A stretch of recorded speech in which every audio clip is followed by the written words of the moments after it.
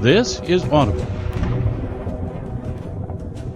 Sun Kuo, or Romance of the Three Kingdoms, the complete and unabridged Chinese historical novel.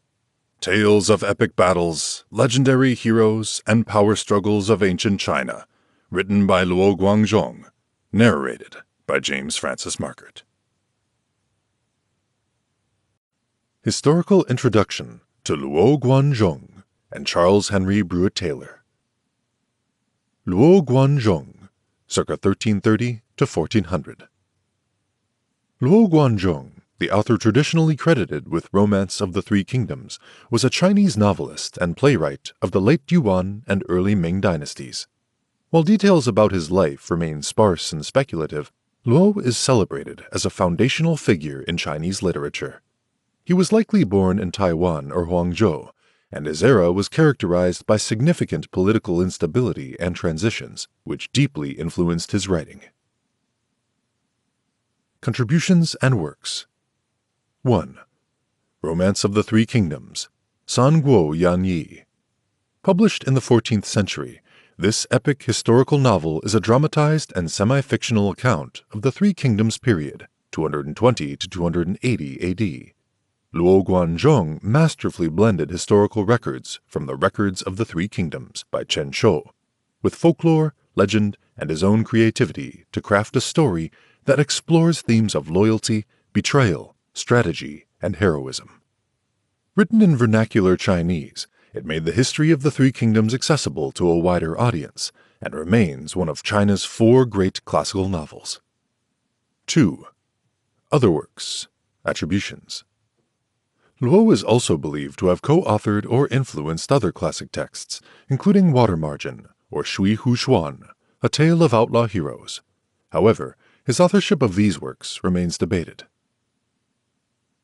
Charles Henry Brewitt-Taylor, 1857 to 1938. Charles Henry Brewitt-Taylor was a British translator and sinologist, renowned for his English translation of the Romance of the Three Kingdoms. A civil servant and professor in China during the late 19th and early 20th centuries, Brewitt-Taylor's deep interest in Chinese culture and history led to his groundbreaking work in making Chinese classics available to English-speaking readers. Contributions and Works 1. Translation of Romance of the Three Kingdoms. Brewitt-Taylor's English translation, published in 1925, was the first complete rendering of Luo Guanzhong's novel into English. His work preserved the grandeur of the original while making it accessible to Western readers. The translation provided a gateway for global audiences to explore Chinese history, culture, and literary tradition. While some critics note that his translation reflects the Victorian style of his era, it remains a monumental achievement in sinology. Other contributions. As a professor at institutions like Nanyang College in Shanghai, Brewitt-Taylor played a key role in fostering cross-cultural understanding between China and the West through his academic and literary efforts. These two figures, separated by centuries, together brought Romance of the Three Kingdoms from a Chinese classic to an enduring global masterpiece. Luo Guanzhong's narrative genius and Brewitt-Taylor's scholarly dedication ensure the tale's continued relevance and appreciation across cultures. Chapter 1. Three heroes swear brotherhood in the Peach Garden. One victory shatters the rebels in battlegrounds. Domains under heaven, after a long period of division, tend to unite. After a long period of union, tend to divide. This has been so since antiquity. When the rule of the Zhou dynasty weakened, 7 contending kingdoms sprang up, warring one with another until the kingdom of Qin prevailed and possessed the empire. But when Qin's destiny had been fulfilled, arose 2 opposing kingdoms, Chu and Han, to fight for the mastery, and Han was the victor. The rise of the fortunes of Han began when Liu Bei, the supreme ancestor, slew a white serpent to raise the banners of uprising, which only ended when the whole empire belonged to Han, 202 BC. This magnificent heritage was handed down in successive Han emperors for 200 years, till the rebellion of Wang Mang caused the disruption. But soon, Liu Xiu, the latter Han founder, restored the empire, and Han emperors continued their rule for another 200 years, till the days of Emperor Xian, which were doomed to see the beginning of the empire's division into 3 parts, known to history as the Three Kingdoms. But the descent into misrule hastened in the reigns of the 2 predecessors of Emperor Xian, Emperors Huan and Ling, who sat on the dragon throne about the middle of the 2nd century. Emperor Huan paid no heed to the good people of his court, but gave his confidence to the palace eunuchs. He lived and died, leaving the scepter to Emperor Ling, whose advisors were Regent Marshal Dou Wu and Imperial Guardian Chen Fan. Dou Wu and Chen Fan, disgusted with the abuses of the eunuchs in the affairs of the state, plotted the destruction for the power-abusing eunuchs. But Chief Eunuch Cao Jie was not to be disposed of easily. The plot leaked out, and the honest Dou Wu and Chen Fan were put to death, leaving the eunuchs stronger than before. It fell upon the day of full moon in the 4th month, the 2nd year, in the era of established calm, 169 A.D., that Emperor Ling went in state to the Hall of Virtue. As he drew near the throne, a rushing whirlwind arose in the corner of the hall, and lo, from the roof beams floated down a monstrous black serpent that coiled itself up on the very seat of majesty. The emperor fell in a swoon. Those nearest him hastily raised and bore him to his palace, while the courtiers scattered and fled. The serpent disappeared, but there followed a terrific tempest, thunder, hail, and torrents of rain, lasting till midnight and working havoc on all sides. 2 years later, the earth quaked in capital Luoyang, while along the coast a huge tidal wave rushed in, which, in its recoil, swept away all the dwellers by the sea. Another evil omen was recorded 10 years later, when the rain title was changed to Radiant Harmony, 179 A.D. Hens suddenly crowed. At the new moon of the 6th month, a long wreath of murky cloud wound its way into the Hall of Virtue, while in the following month a rainbow was seen in the Dragon Chamber. Away from the capital, a part of the 5 mountains collapsed, leaving a mighty rift in the flank. Such were some of the various omens. Emperor Ling, greatly moved by these signs of the displeasure of heaven, issued an edict asking his ministers for an explanation of the calamities and marvels. A court counselor, Cai Yong, replied bluntly, "Falling rainbows and changes of foul sexes are brought about by the interference of empresses and eunuchs in state affairs." The emperor read this memorial with deep sighs, and Chief Eunuch Cao Jie, from his place behind the throne, anxiously noted these signs of grief. An opportunity offering, Cao Jie informed his fellows, and a charge was trumped up against Cai Yong, who was driven from the court and forced to retire to his country house. With this victory, the eunuchs grew bolder. 10 of them, rivals in wickedness and associates in evil deeds, formed a powerful party known as the 10 Regular Attendants. Zhang Rang, Zhao Zhong, Chen Guang, Duan Gui, Feng Shu, Guo Sheng, Hou Lan, Jian Shuo, Cao Jie, and Xia Yun. One of them, Zhang Rang, won such influence that he became the emperor's most honored and trusted advisor. The emperor even called him foster father.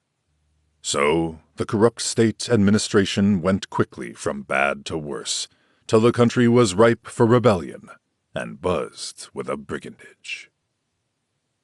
At this time, in the county of Zhulu was a certain Zhang family, of whom 3 brothers bore the names of Zhang Jue, Zhang Bao, and Zhang Liang respectively. The eldest, Zhang Jue, was an unclassed graduate who devoted himself to medicine. One day, while culling samples in the woods, Zhang Jue met a venerable old gentleman with very bright emerald eyes and fresh complexion, who walked with an oak wood staff.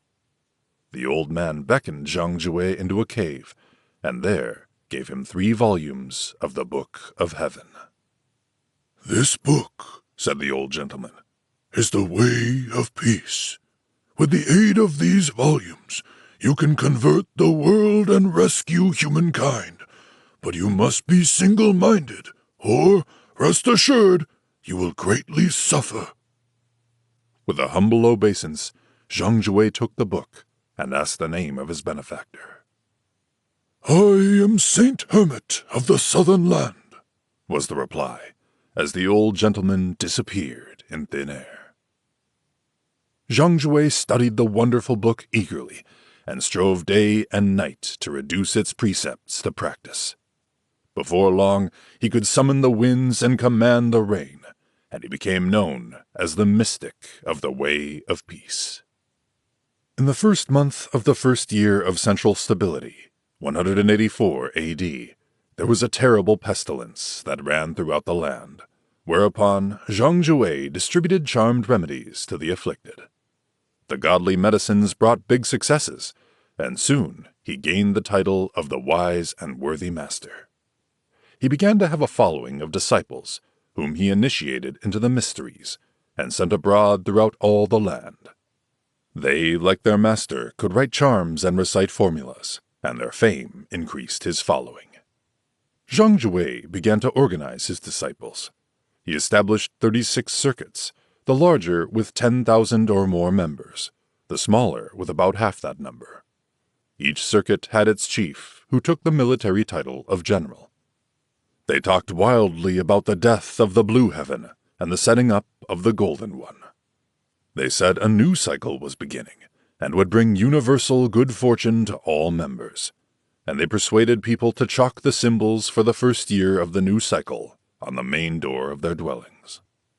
With the growth of the number of his supporters grew also the ambition of Zhang Jue. The wise and worthy master dreamed of empire. One of his partisans, Ma Yuan-yi, was sent bearing gifts to gain the support of the eunuchs within the palace.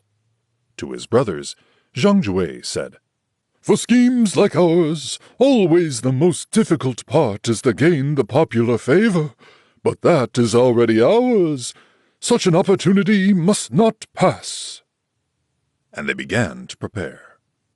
Many yellow flags and banners were made, and a day was chosen for the uprising. Then Zhang Jue wrote letters to eunuch Feng Shu, and sent them by one of his followers, Tong Zhou, who, alas, betrayed his trust and reported the plot to the court. The emperor summoned the trusty regent-marshal He Jin and bade him to look into the issue. Ma Yuan-yi was at once taken and beheaded. Feng Shu and many others were cast into prison.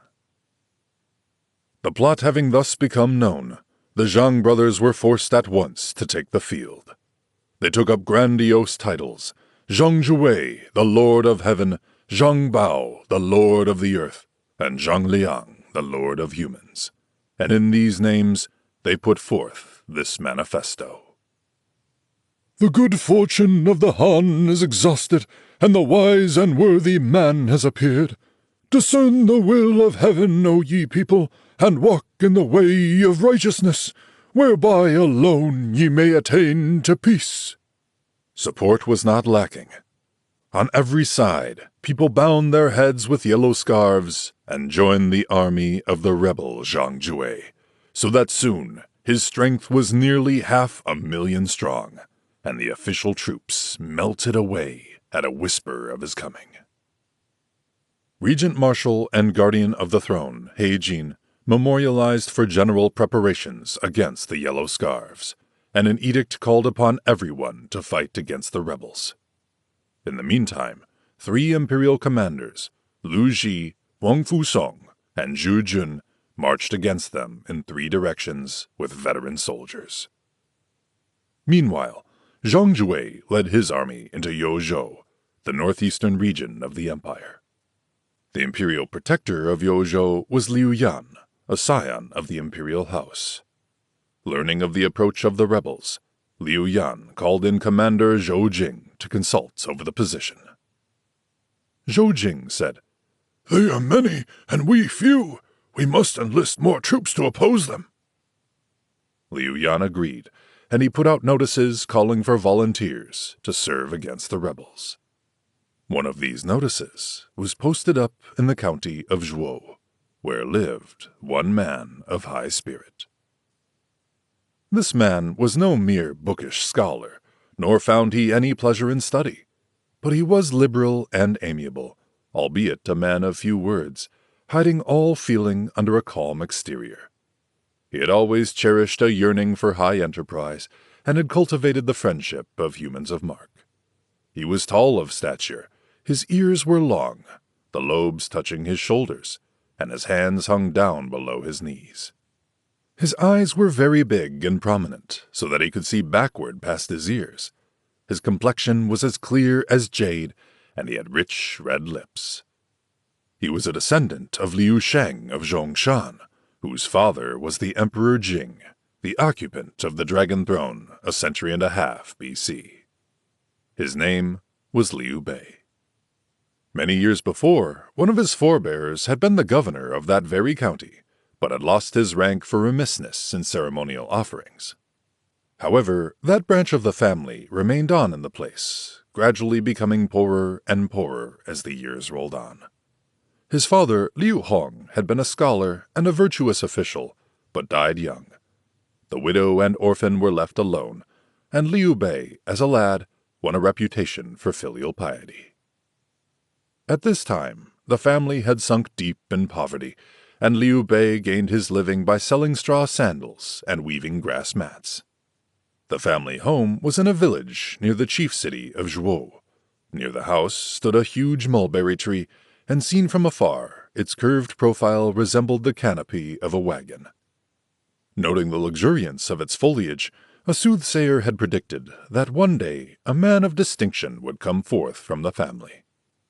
As a child, Liu Bei played with the other village children beneath this tree, and he would climb up into it, saying, "I am the son of heaven, and this is my chariot." His uncle, Liu Yuanqi, recognized that Liu Bei was no ordinary boy, and saw to it that the family did not come to actual want. When Liu Bei was 15, his mother sent him traveling for his education. For a time, he served Zheng Xuan and Lu Ji as masters, and he became great friends with Guanzhong. Liu Bei was 28 when the outbreak of the Yellow Scarves called for soldiers. The sight of the notice saddened him, and he sighed as he read it. Suddenly, a rasping voice behind him cried, "Sir, why sigh if you do nothing to help your country?" Turning quickly, he saw standing there a man about his own height, with a bullet head like a leopard's, large eyes, a swallow-pointed chin, and whiskers like a tiger's. He spoke in a loud bass voice, and looked as irresistible as a dashing horse. At once, Liu Bei saw he was no ordinary man, and asked who he was. "Zhang Fei is my name," replied the stranger. "I live near here where I have a farm, and I'm a wine seller and a butcher as well, and I like to become acquainted with worthy humans. Your sighs as you read the notice drew me toward you." Liu Bei replied, "I am of the imperial family. Liu Bei is my name, and I wish I could destroy these yellow scarves and restore peace to the land. But alas, I am helpless." "I have the means," said Zhang Fei. "Suppose you and I raised some troops and tried what we could do." This was happy news for Liu Bei, and the two betook themselves to the village inn to talk over the project. As they were drinking, a huge, tall fellow appeared, pushing a handcart along the road. At the threshold, he halted, and entered the inn to rest a while, and he called for wine. "And be quick," added he, "for I am in haste to get into the town and offer myself for the army." Liu Bei looked over the newcomer item by item, and he noted the man had a huge frame, a long beard, a vivid face like an apple, and deep red lips. He had eyes like a phoenix's, and fine bushy eyebrows like silkworms. His whole appearance was dignified and awe-inspiring. Presently, Liu Bei crossed over, sat down beside him, and asked his name. "I am Guan Yu," replied he. I am a native of the east side of the river, but I have been a fugitive on the waters for some 5 years, because I slew a ruffian who, since he was powerful, was a bully. I have come to join the army here." Then Liu Bei told Guan Yu his own intentions, and all three went away to Zhang Fei's farm, where they could talk over the grand project. Said Zhang Fei, "The peach trees in the orchard behind the house are just in full flower. Tomorrow we will institute a sacrifice there, and solemnly declare our intention before heaven and earth. And we three will swear brotherhood and unity of aims and sentiments. Thus will we enter upon our great task." Both Liu Bei and Guan Yu gladly agreed. All three being of one mind, next day they prepared the sacrifices, a black ox, a white horse, and wine for libation. Beneath the smoke of the incense burning on the altar, they bowed their heads and recited this oath. "We three, Liu Bei, Guan Yu, and Zhang Fei, though of different families, swear brotherhood and promise mutual help to one end. We will rescue each other in difficulty. We will aid each other in danger. We swear to serve the state and save the people. We ask not for the same day of birth, but we seek to die together. May heaven the all-ruling and earth the all-producing read our hearts, and if we turn aside from righteousness or forget kindliness, may heaven and humans smite us." They rose from their knees. The two brothers bowed before Liu Bei as their elder brother, and Zhang Fei was to be the youngest of the trio. This solemn ceremony performed, they slew other oxen and made a feast, to which they invited the villagers. Some 300 joined them, and all feasted and drank deep in the peach garden. The next day, weapons were mustered, but there were no horses to ride. This was a real grief, but soon they were cheered by the arrival of 2 horse dealers with a drove of horses. "Thus does heaven help us," said Liu Bei. And the 3 brothers went forth to welcome the merchants. They were Zhang Shiping and Su Shuang from Zhongshan. They went northwards every year to buy horses. They were now on their way home because of the yellow scarves. The brothers invited them to the farm, where wine was served before them. Then Liu Bei told them of the plan to strive for tranquility. Zhang Shiping and Su Shuang were glad, and at once gave the brothers 50 good steeds, and beside 500 ounces of gold and silver, and 1,500 pounds of steel, fit for the forging of weapons. The brothers expressed their gratitude, and the merchants took their leave. Then blacksmiths were summoned to forge weapons. For Liu Bei they made a pair of ancient swords. For Guan Yu they fashioned a long-handled, curved blade called Green Dragon Saber, which weighed a full 120 pounds. And for Zhang Fei they created a 10-foot spear called Octane Serpent Halberd. Each two had a helmet and full armor. When the weapons were ready, the troop, now 500 strong, marched to Commander Zhou Jing, who presented them to Imperial Protector Liu Yan. When the ceremony of introduction was over, Liu Bei declared his ancestry, and Liu Yan at once accorded him the esteem due to a relation. Before many days, it was announced that the rebellion had actually broken out, and a Yellow Scarves chieftain, Cheng Yuanji, had invaded the region with a body of 50,000 rebels. Liu Yan bade Zhou Jing and the 3 brothers to go out to oppose them with the 500 troops. Liu Bei joyfully undertook to lead the van, and marched to the foot of the Daxing Hills, where they saw the rebels. The rebels wore their hair flying about their shoulders, and their foreheads were bound with yellow scarves. When the 2 armies had been drawn up opposite each other, Liu Bei rode to the front, Guan Yu to his left, Zhang Fei to his right. Flourishing his whip, Liu Bei began to hurl reproaches at the rebels, crying, "Ho, malcontents! Why not dismount and be bound?" Their leader, Cheng Yuanji, full of rage, sent out one general, Deng Mao, to begin the battle. At once rode forward Zhang Fei, his octane serpent halberd poised ready to strike. One thrust, and Deng Mao rolled off his horse, pierced through the heart.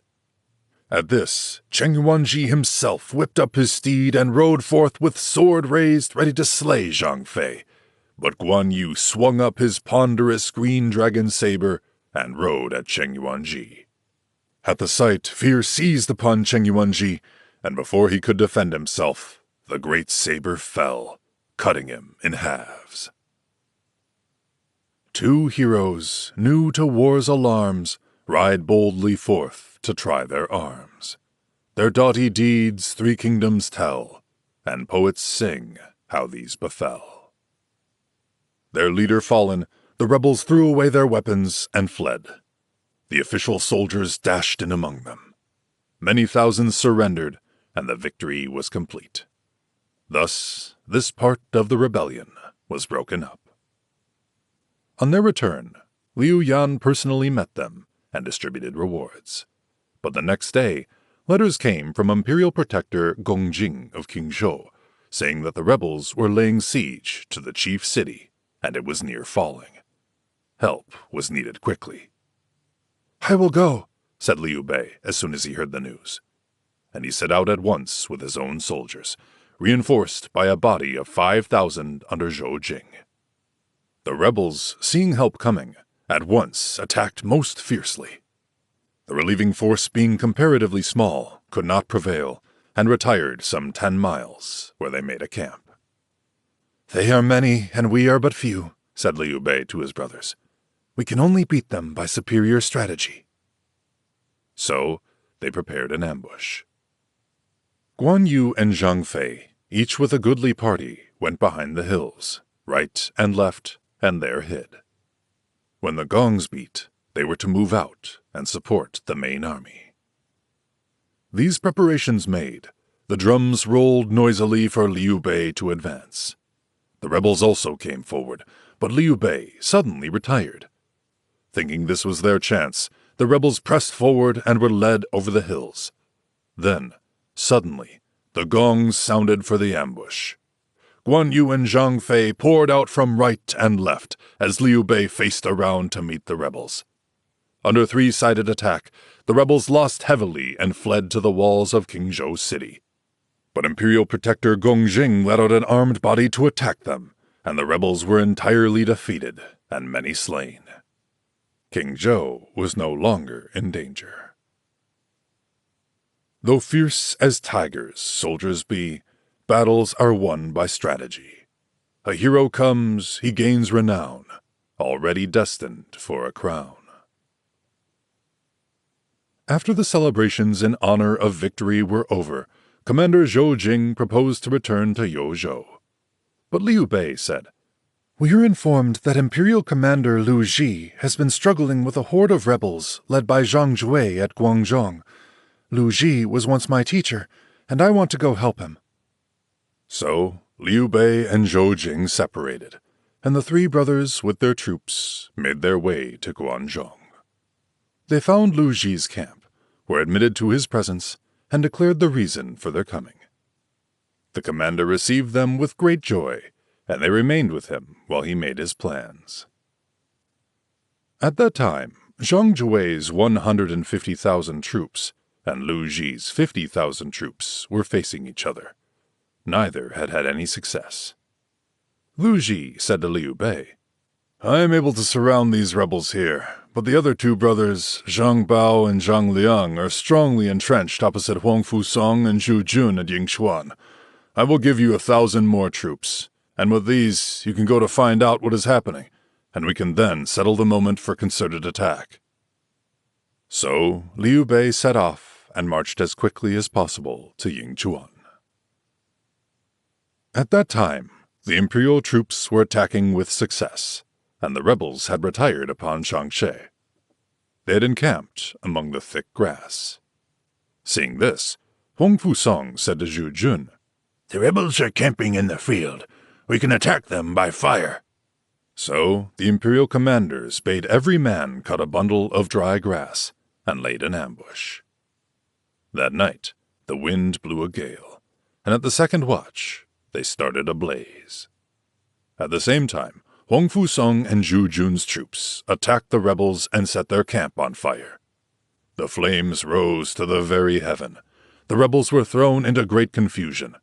There was no time to saddle horses or don armor. They fled in all directions. The battle continued until dawn.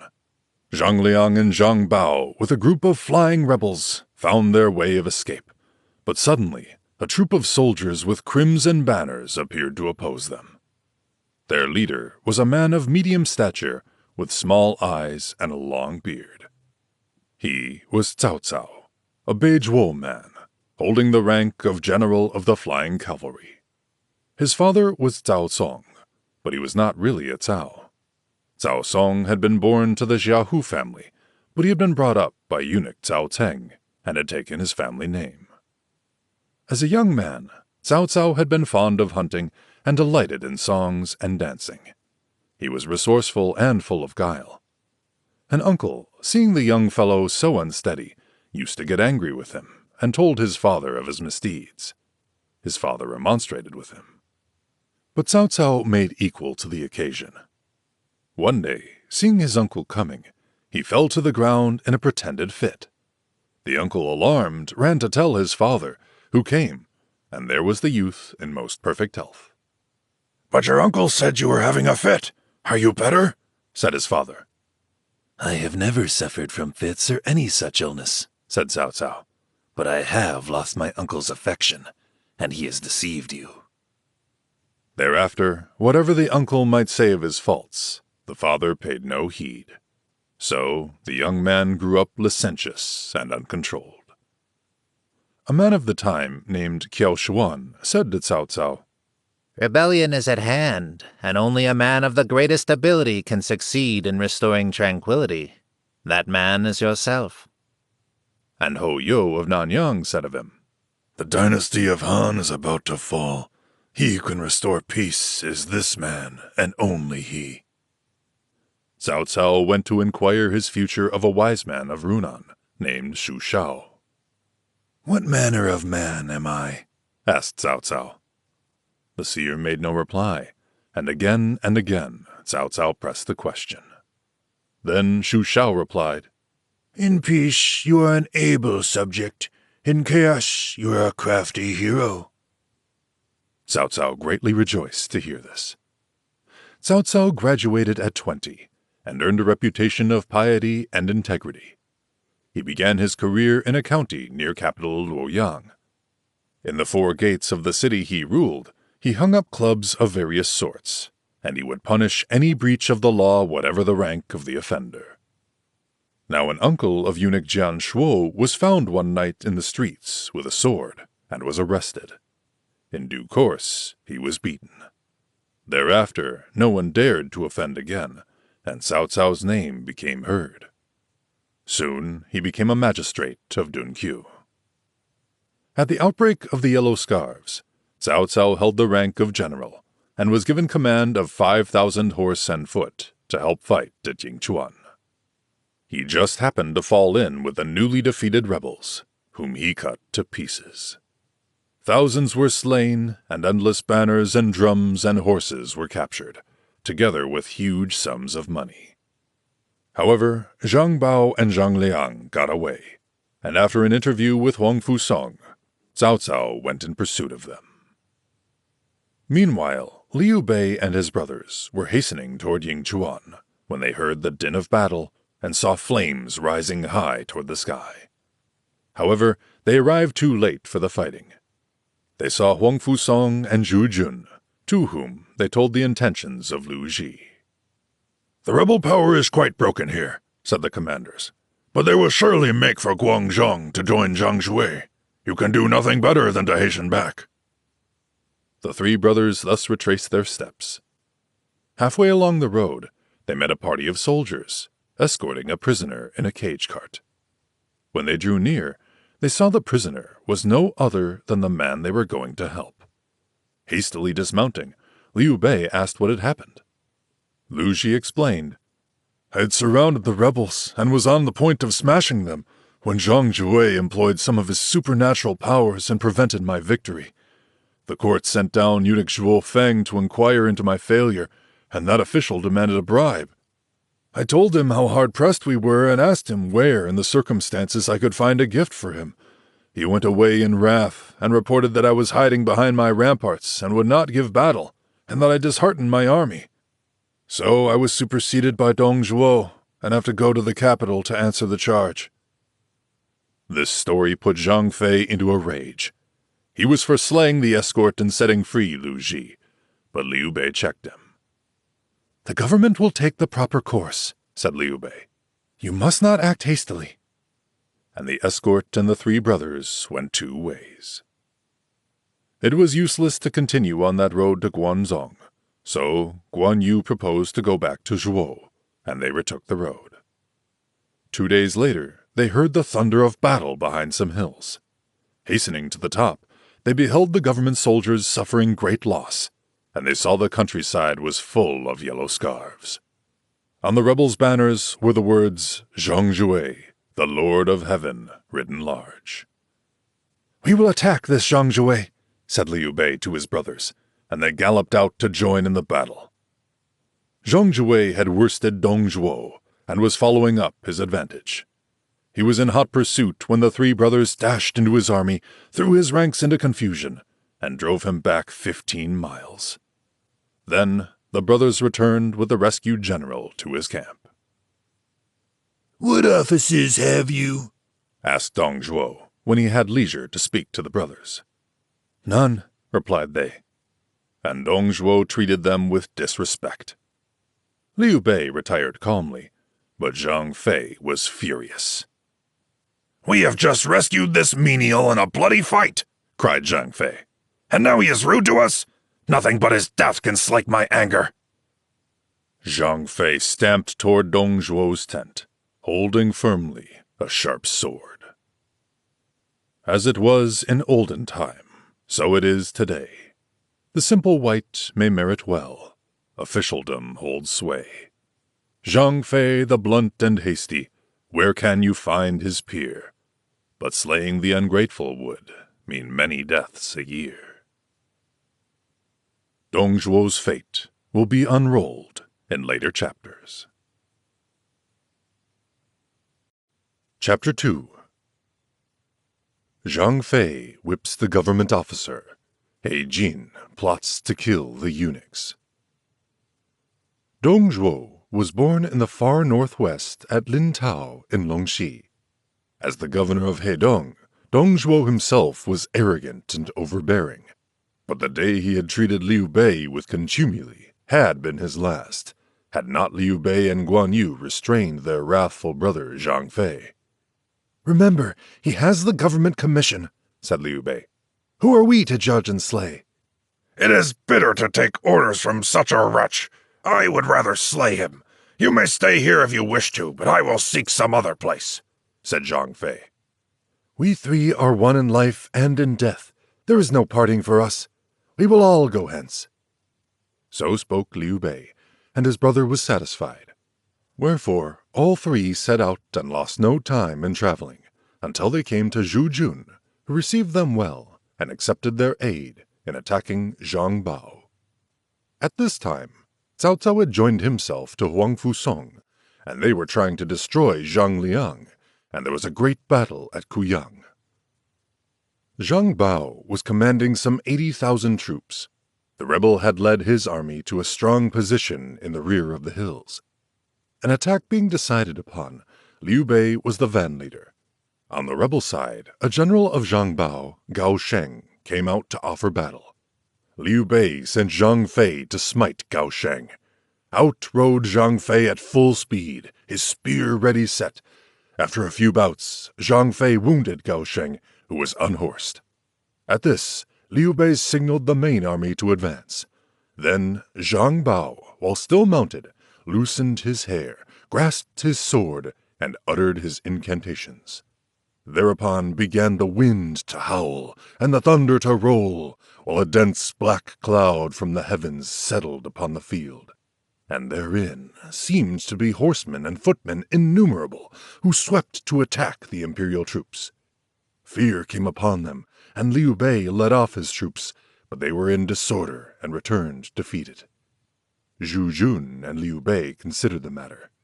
Zhang Bao uses magic, said Zhu Jun. Tomorrow, then, will I prepare counter-magic in the shape of the blood of slaughtered swine and goats and dogs. This blood will be sprinkled upon their hosts from the precipices above by soldiers in ambush.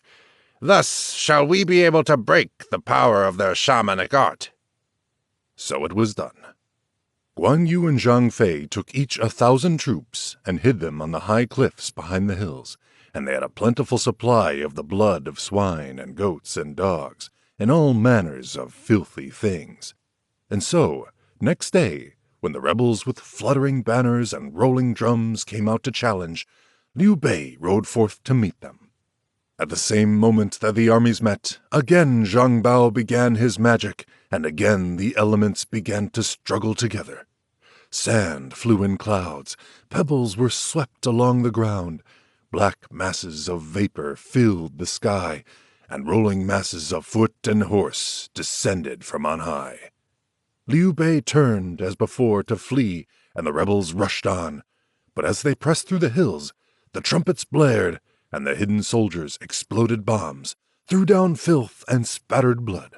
The masses of soldiers and horses in the air fluttered to the earth as fragments of torn paper.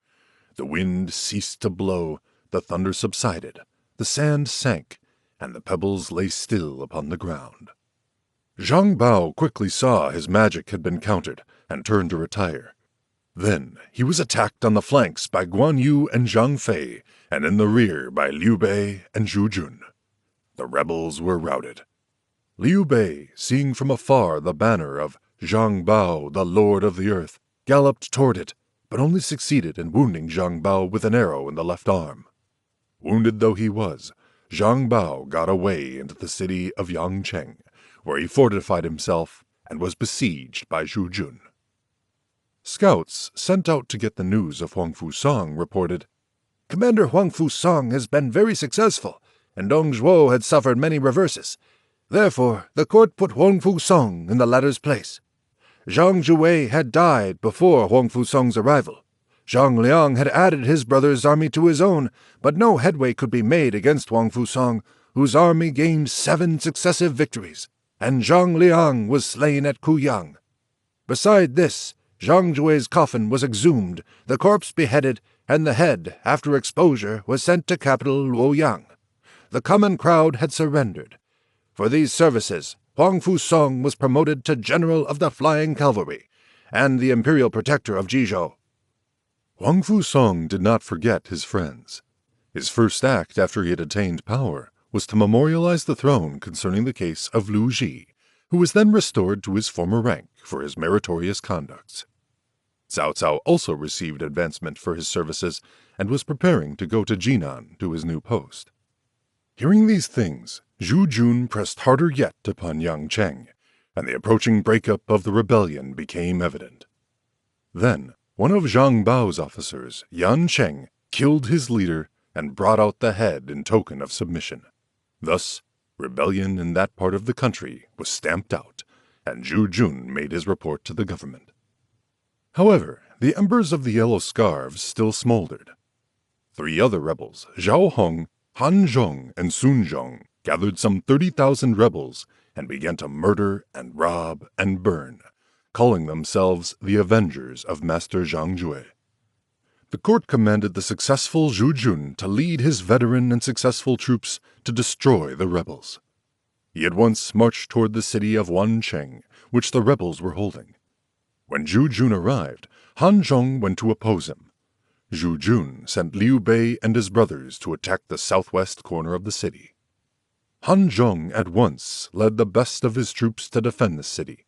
Meanwhile, Zhu Jun himself led 2,000 of armored horsemen to attack the opposite corner.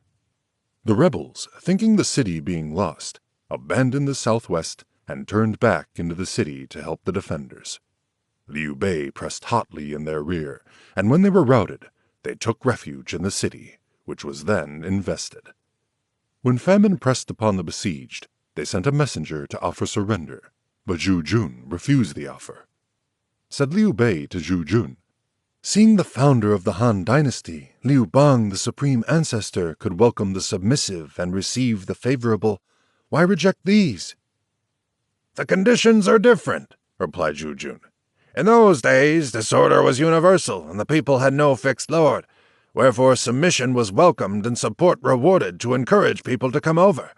Now the empire is united, and the yellow scarves are the only malcontents. To receive their surrender is not to encourage the good. To allow brigands when successful is to give way to every license, and to let them surrender when they fail is to encourage brigandage. Your plan is not a good one." Liu Bei replied, "Not to let brigands surrender as well, but the city is surrounded as by an iron barrel.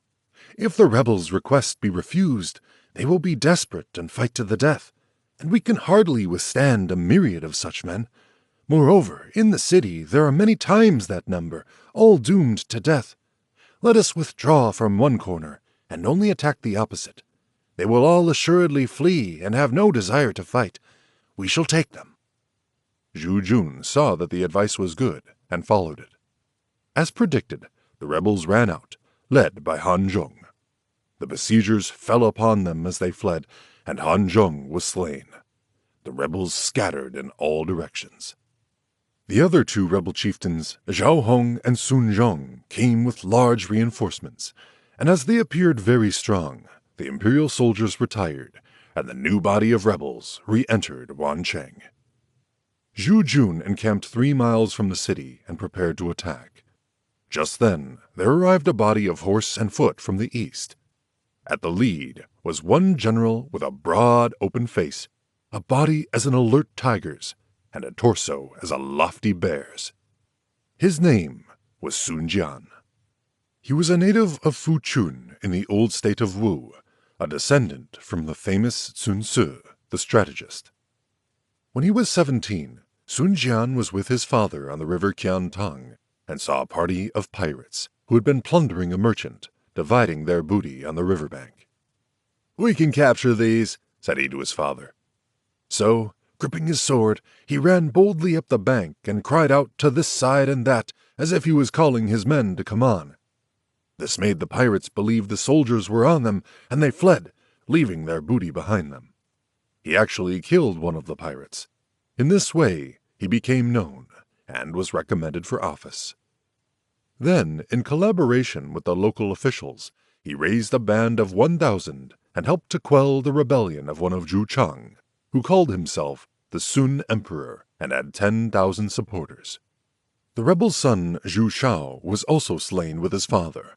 For this, Sun Jian was commended by Imperial Protector Zhang Min in a memorial to the throne, and he received further promotion to the post of Magistrate of Yandu, then of Shuyi, and then of Xiapi. When the Yellow Scarves Rebellion began, Sun Jian gathered together the youths of his village, some of the merchant class, got a troop of 1,500 veteran soldiers, and took the field. Now he had reached the fighting area. Zhu Jun welcomed Sun Jian gladly and ordered him to attack the south gate of Wancheng. The north and west gates were simultaneously attacked by Liu Bei and Zhu Jun, but the east gate was left free to give the rebels a chance of exit.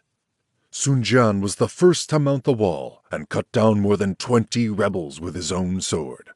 The rebels ran, but the leader Zhao Hong rode directly at Sun Jian with a spear ready to thrust. Sun Jian leaped down from the wall, snatched away the spear, and with it knocked Zhao Hong from the horse. Then Sun Jian, mounting Zhao Hong's horse, rode hither and thither, slaying as he went. The rebels fled north. Meeting Liu Bei, they declined to fight and scattered, but Liu Bei drew his bow, fitted an arrow, and shot their leader Sun Zhong, who fell to the ground. The main army of Zhu Jun came up, and after tremendous slaughter, the rebels surrendered. Thus was peace brought to the 10 counties about the Nanyang area. Zhu Jun returned to capital Luoyang, was promoted to general of the flying cavalry, and received the governorship of Henan. He did not forget those who had helped him to win victory. Thus he reported the merits of Liu Bei and Sun Jian to the throne. Sun Jian, having influential friends and connections to support him, quickly got an appointment to post of commander of Changsha and went to assume the new office. But Liu Bei, in spite of Zhu Jun's memorial, waited in vain for preferment, and the three brothers became very sad. Walking along one day in the capital, Liu Bei met with a court official, Zhang Jun, to whom he related his services and told his sorrows. Zhang Jun was much surprised at this neglect, and one day, at court, spoke to the emperor about it. Said he, "The Yellow Scarves rebelled because the eunuchs sold offices and bartered ranks.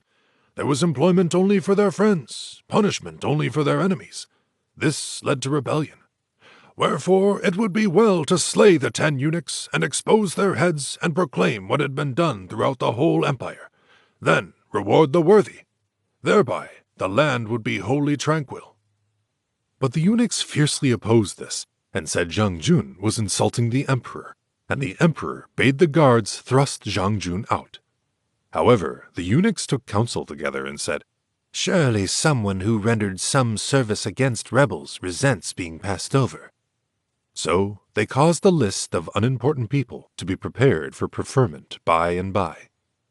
Among them was Liu Bei, who received the post of magistrate of the county of Anxi, to which he proceeded without delay after disbanding his army and sending them home to their villages. He retained 24 or so as an escort. The three brothers reached Anxi, and soon the administration of the county was so reformed and the rule so wise that, in a month, there was no law-breaking. The three brothers lived in harmony, eating at the same table and sleeping on the same couch. But when Liu Bei was in public sessions or in the company of others, Guan Yu and Zhang Fei would stand in attendance, were it even for a whole day. 4 months after their arrival, there came out a general order for the reduction in the number of military officers holding civil posts, and Liu Bei began to fear that he would be among those thrown out. In due course, the inspecting official, Du Biao by name, arrived and was met at the boundary. But to the polite obeisance of Liu Bei, he made no return, save a wave of his whip as he sat on his horse. This made Guan Yu and Zhang Fei furious, but worse was soon to follow. When the inspector arrived at his lodging, he took his seat on the dais, leaving Liu Bei standing below. After a long time, he addressed Liu Bei. "Magistrate, where are your origins?" Liu Bei replied, "I am descended from Prince Sheng from Zhongshan. Since my first fight with the Yellow Scarves rebels at Zhuo County, I have been in some 30 battles, where I gained some trifling merit. My reward was this office." "You lie about your descent, and your statement of services is false," roared the inspector. "Now the court has ordered the reduction of your sort of low-class and corrupt official." Liu Bei muttered to himself and withdrew. On his return to the magistracy, he took counsel with his secretaries. "This pompous attitude only means the inspector wants a bribe," said they. "I have never wronged the people to the value of a single coin. Where is the bribe to come from?" Next day, the inspector had the minor officials before him and forced them to bear witness that their master had oppressed the people. Liu Bei, time after time, went to rebuke this charge, but the doorkeepers drove him away, and he could not enter. Now Zhang Fei had been all day drowning his sorrow in wine, and had drunk far too much. Calling for his horse, he rode out past the lodging of the inspector, and at the gate saw a small crowd of white-haired people weeping bitterly. He asked why. They said, "The inspector has compelled the underlings to bear false witness against our magistrate, with the desire to injure the virtuous Liu Bei. We came to beg mercy for him, but are not permitted to enter. Moreover, we have been beaten by the doorkeepers." This provoked the irascible and half-intoxicated Zhang Fei to fury. His eyes opened wide until they became circles. He ground his teeth. In a moment, he was off his steed and had forced his way past the scared doorkeepers into the building and was in the rear apartments. There, he saw Imperial Inspector Du Biao sitting on high with the official underlings in bonds at his feet. "Oppressor of the people! Robber!" cried Zhang Fei. "Do you know me?" But before the inspector could reply, Zhang Fei had him by the hair and dragged him down. Another moment, he was outside, and firmly lashed to the hitching post in front of the building. Then, breaking off a switch from a willow tree, Zhang Fei gave his victim a severe thrashing, only staying his hand when the 10th switch was too short to strike with. Liu Bei was sitting alone, communing with his sorrow, when he heard a shouting before his door. He asked what the matter was. They told him, "General Zhang Fei has bound somebody to a post and was thrashing him." Hastily going outside, Liu Bei saw who the unhappy victim was, and asked Zhang Fei the reason. "If we do not beat this sort of wretch to death, what may we expect?" said Zhang Fei. "Noble sir, save me!" cried the inspector. Now Liu Bei had always been kindly and gracious, wherefore he bade his brother release the officer and go on his way. Then Guan Yu came up, saying, "Brother, after your magnificent services, you only got this petty post, and even here you have been insulted by this fellow. A thorn bush is no place for a phoenix. Let us slay this fellow, leave here, and go home till we can evolve a bigger scheme." Liu Bei contented himself with hanging the official seal about the inspector's neck, saying, "If I hear that you injure the people, I will assuredly kill you. I now spare your life, and I return to you the seal. We are going." The inspector went to the governor of Dingzhou and complained, and orders were issued for the arrest of the brothers. But they got away to Daizhou and sought refuge with Liu Hu, who sheltered them because of Liu Bei's noble birth. By this time, the 10 regular attendants had everything in their hands, and they put to death all who did not stand with them. From every officer who helped to put down the rebels, they demanded presents. If these were not forthcoming, he was removed from office. Imperial commanders Huan Fusong and Zhu Jun both fell victim to these intrigues and were deprived from offices, while on the other hand, the eunuchs received the highest honors and rewards. 13 eunuchs were ennobled, including Zhao Zhong, who was added to the rank of General of the Flying Cavalry. The government grew worse and worse, and everyone was irritated. Rebellions broke out in Changsha, led by Ou Xing, and Yuyang, led by Zhang Ju and Zhang Jun. Memorials were sent up in number as snowflakes in winter, but the 10 suppressed them all. One day, the emperor was at a feast in one of the gardens with the 10, when court counselor Liu Tao suddenly appeared showing very great distress. The emperor asked what the matter was. "Sire, how can you be feasting with these when the empire is at the last gasp?" said Liu Tao. "All is well," said the emperor. "Where is anything wrong?" said Liu Tao. "Robbers swarm on all sides and plunder the cities, and all is the fault of the 10 eunuchs who sell offices and injure the people, oppress loyal officials, and deceive their superiors.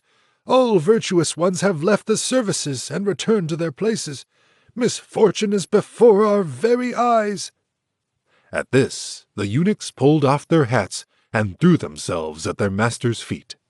"If Minister Liu Tao disapproves of us," they said, "we are in danger. We pray that our lives be spared and we may go to our farms. We yield our property to help defray military expenses." And they wept bitterly. The emperor turned angrily to Liu Tao, saying, "You have also servants. Why can't you bear with mine?" And thereupon the emperor called to the guards to eject Liu Tao and put him to death. Liu Tao cried aloud, "My death matters nothing. The pity is that the Han dynasty, after 4 centuries of reign, is falling fast." The guards hustled him away and were just about to carry out the emperor's order when a minister stopped them, shouting, "Strike not! Wait till I have spoken with His Majesty." It was the Minister of the Interior, Chen Dan.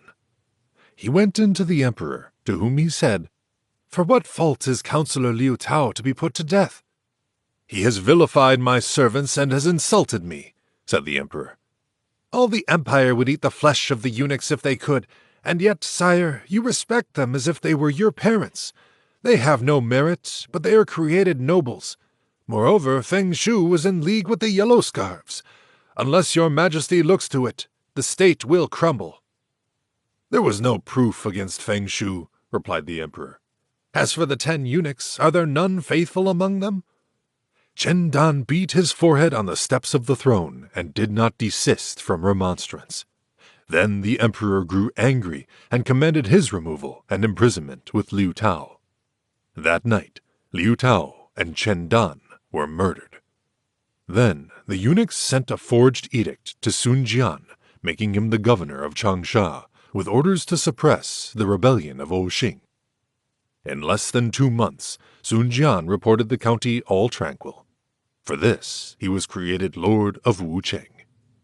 Further, Liu Yu was made imperial protector of Youzhou to move against Yu Yang and suppress Zhangju and Shanzhong. Liu Hu of Daizhou recommended Liu Bei to Liu Yu. Liu Yu welcomed Liu Bei and gave him rank of commander and sent him against the rebels. He fought with and worsted them and entirely broke their spirit. Zhang Chun was cruel, and his leaders had turned against him. One of his officers then slew him and brought in his head, after which the others submitted. The other leader, Zhang Ju, saw that all was lost and killed himself. Yu Yang now being tranquil, Liu Bei's services were reported to the throne, and he received a full pardon for the insults to the imperial inspector. He was made deputy magistrate of Xiami, then commanding officer of Gaotang. Then Guanzhong Zan praised Liu Bei's former services, and he was promoted to magistrate of Pingguan. This place was very prosperous, and Liu Bei recovered something of his old manner before the days of adversity. Liu Yu also received preferment, and was promoted to Grand Commander. In the summer of the 6th year of central stability, 189 A.D., Emperor Ling became seriously ill and summoned He Jin to the palace to arrange for the future. He Jin had sprung from a humble family of butchers, but his sister had become a concubine of rank and borne a son to the emperor named Liu Bian.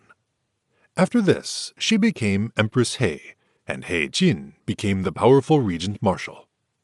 The emperor had also greatly loved a beautiful girl, Lady Wang, who had borne him a son named Liu Xie. Empress He had poisoned Lady Wang from jealousy, and the baby had been given to the care of Empress Dong, who was the mother of Emperor Ling. Lady Dong was the wife of Liu Chang, Lord of Jiedu. As time went on, and the Emperor Huan had no son of his own, he adopted the son of Liu Chang, who succeeded as the Emperor Ling. After his ascension, Emperor Ling had taken his own mother into the palace to live, and had conferred upon her the title of Empress Dowager. Empress Dong had always tried to persuade her son to name Liu Xie as the heir apparent, and in fact the emperor greatly loved the boy, and was disposed to do as his mother desired. When his end was near, one of the eunuchs, Jian Shuo, said, "If Liu Xie is to succeed, He Jin must be killed to prevent any countermeasure." The emperor saw this too, and he summoned He Jin to come to him. But at the very gate of the Forbidden City, He Jin was warned of his danger by Commander Pan Yin, who said, "This must be a trap of Jian Shuo to destroy you." He Jin rushed back to his quarters and called many of the ministers to his side, and they met to consider how to put the eunuchs to death. At this assembly, a man spoke against the plot. The influence of the eunuchs dates back 1.5 centuries and has spread like a noxious weed in all directions. How can we hope to destroy it? Above all, keep this plot secret, or you will be exterminated. He Jin eyed down and saw General of Military Standards Cao Cao. He Jin was very angry at this speech and cried, "What do inferiors like you know of the ways of government?" And in the midst of the confusion, Pan Yin came to say, "The emperor is no more. The eunuchs have decided to keep the death a secret and forge a command to the imperial guardian to come into the palace to settle the succession. Meanwhile, to prevent trouble, they have inscribed the name of Liu Xian on the roll." And as Pan Yin finished speaking, the edict arrived. "The matter for the moment is to set up the rightful heir," said Cao Cao. "The other affairs can wait." "Who dares to join me in supporting the rightful heir, Prince Bian Lu?" asked He Jin, the imperial guardian. At once one stood forward, saying, "Give me 5,000 veterans, and we will break into the palace, set up the true heir, slay the eunuchs, and sweep clean the government. Then peace will come to the empire." The energetic speaker was Yuan Shao, son of the former Minister of the Interior Yuan Feng, and nephew of Minister Yuan Wei. Yuan Shao then held the rank of imperial commander. He Jin mustered 5,000 royal guards. Yuan Shao put on complete armor and took command.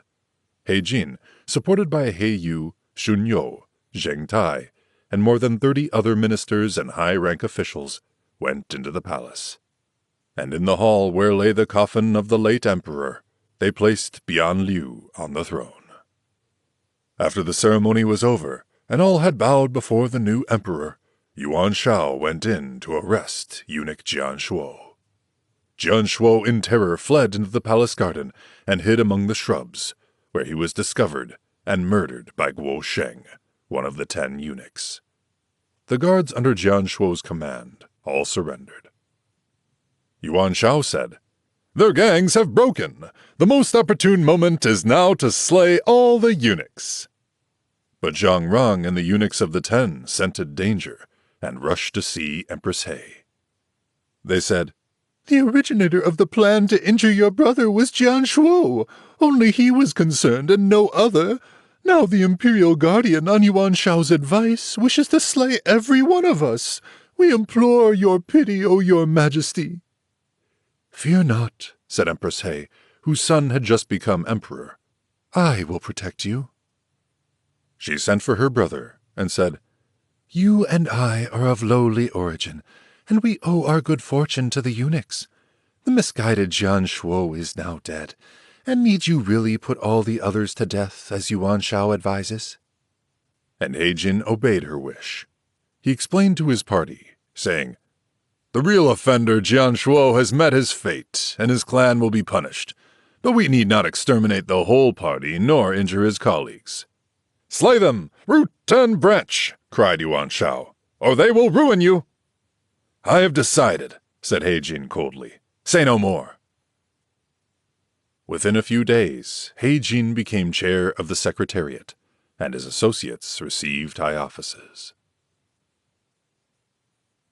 Now Empress Dong summoned the eunuch Zhang Rang and his party to a council. Said she, "It was I who first brought forward the sister of He Jin. Today her son is on the throne, and all the officials are her friends, and her influence is enormous. What can we do?" Zhang Rang replied, "Your Highness should administer the state from behind the veil. Create the late emperor's son Liu Xian a prince. Give your brother, the imperial uncle Dong Chong, a high rank, and place him over the army, and use us. That will do it." Empress Dong approved.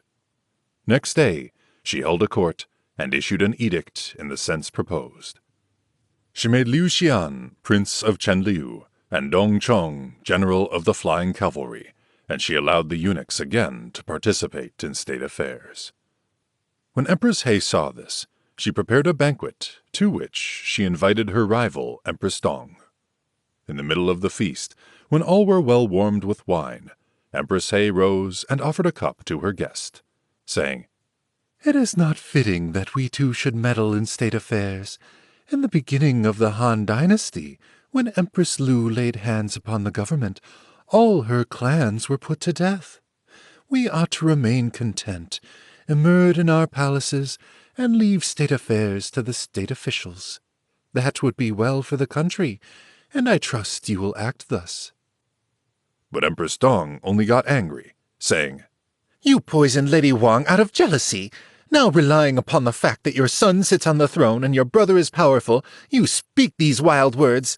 I will command that your brother be beheaded, and that can be done as easily as I turn my hand." Empress He in her turn waxed wroth, and said, "I tried to persuade you with fair words. Why get so angry?" "You low-born daughter of a butcher! What do you know of offices?" cried Empress Dong, and the quarrel waxed hot. The eunuchs persuaded the ladies to retire, But in the night, Empress He summoned her brother into the palace and told him what had occurred. He went out and took counsel with the principal officers of state. Next morning, a court was held and a memorial was presented, saying, Empress Dong, being the foster mother of Liu Xian, Prince of Chenliu, a regional prince, only a collateral, cannot properly occupy any part of the palace. She is to be removed into her original fief of Hejian, and is to depart immediately. And while they sent an escort to remove Empress Dong, a strong guard was placed about the imperial uncle Dongchong's dwelling. They took away his seal of office, and he, knowing this was the end, killed himself in his private apartments. His dependents, who wailed his death, were driven off by the guards. The eunuchs Zhang Rong and Duan Gui, having lost their patroness, sent large gifts to He Jin's younger brother, He Miao, and his mother, Lady Wu Yang, and thus got them to put in a good word to Empress He, so as to gain her protection. And so they gained favor once more at court. In the 6th month of that year, the secret emissaries of He Jin poisoned Empress Dong in her residence in the country. Her remains were brought to the capital and buried in Wen tombs. He Jin feigned illness and did not attend the funeral. Commander Yuan Shao went one day to see He Jin, saying, "The two eunuchs, Zhang Rong and Duan Gui, are spreading the report outside that you caused the death of the late empress, and are aiming at the throne. This is an excuse for you to destroy them. Do not spare them this time, or you will pay like Do Wu and Chen Fan, who in the previous reign missed their chance because the secret had not been kept, and they paid by their own deaths. Now you and your brother have many commanders and officers behind, so that the destruction of the eunuchs can be but an ease. It is a heaven-sent opportunity. Delay no further." But He Jin replied, "Let me think it over." He Jin's servants overheard the discussion and secretly informed the intended victims, who sent further gifts to the younger brother He Miao. Corrupted by these, he went in to speak with his sister Empress He, and said, "The general is the chief support of the new emperor, yet he is not gracious and merciful, but thinks wholly of slaughter. If he slays the eunuchs without cause, it may bring about revolution." Soon after, He Jin entered and told her of his design to put the eunuchs to death. She argued with him. "Those officials look after palace affairs and are old servants. To kill the old servants just after the death of their master would appear disrespectful to the dynasty's ancestral temple." And as He Jin was of a vacillating mind, he murmured assent and left her. "What about it?" said Yuan Shao on meeting him. "She will not consent. What can be done?" "Call up an army and slay them. It is imperative. Never mind her consent." "That is an excellent plan," said He Jin, and he sent orders all around to march soldiers to the capital. But Councillor Chen Lin objected. "Nay, do not act blindly. The proverb says, 'To cover the eyes and snatch at swallows is to fool oneself.' If in so small a matter you cannot attain your wish with covered eyes, what of great affairs? Now, by virtue of the imperial prestige, and with the army under your hand, you may do as you please. To use such enormous powers against the eunuchs would resemble lighting up a furnace to burn a hare. But act promptly, use your powers and smite at once, and all the empire will be with you. But to summon forces to the capital, to gain many bold persons into one spot, each with one's own schemes, is to turn our weapons against our own person, to place ourselves in the power of another. Nothing but failure can come of it, nothing but confusion." "The view of a mere bookworm," said He Jin with a smile. Then one of those about He Jin suddenly clapped his hands, laughing. "Solving this issue is as easy as turning over one's hand. Why so much talk?" The speaker was Cao Cao. "Wouldst thou withdraw wicked people from thy prince's side? Then seek counsel of the wise people of the state." What Cao Cao said will be disclosed in later chapters. Chapter 3. In Wenming Garden, Dong Zhuo denounces Ding Yuan. With red hair, Li Su bribes Liu Bu. What Cao Cao said was this: "The eunuch evil is of very old standing, but the real cause of the present trouble is in the improper influence allowed them by the emperors, and the misplaced favoritism they have enjoyed. But a gaoler would be ample force to employ against this kind of evil, and getting rid of the main culprits is quite enough. Why increase confusion by summoning troops from the regions? Any desire to slay all of them will speedily become known, and the plan will fail." "Then, Cao Cao, you have some scheme of your own to further?" said He Jin with a sneer. Cao Cao left the meeting proclaiming, "The one throwing the world into chaos is He Jin." Then He Jin sent swift secret letters far and wide to several bases. It must be recalled that Dong Zhuo had failed in his attempt to destroy the Yellow Scarves Rebellion. He would have been punished if he had not bribed the 10 eunuchs heavily for their protection. Later, he obtained the rank of Imperial Protector in the westernmost region of Jizhou and an army of 200,000 troops. But Dong Zhuo was treacherous and disloyal at heart, so when he received the summons to the capital, he greatly rejoiced and lost no time in obeying it. He left his son-in-law, Commander Niu Fu, to look after the affairs of Jizhou, and set out for Luoyang. Dong Zhuo took with him a huge army and 4 generals, Li Jue, Guo Si, Zhang Ji, and Fan Chou.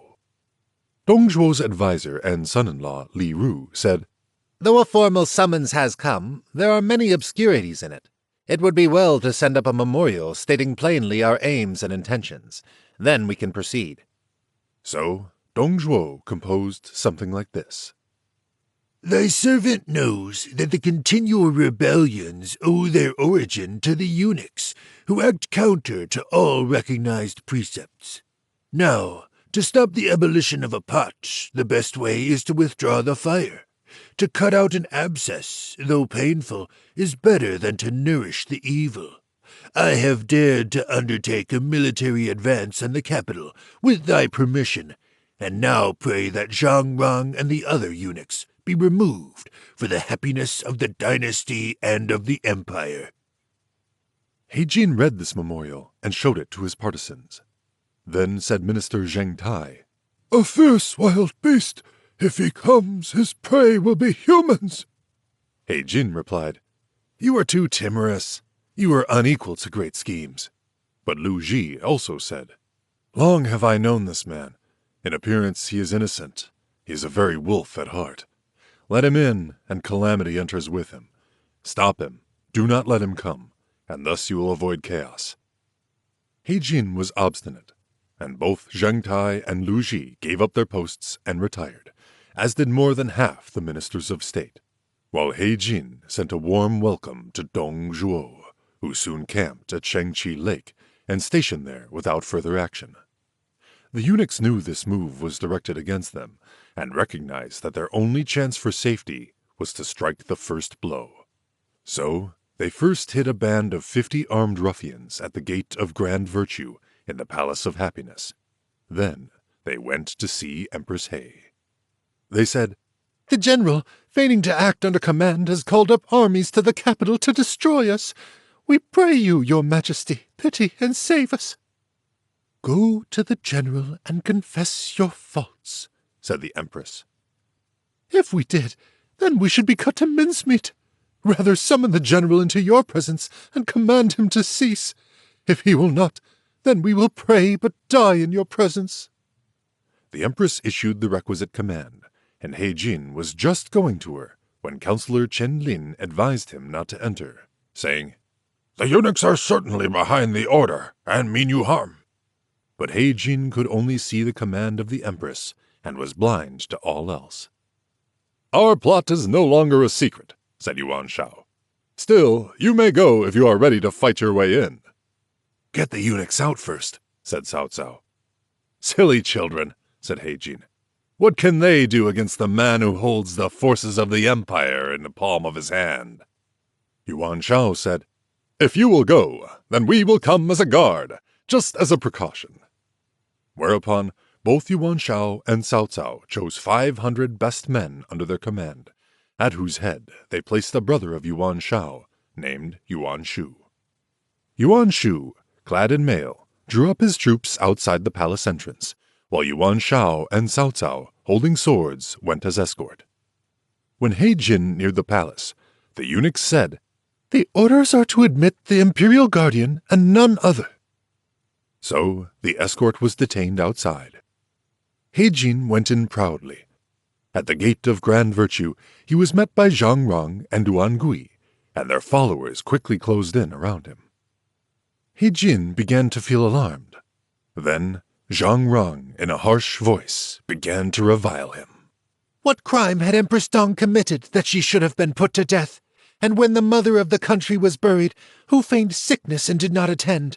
We raised you and your paltry, huckstering family to all the dignity and wealth you have, and this is your gratitude? You would slay us? You call us sordid and dirty? Who is the cleaner?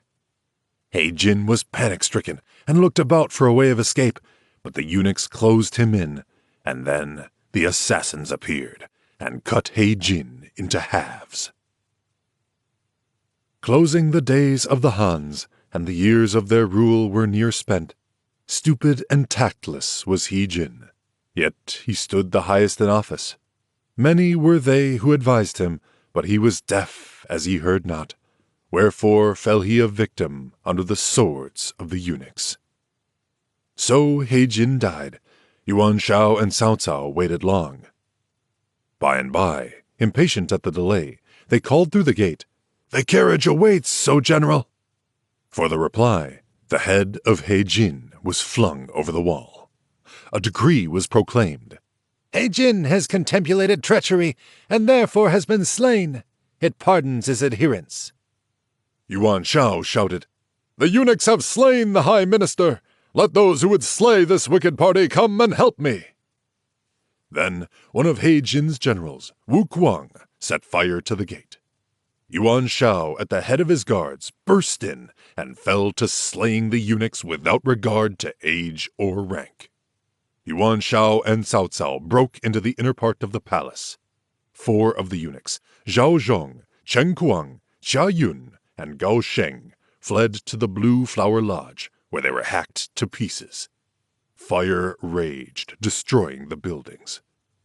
4 of the 10 regular attendants, Zhang Rong, Duan Gui, Cao Jie, and Ho Lan, led by Zhang Rong, carried off the Empress, Emperor Bian, and Prince Xian of Chenlu toward the North Palace. Lu Ji, since he had resigned office, was at home, but hearing of the revolution in the palace, he donned his armor, took his spear, and prepared to fight. He saw the eunuch Duan Gui hurrying the Empress along and called out, "You rebel! How dare you abduct the Empress?" The eunuch fled. The Empress leaped out of a window and was taken to a place of safety. General Wu Kuang burst into one of the inner halls where he found He Miao, sword in hand. "You also were in the plot to slay our own brother," cried Wu Kuang. "You shall die with the others." "Let us kill the plotter against his elder brother," cried many. He Miao looked around. His enemies hemmed him in on every side.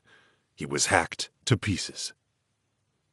Yuan Shu bade his soldiers scatter and seek out all the families of the eunuchs, sparing none. In that slaughter, many beardless men were killed in error. Cao Cao set himself to extinguishing the fires. He then begged Empress He to undertake the direction of affairs, and soldiers were sent to pursue Zhang Rong and rescue the young emperor and the young prince of Chenlu. Meanwhile, Zhang Rong and Duan Gui had hustled away the emperor and the prince. They burst through the smoke and fire and traveled without stopping till they reached the Beimang Hills. It was then the 3rd watch. They heard a great shouting behind them and saw soldiers in pursuit.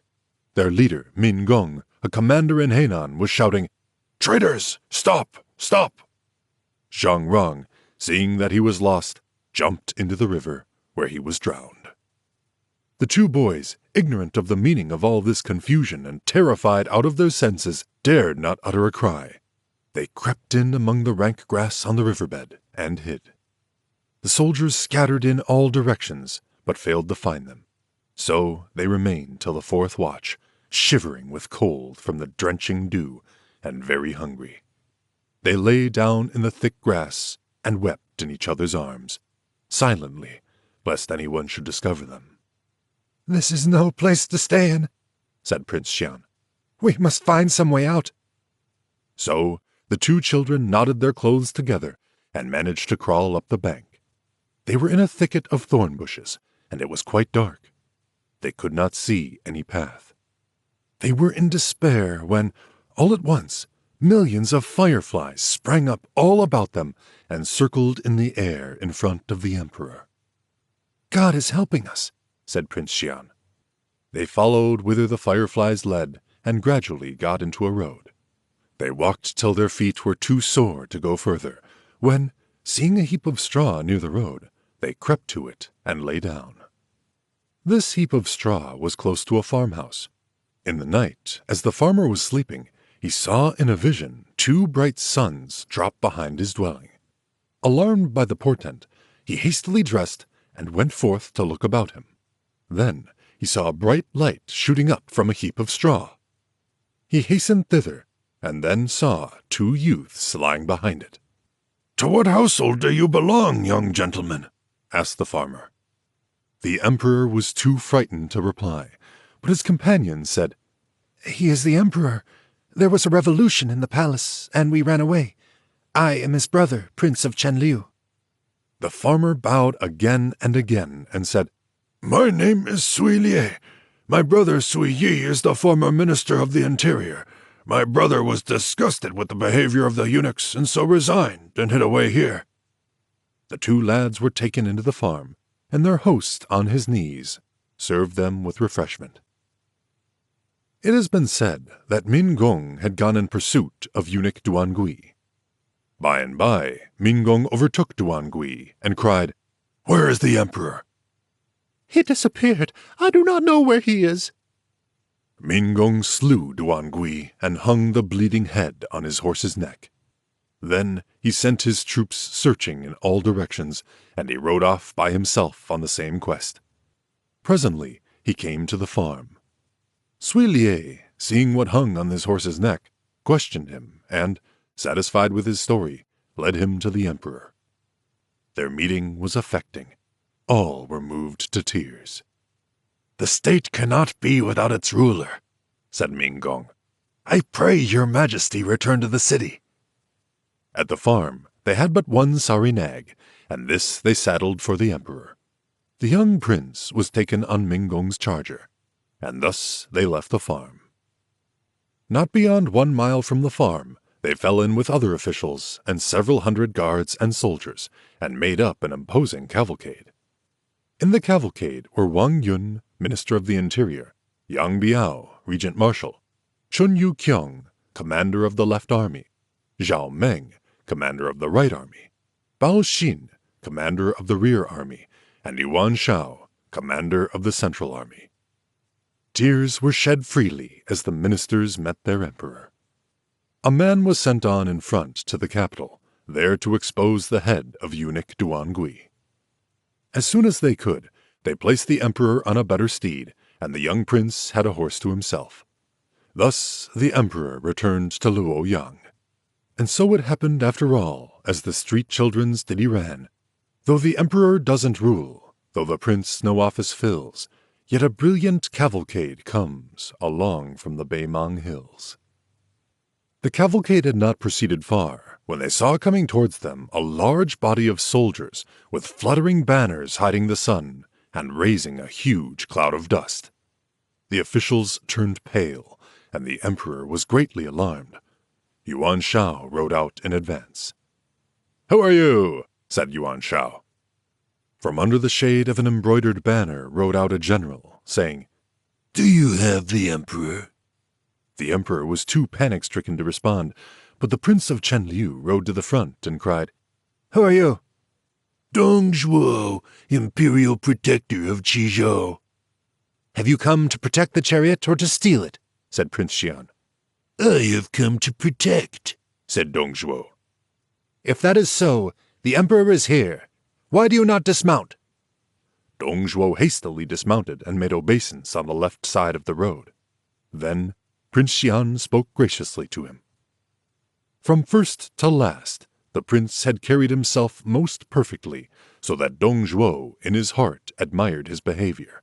And then arose the first desire to set aside the emperor in favor of the prince of Chenliu. They reached the palace the same day, and there was an affecting interview with Empress He. But when they had restored order in the palace, the imperial hereditary seal, the special seal of the emperor, was missing. Dong Zhuo camped without the walls, but every day he was to be seen in the streets with an escort of mailed soldiers, so that the common people were in a state of constant trepidation. He also went in and out of the palace carelessly of all the rules of propriety. Imperial Commander Bao Xin spoke of Dong Zhuo's behavior to Yuan Shao, saying, "This man harbors some evil design and should be removed." "Nothing can be done till the government is more settled," said Yuan Shao. Then Bao Xin saw Minister of the Interior Wang Yun and asked what he thought. "Let us talk it over," was the reply. Bao Xin said no more, but he left the capital and retired to the Taishan Mountains. Dong Zhuo induced the soldiers of the two brothers He Jin and He Miao to join his command, and privately spoke to his adviser Li Ru about deposing the emperor in favor of the Prince of Chenliu. "The government is really without a head. There can be no better time than this to carry out your plan. Delay will spoil all. Tomorrow, assemble the officials in the Wenming Garden and address them on the subject. Put all opponents to death, and your prestige is settled." So spoke Li Ru, and the words pleased Dong Zhuo mightily. So the next day, Dong Zhuo spread a feast and invited many guests. As the officers went in terror of him, no one dared be absent. Dong Zhuo himself rode up to the garden last of all, and took his place with his sword girded on. When the wine had gone round several times, Dong Zhuo stopped the service and the music, and began to speak. "I have something to say. Listen quietly, all of you." All turned towards him. "The Emperor is lord of all, and if he lacks dignity and behaves in an unseemly manner, he is no fitting inheritor of the ancestral prerogatives. He who is now on the throne is a weakling, inferior to the Prince of Chenliu in intelligence and love of learning. The prince is in every way fitted for the throne. I desire to depose the emperor and set up the prince in his place. What think you?" The assembly listened in perfect silence. None dared at first to utter a word of dissent. But one dared, for suddenly a guest stood up in his place, smote the table, and cried, "No, no! Who are you that you would utter such bold words? The emperor is the son of the lawful consort and has done no wrong. Why then should he be deposed? Are you a rebel?" The speaker was Ding Yuan, imperial protector of Jingzhou. Dong Zhuo glared at Ding Yuan, roaring, "There is life for those who are with me, death for those against." Dong Zhuo drew his sword and made for the objector, but the watchful Li Ru had noticed standing behind Ding Yuan a particularly dangerous-looking henchman of his, who was now handling his halberd threateningly, and whose eyes were blazing with anger. So Li Ru hastily interposed, saying, "But this is the banquet chamber, and state affairs should be left outside. The matters can be fully discussed tomorrow." His fellow guests persuaded Ding Yuan to leave, and after his departure, Dong Zhuo said, "Is what I said just and reasonable?" "You are mistaken, illustrious sir," said Lu Ji. "Of old, Emperor Taijia of the Shang dynasty was unenlightened, wherefore the sage minister Yi Yin immured him in the Tung Palace till he reformed. Later, Prince Chang Yi ascended the throne, and in 27 days he committed more than 3,000 categorical faults. Wherefore Regent Marshal Huo Guang declared in the ancestral temple that Prince Chang Yi was deposed. Our present emperor is young, but he is intelligent, benevolent, and wise. He has not committed a single fault. You, sir, are an imperial protector of a frontier region, and not a metropolitan official, and have no experience in state administration. Neither have you the pure intentions of Yi Yin and Huo Guang, which qualified their efforts. Without that justification, such an act is presumption. Dong Zhuo angrily drew his sword to slay the bold Lu Ji, but 2 other officials remonstrated. Minister Lu Ji is the cynosure of the whole country, and his violent death would stir the hearts of all humans, said the court councilors Cai Yong and Peng Bo. Dong Zhuo then stayed his hand. Then said Wang Yun, A great question like the deposition and substitution of emperors is not one to be decided after a wine party. Let it be put off till another time. So the guests dispersed. Dong Zhuo stood at the gate with drawn sword, watching them depart. Standing thus, Dong Zhuo noticed a spearman galloping to and fro on a fiery steed, and asked Li Ru who that was. That is Liu Bu, the adopted son of Ding Yuan. He must keep out of his way, my lord. Dong Zhuo went inside the gate so that he could not be seen. But next day, a man reported to him that Ding Yuan had come out of the city with a small army, and was challenging to a battle. Dong Zhuo with his army went forth to accept the challenge, and the 2 armies were drawn up in proper array. Lu Bu was a conspicuous figure in the forefront. His hair was arranged under a handsome headdress of gold, and he had donned an embroidered 1,000-flower fighting robe, a pheasant-tailed helmet and breastplate, and round his waist was a gleaming jade belt with a lion's head clasp. With spears set, he rode close behind his master Ding Yuan. Ding Yuan, riding forth, pointing his finger at Dong Zhuo, began to revile him. Unhappy indeed was this state when the eunuchs became so powerful that the people were as if trodden into the mire under their feet. Now you, devoid of the last merit, dare to talk of deposing the rightful emperor and setting up another. This is to desire rebellion, and no less. Dong Zhuo could not reply, for Lu Bu, eager for the fight, rode straight at him. Dong Zhuo fled, and Ding Yuan's army came on. The battle went in Ding Yuan's favor, and the beaten troops retired 10 miles and made another camp. Here Dong Zhuo called his officers to a council. This Lu Bu is a marvel, said Dong Zhuo. If only he were on my side, I would defy the whole world. At this, a man advanced, saying, Be content, O my lord. I am a fellow villager of his, and know him well.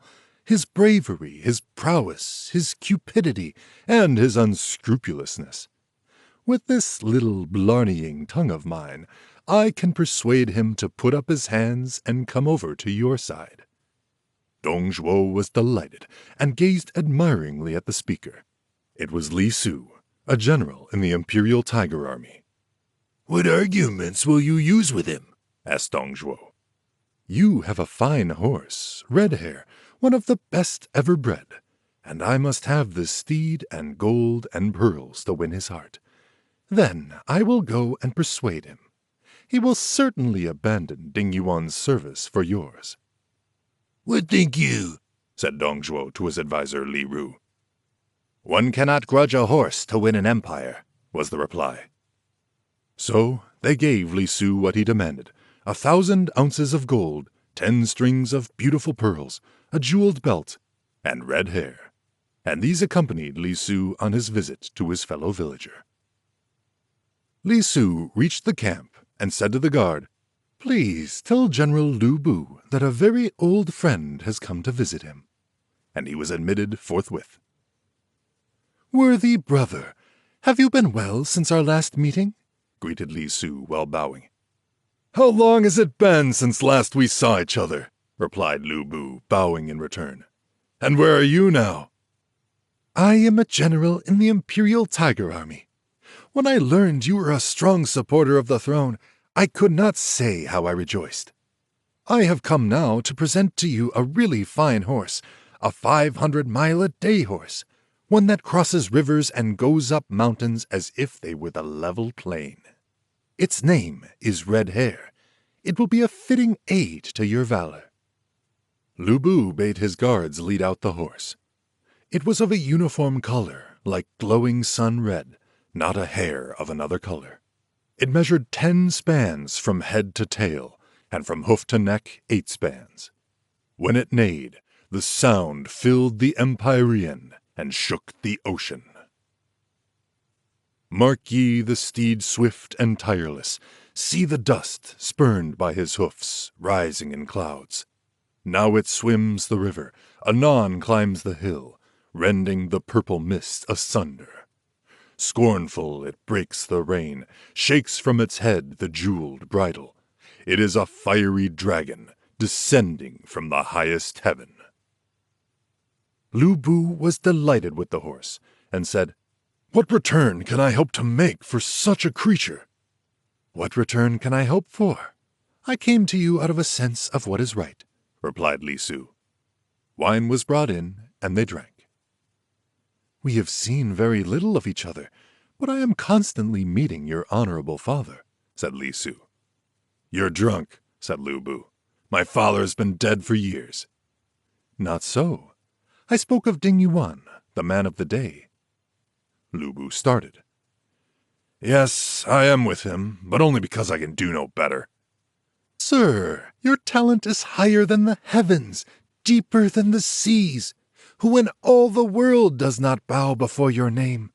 Fame and riches and honor are yours for the taking, and you say you can do no better than remain a subordinate." "If I could only find a master to serve," said Liu Bei. "The clever bird chooses the branch whereon to perch. The wise servant selects the master to serve. Seize the chance when it comes, for repentance ever comes too late." "Now you are in the government, who think you is the bravest of all?" asked Liu Bei. "I despise the whole lot, except Dongzhuo. He is one who respects wisdom and reveres scholarship. He is discriminating in his rewards and punishments. Surely he is destined to be a really great man." Liu Bei said, "I wish that I could serve him, but there is no way, I fear." Then Li Su produced his pearls and gold and the jeweled belt, and laid them out before his host. "What is this? What does it mean?" said Liu Bei. "Send away the attendants," requested Li Su, and he went on. "Dongzhuo has long respected your valor, and sent these by my hand. Red hair was also from him." "But if he loves me like this, what can I do in return?" Li Su said, "If a stupid fellow like me can be a general in the Imperial Tiger Army, it is impossible to say what honors await you." "I am sorry I can offer him no service worth mentioning." Li Su said, "There is one service you can do, and an extremely easy one to perform. But you would not render that." Liu Bei pondered long in silence. Then he said, "I might slay Ding Yuan and bring over his soldiers to Dongzhuo's side. What think you of that?" "If you would do that, there could be no greater service, but such a thing must be done quickly." And Liu Bei promised his friend that he would do the deed and come over on the morrow. So Li Su took his leave. That very night, at the second watch, Liu Bei entered, sword in hand, into his master's tent. He found Ding Yuan reading by the light of a solitary candle. Seeing who came in, Ding Yuan said, "My son, what is afoot?" "I am a bold hero," said Liu Bei. "Don't you think I am willing to be a son of yours?" "Why this change, Liu Bei?" As a reply, Liu Bei made one cut, and Ding Yuan's head fell to the earth. Then Liu Bei called the attendants and said, "He was an unjust man, and I have slain him. Let those who back me stay.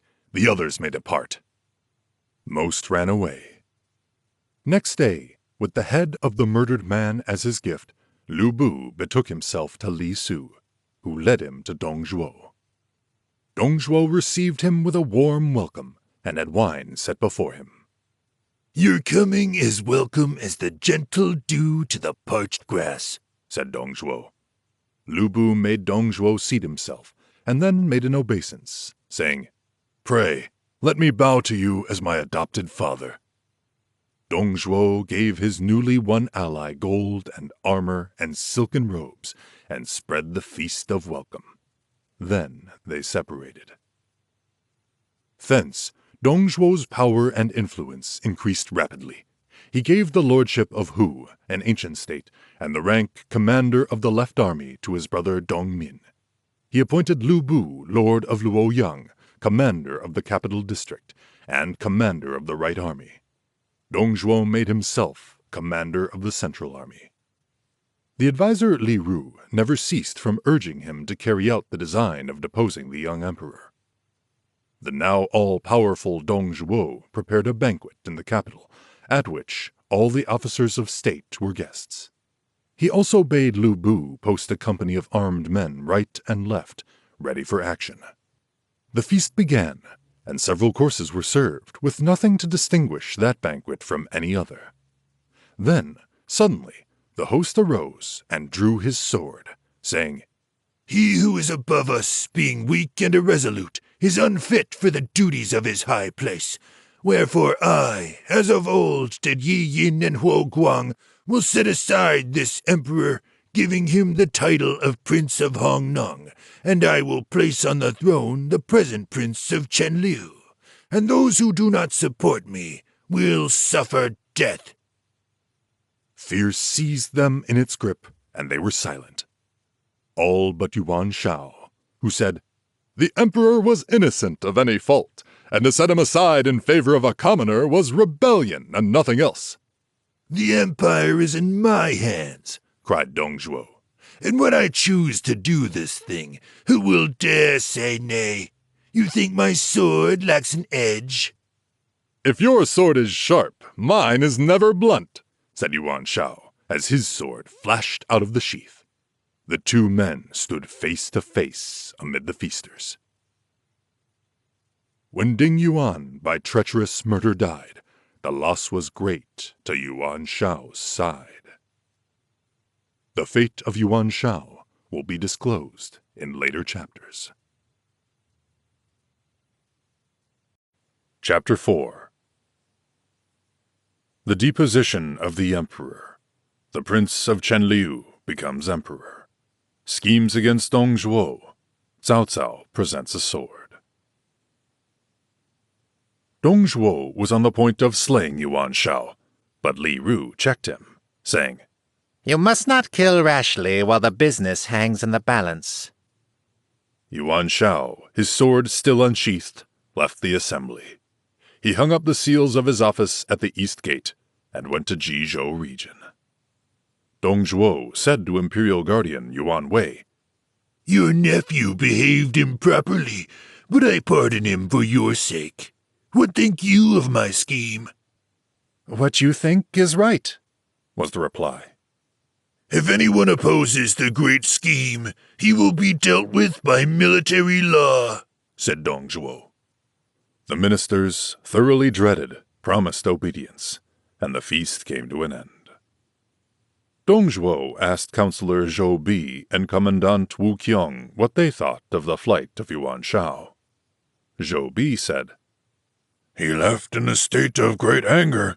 In such a state of excitement, much harm may ensue to the present state of affairs, especially as the Yuan family have been noted for their high offices for 4 generations, and their protégés and dependents are everywhere. If they assemble bold spirits and call up their clients, all the valiant warriors will be in arms, and the east region of the Huashang Mountains will be lost. You had better pardon Yuan Shao and give him a post. He will be glad at being forgiven, and will do no harm." Wu Qiong said, "Yuan Shao is fond of scheming, but he fails in decision, and so is not to be feared. But it would be well to give him rank, and thus win popular favor." Dong Zhuo followed this advice, and thereupon sent a messenger to offer Yuan Shao the governorship of Bohai. On the first day of the 9th month, the emperor was invited to proceed to the Hall of Virtue, where was a great assembly of officials. There, Dong Zhuo, sword in hand, faced the gathering, and said, "The emperor is a weakling, unequal to the burden of ruling this land. Now listen ye to the document I have prepared. And Li Ru read as follows. The dutiful Emperor Ling too soon left his people. The Emperor is the cynosure of all the people of this land.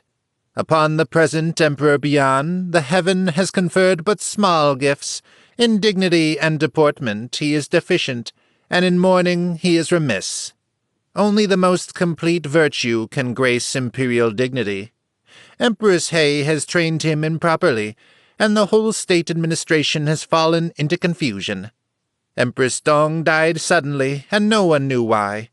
The doctrine of the three bonds, heaven, earth, and human, and the continuity of heaven and earth interdependence have both been injured. But Liu Xian, Prince of Chenliu, is sage and virtuous besides being handsome of exterior. He conforms to all the rules of propriety. His mourning is sincere, and his speech is always correct. Eulogies of him fill the empire. He is well fitted for the great duty of consolidating the rule of Han. Now therefore the emperor is deposed, and created Prince of Hongnong. The Empress He retires from the administration. I pray the Prince of Chenliu to accept the throne in conformity with the decrees of heaven and earth, the desires of people, and the fulfillment of the hopes of humankind. This having been read, Dongzhuo bade the attendants lead the emperor down from the throne, remove his seal, and cause him to kneel facing the north, styling himself faithful servant of the throne and requesting commands. Moreover, Dongzhuo bade Empress He strip off her royal dress of ceremony and await the imperial command. Both victims of this oppression wept bitterly, and every minister present was deeply affected. One minister put his discontent into words, crying, "The false Dongzhuo is the author of this insult, which I will risk my life to wipe away." And with this, he rushed at Dongzhuo, threatening with his ivory baton of office. It was Secretary Dingguan. Dongzhuo had Dingguan removed and summarily put to death. Before his death, Dingguan ceased not to rail at the oppressor, nor was he frightened at death. The rebel Dongzhuo conceived the foul design to thrust the king aside and wrong his line. With folded arms the courtiers stood, save one, Dingguan, who dared to cry that wrong was done. Then the emperor-designate, Prince of Chenliu, went to the upper part of the hall to receive congratulations. After this, the late emperor, now Prince of Hongnong, his mother, and the imperial consort, Lady Tang, were removed to the palace of Forever Calm. The entrance gates were locked against all comers. It was pitiful. There was the young emperor, after reigning less than half a year, deposed, and another put in his place. The new emperor was Liu Xian, the second son of the late Emperor Ling. He was 9 years of age, 5 years younger than his deposed brother. The new reign style was changed to Inauguration of Tranquility, the first year, 190 A.D.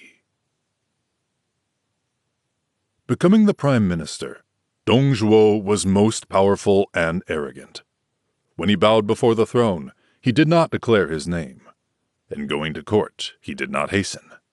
Booted and armed, he entered the reception halls. He amassed a wealth exceeding any others.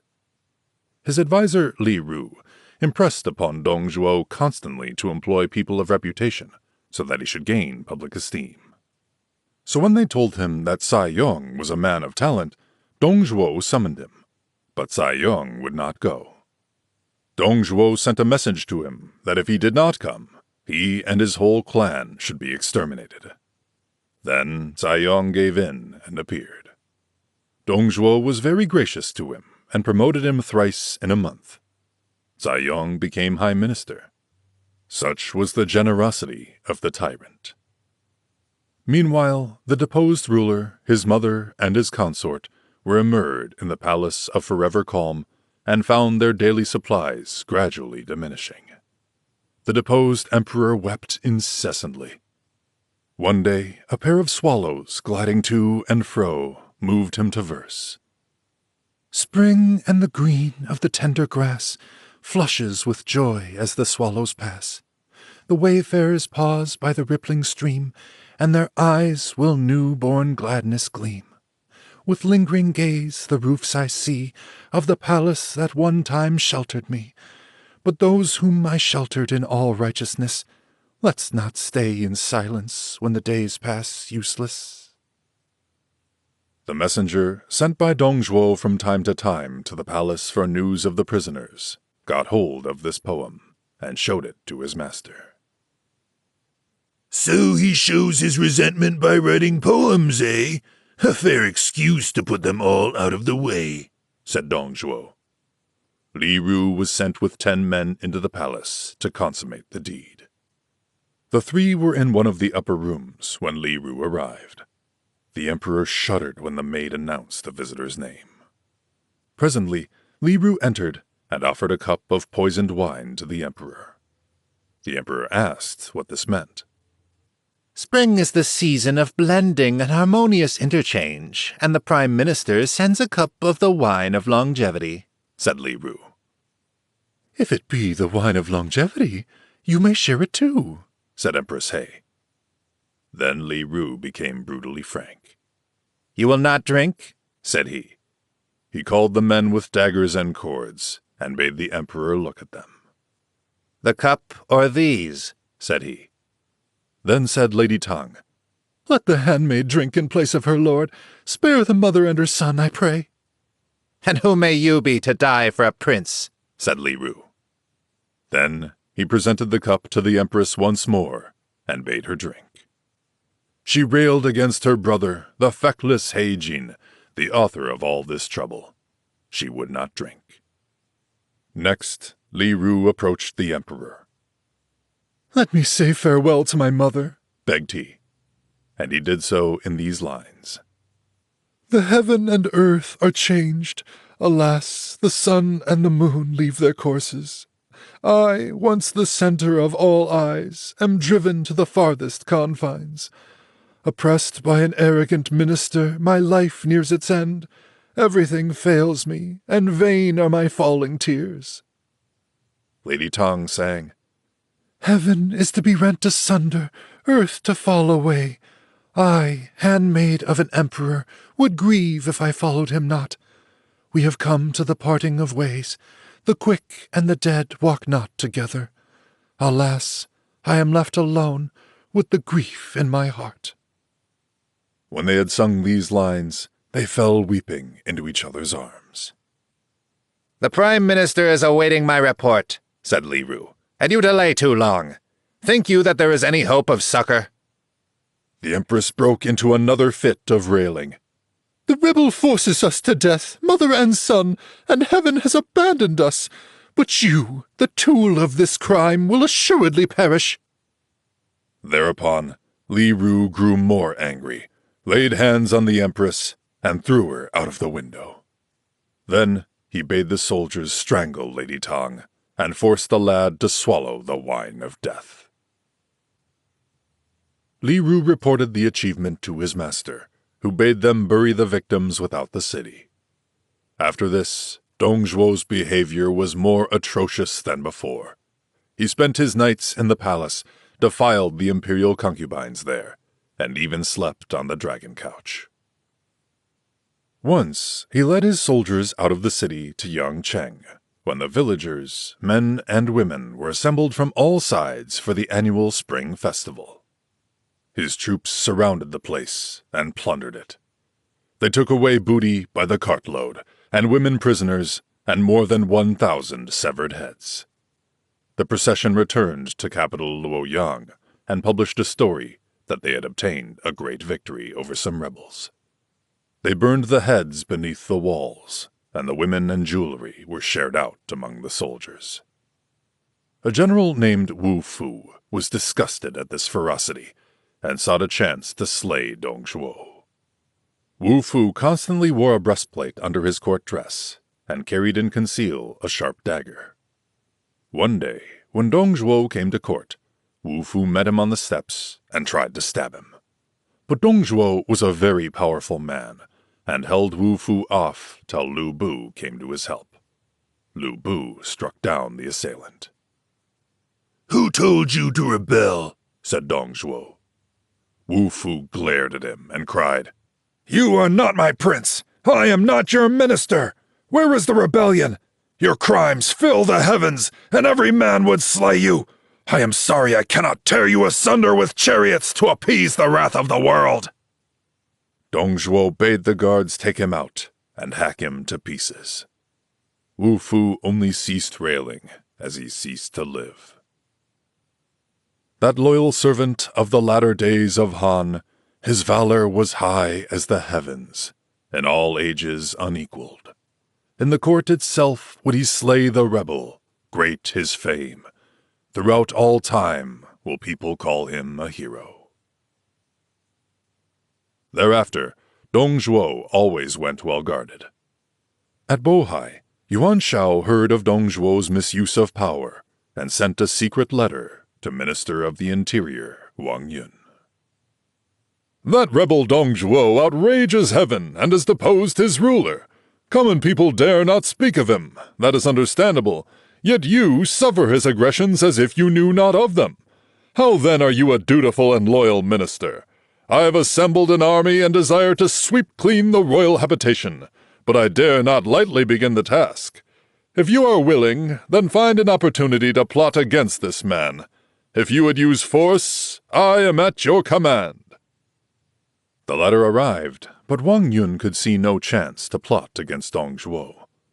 One day, while among the throng in attendance, mostly people of long service, Wang Yun said to his colleagues, "This is my birthday. I pray you come to a little party in my humble cot this evening." "We certainly will," they cried, "and wish you a long life." That night, the tables were spread in an inner room, and his friends gathered there. When the wine had made a few rounds, the host suddenly covered his face and began to weep. The guests were aghast. "Sir, on your birthday too, why do you weep?" said they. "It is not my birthday," replied Wang Yun, "but I wished to call you together, and I feared lest Dong Zhuo should suspect, so I made that the excuse. This man insults the emperor and does as he wishes, so that the imperial prerogatives are in imminent peril. I think of the days when our illustrious founder destroyed the Qin, annihilated Chu, and obtained the empire. Who could have foreseen this day that Dong Zhuo has subjugated all to his will? That is why I weep." Then they all wept with him. Seated among the guests, however, was Cao Cao, who did not join in the weeping, but clapped his hands and laughed aloud. "If all the officers of the government weep till dawn, and from dawn till dark, will that slay Dong Zhuo?" said Cao Cao. Wang Yun turned on him angrily. "Your forebears ate the bounty of the Hans. Do you feel no gratitude? You can laugh?" I laughed at the absurdity of an assembly like this being unable to compass the death of one man. Foolish and incapable as I am, I will cut off his head and hang it at the gate as an offering to the people. Wang Yun left his seat and went over to Cao Cao. "These latter days," Cao Cao continued, "I have bowed my head to Dong Zhuo with the sole desire of finding a chance to destroy him. Now he begins to trust me, and so I can approach him sometimes. You have a sword with 7 precious jewels, which I would borrow, and I will go to his palace and kill him. I care not if I die for it." "What good fortune for the world that this is so," said Wang Yun. With this, Wang Yun himself poured out a goblet for Cao Cao, who drained it and swore an oath. After this, the treasured sword was brought out and given to Cao Cao, who hid it under his dress. He finished his wine, took leave of the guests, and left the hall. Before long, the others dispersed. The next day, Cao Cao, with his sword girded on, came to the palace of the Prime Minister. "Where is the Prime Minister?" asked he. "In the small guest room," replied the attendants. So Cao Cao went in and found his host seated on a couch. Liu Bei was at his side. "Why so late, Cao Cao?" said Dong Zhuo. "My horse is out of condition and slow," replied Cao Cao. Dong Zhuo turned to his henchman, Liu Bei. "Some good horses have come in from the west. You go and pick out a good one as a present for him." And Liu Bei left. "This traitor is doomed," thought Cao Cao. He ought to have struck then, but Cao Cao knew Dong Zhuo was very powerful, and he was afraid to act. He wanted to make sure of his blow. Now Dong Zhuo's corpulence was such that he could not remain long sitting, so he rolled over on the couch and lay face inwards. "Now is the time," thought the assassin, and he gripped the sword firmly. But just as Cao Cao was going to strike, Dong Zhuo happened to look up, and in a mirror he saw the reflection of Cao Cao behind him with a sword in hand. "What are you doing, Cao Cao?" said Dong Zhuo, turning suddenly. And at that moment, Liu Bei came along leading a horse. Cao Cao, in a flurry, dropped to his knees and said, "I have a precious sword here, which I wish to present to your benevolence." Dong Zhuo took it. It was a fine blade, over a foot in length, inlaid with the 7 precious signs, and very keen. A fine sword, in very truth. Dong Zhuo handed the weapon to Liu Bei, while Cao Cao took off the sheath, which he also gave to Liu Bei. Then they went out to look at the horse. Cao Cao was profuse in his thanks, and said he would like to try the horse. So Dong Zhuo bade the guards bring saddle and bridle. Cao Cao led the creature outside, leapt into the saddle, laid on his whip vigorously, and galloped away eastward. Liu Bei said, "Just as I was coming up, it seemed to me as if that fellow was going to stab you, only a sudden panic seized him and he presented the weapon instead." "I suspected him too," said Dong Zhuo. Just then, Li Ru came in, and they told him. Cao Cao has no family here in the capital, but lodges quite alone and not far away, said Li Ru. "Send for him. If he comes forthwith, the sword was meant as a gift, but if he makes any excuses, he had bad intentions, and you can arrest him." They sent 4 prison wardens to call Cao Cao. They were absent a long time, and then came back, saying, Cao Cao had not returned to his lodging, but rode in hot haste out of the eastern gate. To the gate commander's questions, he replied that he was on a special message for the Prime Minister. He went off at full speed. His conscience pricked him, and so he fled. There is no doubt that he meant assassination, said Li Ru. "And I trusted him so well," said Dong Zhuo in a rage. "There must be a conspiracy afoot. When we catch him, we shall know all about it," said Li Ru. Letters and pictures of the fugitive Cao Cao were sent everywhere, with orders to catch him. A large reward in money was offered, and a patent of nobility, while those who sheltered him would be held to share his guilt. Cao Cao traveled in hot haste toward Qiao, his home county. On the road at Zhongmo, he was recognized by the guards at the gate and made prisoner. They took him to the magistrate. Cao Cao declared that he was a merchant named Huang Fu. The magistrate scanned his face most closely and remained in deep thought. Presently, the magistrate said, "When I was at the capital seeking a post, I knew you as Cao Cao. Why do you try to conceal your identity?" The magistrate ordered Cao Cao to the prison till the morrow, when he could send Cao Cao to the capital and claim the reward. He gave the soldiers wine and food as a reward. About midnight, the magistrate sent a trusty servant to bring the prisoner into his private rooms for interrogation. "They say the Prime Minister treated you well. Why did you try to harm him?" said the magistrate. "How can swallows and sparrows understand the flight of the crane and the wild goose? I am your prisoner, and to be sent to the capital for a reward. Why so many questions?" The magistrate sent away the attendant, and turning to the prisoner, said, "Do not despise me. I am no mere hireling. I only have not found the Lord to serve." Said Cao Cao, My ancestors enjoyed the bounty of Han, and should I differ from a bird or beast if I did not desire to repay them with gratitude? I have bowed the knee to Dong Zhuo that, thereby, I might find an opportunity against him, and so remove this evil from the state. I have failed for this time. Such is the will of heaven. And where are you going?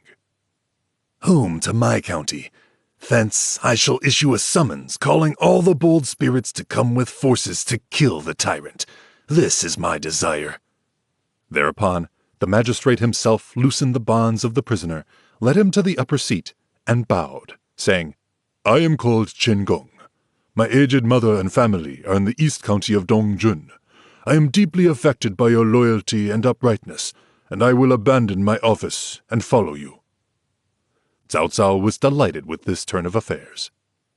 Chen Gong at once collected some money for the expenses of their journey and gave Cao Cao a different dress.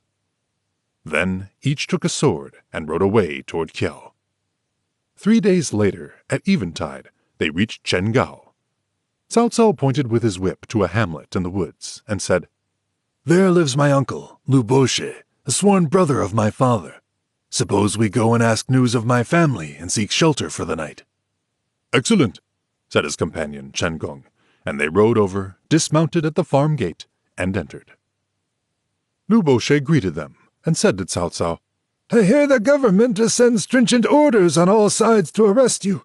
Your father has gone into hiding at Chenliu. How has this come about? Cao Cao told him and said, Had it not been for this man here with me, I should have already been hacked to pieces. Liu Bei bowed low to Chen Gong, saying, You are the salvation of the Cao family, but be at ease and rest. I will find you a bed in my humble cottage.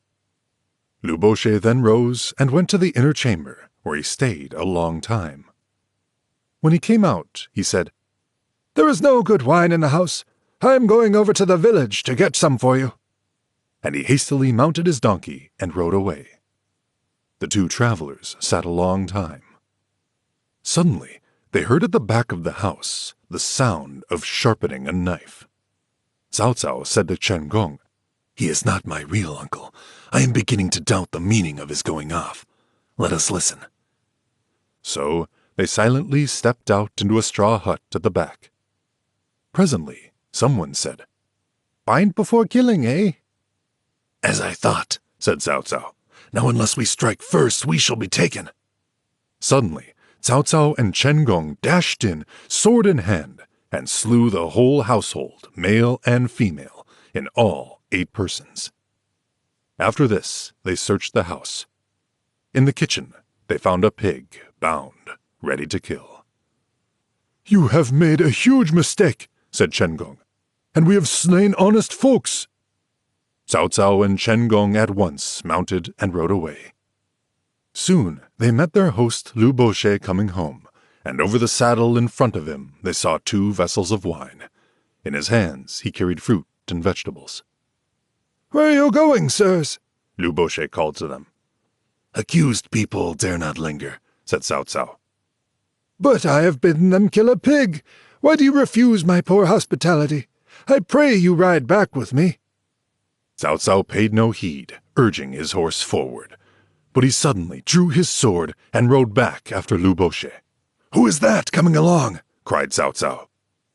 Liu Bei turned and looked back, and Cao Cao, at the same instant, cut Liu Bei down. Chen Gong was frightened. You were wrong enough before, cried Chen Gong. What now is this? When he got home and saw his family killed, think you he would bear it patiently? If he had raised an alarm and followed us, we should have been killed. To kill deliberately is very wrong, said Chen Gong. I would rather betray the world than let the world betray me, was the reply. Chen Gong only thought. They rode on some distance by moonlight, and presently knocked up an inn for shelter. Having first fed their horses, Cao Cao was soon asleep, but Chen Gong lay thinking. I took him for a true man, and left all to follow him, but he is as cruel as a wolf. If I spare him, he will do more harm later, thought Chen Gong. And Chen Gong rose, intending to kill his companion. In his heart lie cruelty and venom. He is no true man. In naught does he differ from his enemy, Dong Zhuo. The further fortunes of Cao Cao will be told in later chapters. Chapter 5. Cao Cao appeals to the powerful lords. The three brothers fight against Liu Bei. At the close of the last chapter, Chen Gong was about to slay Cao Cao, but Chen Gong reflected. I joined him to do the righteous things. Now if I killed him, I would only do unrighteousness, and people would condemn me. Rather I leave in silence. Rising from his bed before the sunrise, Chen Gong mounted his horse and rode away eastward to his home country of Dongjun. Cao Cao awoke with the day and missed his companion. He thought, Chen Gong thinks me brutal because of a couple of egotistic phrases I used, so he is gone. I ought to push on too and not linger here. So Cao Cao traveled quickly as possible toward Kiao. When he saw his father, he related what had happened and said he wanted to dispose of all the family property and enlist soldiers with the money. Our possessions are but small, said his father, and not enough to do anything with. However, there is a graduate here, one Wei Hong, careless of wealth but careful of virtue, whose family is very rich. With his help, we might hope for success. A feast was prepared, and Wei Hong was invited. Cao Cao made him a speech. The Hans have lost their lordship, and Dong Zhuo is really a tyrant. He flouts his prince and is cruel to the people, who gnash their teeth with rage. I would restore the Hans, but my means are insufficient. Sir, I appeal to your loyalty and public spirit. Wei Hong replied, I have long desired this, but so far I have not found a person fit to undertake the task. Since you, Cao Cao, have so noble a desire, I will willingly devote all my property to the cause. This was joyful news, and the call to arms was forthwith prepared and sent far and near. So they established a corps of volunteers and set up a large white recruiting banner with the words Loyalty and Honor inscribed thereon. The response was repaid, and volunteers came in like raindrops in number. One day came a certain Yue Jin from Yangping, and another Li Dian from Julu. These two were appointed to Cao Cao's personal staff. Another was Yahu Dun from Kiao. He was descended from Jiahu Ying of old. Jiahu Dun had been trained from his early boyhood to use the spear and the club. When only 14, he had been attached to a certain master-in-arms. One day, one person spoke disrespectfully of his master, and Jiahu Dun killed that person. For this deed, however, he had to flee and had been in exile for some time. Now he came to offer his services, accompanied by his cousin Jiahu Yuan. Each brought 1,000 trained soldiers. Really, these two were brothers of Cao Cao by birth, since Cao Cao's father was originally of the Jiahu family, and had only been adopted into the Cao family.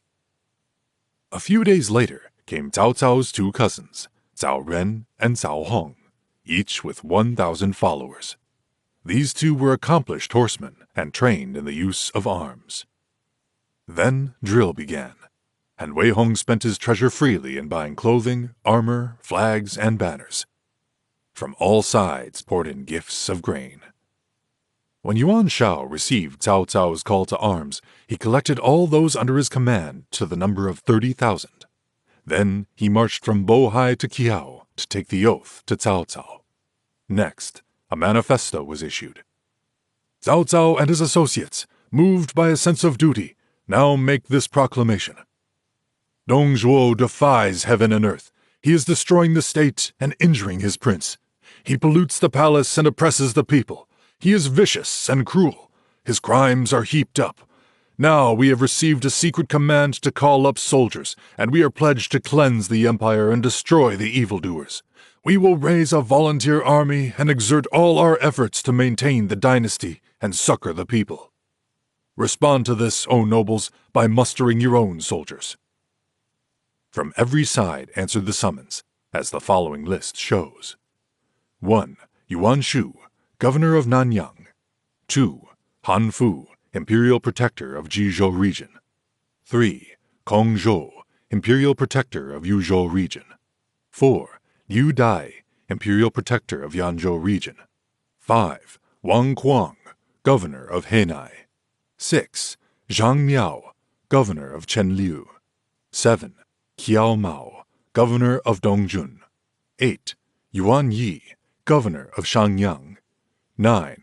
Bao Xin, Lord of Jibei. 10. Kong Rong, Governor of Beihai. 11. Zhang Chao, Governor of Guangling. 12. Tao Qian, Imperial Protector of Chushou Region. 13. Ma Teng, Governor of Xiliang. 14. Gong Sun Zan, Governor of Beiping. 15. Zhang Yang, Governor of Shangdang. 16. Sun Jian, Governor of Changsha. 17. Yuan Shao, Governor of Bohai. These contingents varied in size, from 10,000 to 30,000, but each was complete in itself with its officers, civil and military, and battle leaders. They were heading for the capital, Luoyang. The governor of Beiping, Gunsung Zan, while on his way with a force of 15,000, passed through the county of Pingyuan. There he saw among the mulberry trees a yellow flag, under which marched a small company. When they drew nearer, he saw the leader was Liu Bei. "Good brother, what are you doing here?" asked Gunsung Zan. You were kind to me once, and on your recommendation I was made the magistrate of this county. I heard you were passing through and came to salute you. May I pray you, my elder brother, enter into the city and rest your steed?" "Who are these two?" said Gunsung Zan, pointing to Liu Bei's brothers. These are Guan Yu and Zhang Fei, my sworn brothers. "Were they fighting with you against the Yellow Scarves rebels?" asked Gunsung Zan. All my success was due to their efforts, said Liu Bei. "And what offices do they fill?" Guan Yu is a mounted archer, Zhang Fei is a foot archer.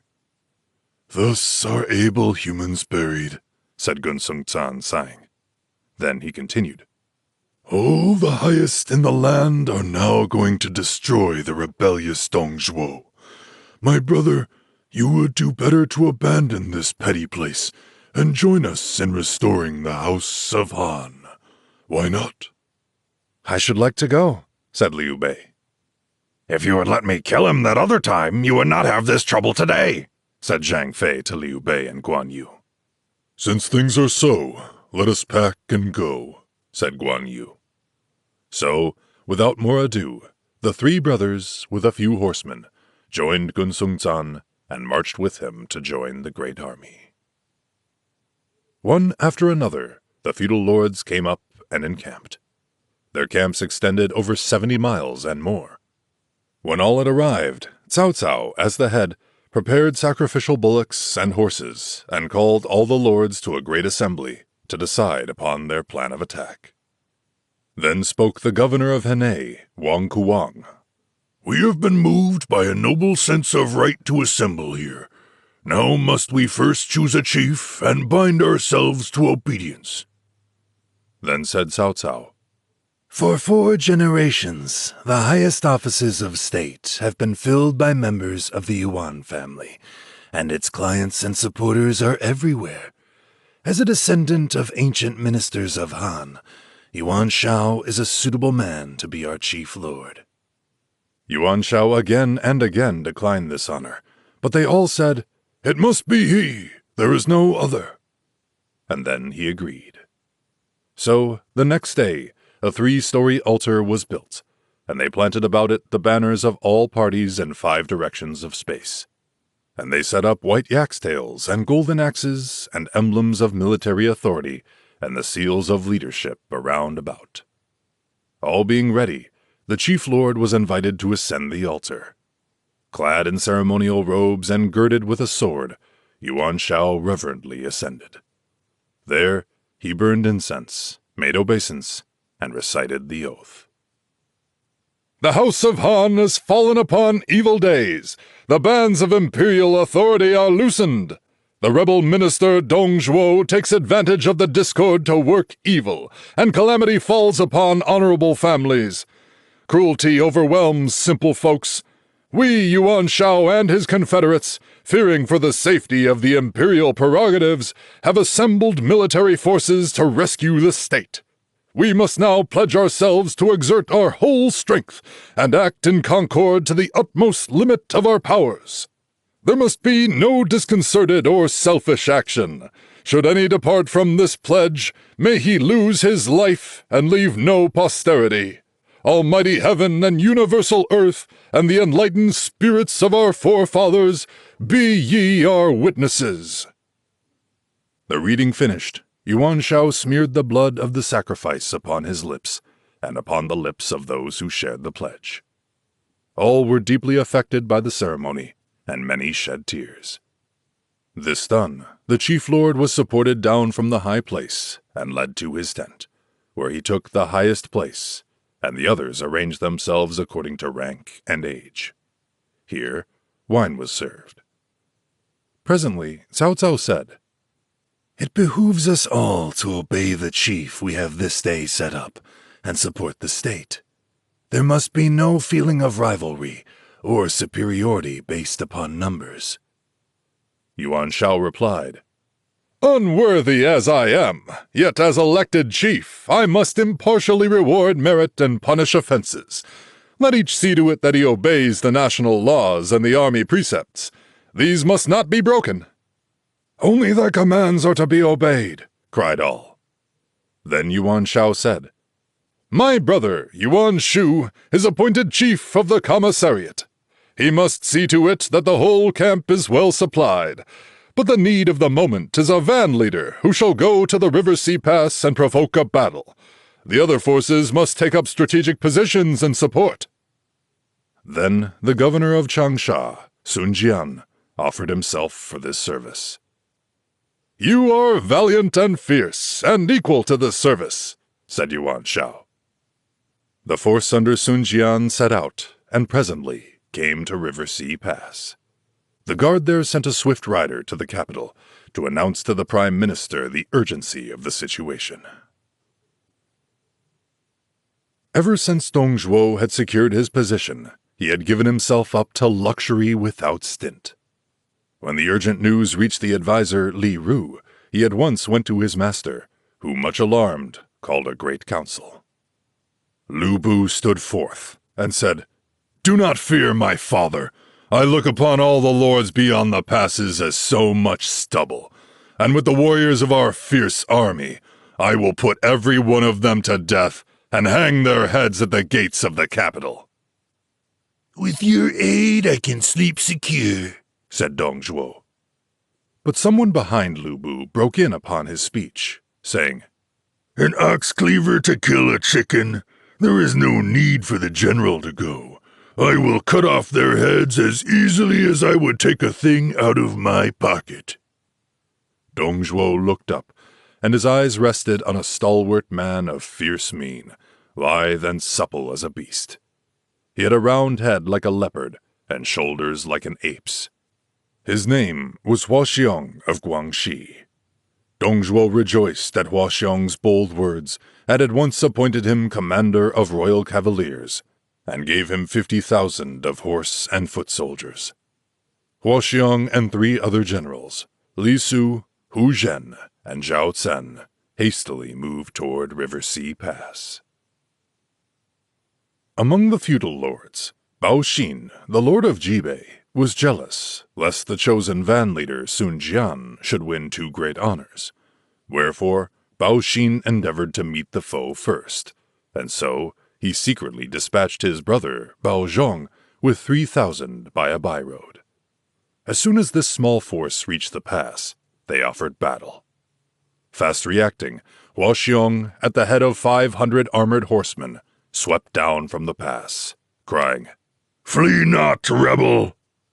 But Bao Zhong was afraid and turned back. Huaxiong came on, his arm rose, the sword fell, and Bao Zhong was cut down from his horse. Most of Bao Zhong's company were captured. Bao Zhong's head was sent to the prime minister's palace. Huaxiang was promoted to commander-in-chief. Sun Jian presently approached the pass.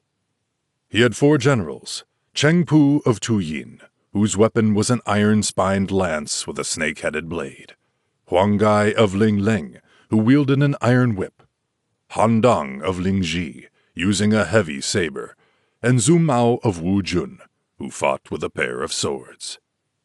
Commander Sun Jian wore a helmet of fine silver, wrapped round with a purple turban. He carried across his body his sword of ancient ingot iron, and rode a dappled horse with flowing mane. Sun Jian advanced to the pass and hailed the defenders, crying, "Helpers of a villain, be quick to surrender!" Huaxiang bade Hu Zhen then lead 5,000 out against Sun Jian. Cheng Pu, with the snaky lance, rode out from Sun Jian's side and engaged. After a very few bouts, Cheng Pu killed Hu Zhen on the spot by a thrust through the throat. Then Sun Jian gave the signal for the main army to advance, but from the pass, Huazhong's troops rained down showers of stones, which proved too much for the assailants, and they retired into camp at Liangdong. Sun Jian sent the report of victory to Yuan Shao. Sun Jian also sent an urgent message for supplies to the commissary, but a counselor said to the controller Yuan Shu, "This Sun Jian is a very tiger in the east. Should he take the capital and destroy Dongzhuo, we should have a tiger in place of a wolf. Do not send him grain. Starve his troops, and that will decide the fate of that army." And Yuan Shu gave ears to the detractor, and sent no grain or forage. Soon, Sun Jian's hungry soldiers showed their disaffection by indiscipline, and the spies bore the news to the defenders of the pass. Li Ru made a plot with Huaxiang, saying, "We will launch tonight a speedy attack against Sun Jian in front and rear, so that we can capture him." Huaxiang agreed, and prepared for the attack. So, the soldiers of the attacking force were told off and given a full meal.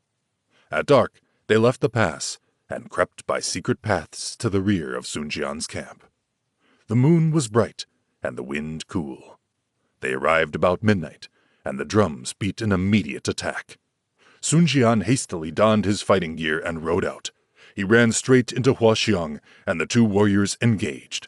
But before they had exchanged many passes, Li Ru's army came up from behind and set fire to whatever would burn.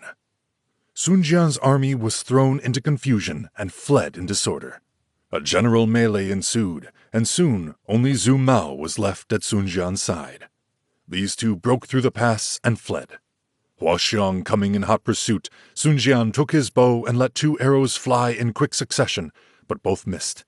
He fitted a 3rd arrow to the string, but drew the bow so fiercely that it snapped. He cast the bow to the earth and set off at full gallop.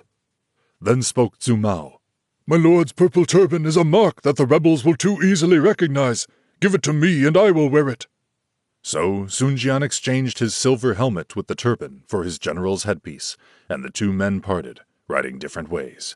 The pursuers, looking only for the purple turban, went after its wearer, and Sun Jian escaped by a byroad. Zhu Mao, hotly pursued, then tore off the headdress which he hung on the post of a half-burned house as he passed, and dashed into the thick woods.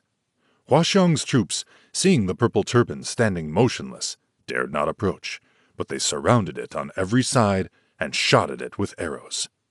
Presently they discovered the trick, went up and seized it. This was the moment that Zhu Mao awaited. At once he rushed forth, his 2 swords whirling about, and dashed at the leader.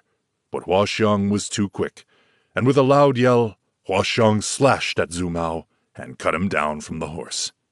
Huaxiang and Li Ru continued the slaughter till the day broke, and they led their troops back to the pass. Cheng Pu, Huang Gai, and Han Dong in time found their chief, and the soldiers gathered. Sun Jian was much grieved at the loss of Zhu Mao. When news of the disaster reached Yuan Shao, he was greatly chagrined, and called all the lords to a council. They assembled, and Guanzhong Zan was the last to arrive. When all were seated in the tent, Yuan Shao said, "The brother of General Bao Xin, disobeying the rules we made for our guidance, rashly went to attack the enemy. He was slain, and with him many of our soldiers. Now Sun Jian has been defeated. Thus our fighting spirit has suffered, And what is to be done?" Everyone was silent. Lifting his eyes, Yuan Shao looked around from one to another till he came to Gunsung Zan, and then he remarked 3 men who stood behind Gunsung Zan's seat. They were of striking appearance as they stood there, all 3 smiling cynically. "Who are those men behind you?" said Yuan Shao. Gunsung Zan told Liu Bei to come forward, and said, "This is Liu Bei, magistrate of Pingyuan and a brother of mine who shared my humble cottage when we were students." "It must be the Liu Bei who broke up the Yellow Scarves Rebellion," said Cao Cao. "It is he," said Gunsung Zan, and he ordered Liu Bei to make his obeisance to the assembly, to whom Liu Bei then related his services and his origin, all in full detail.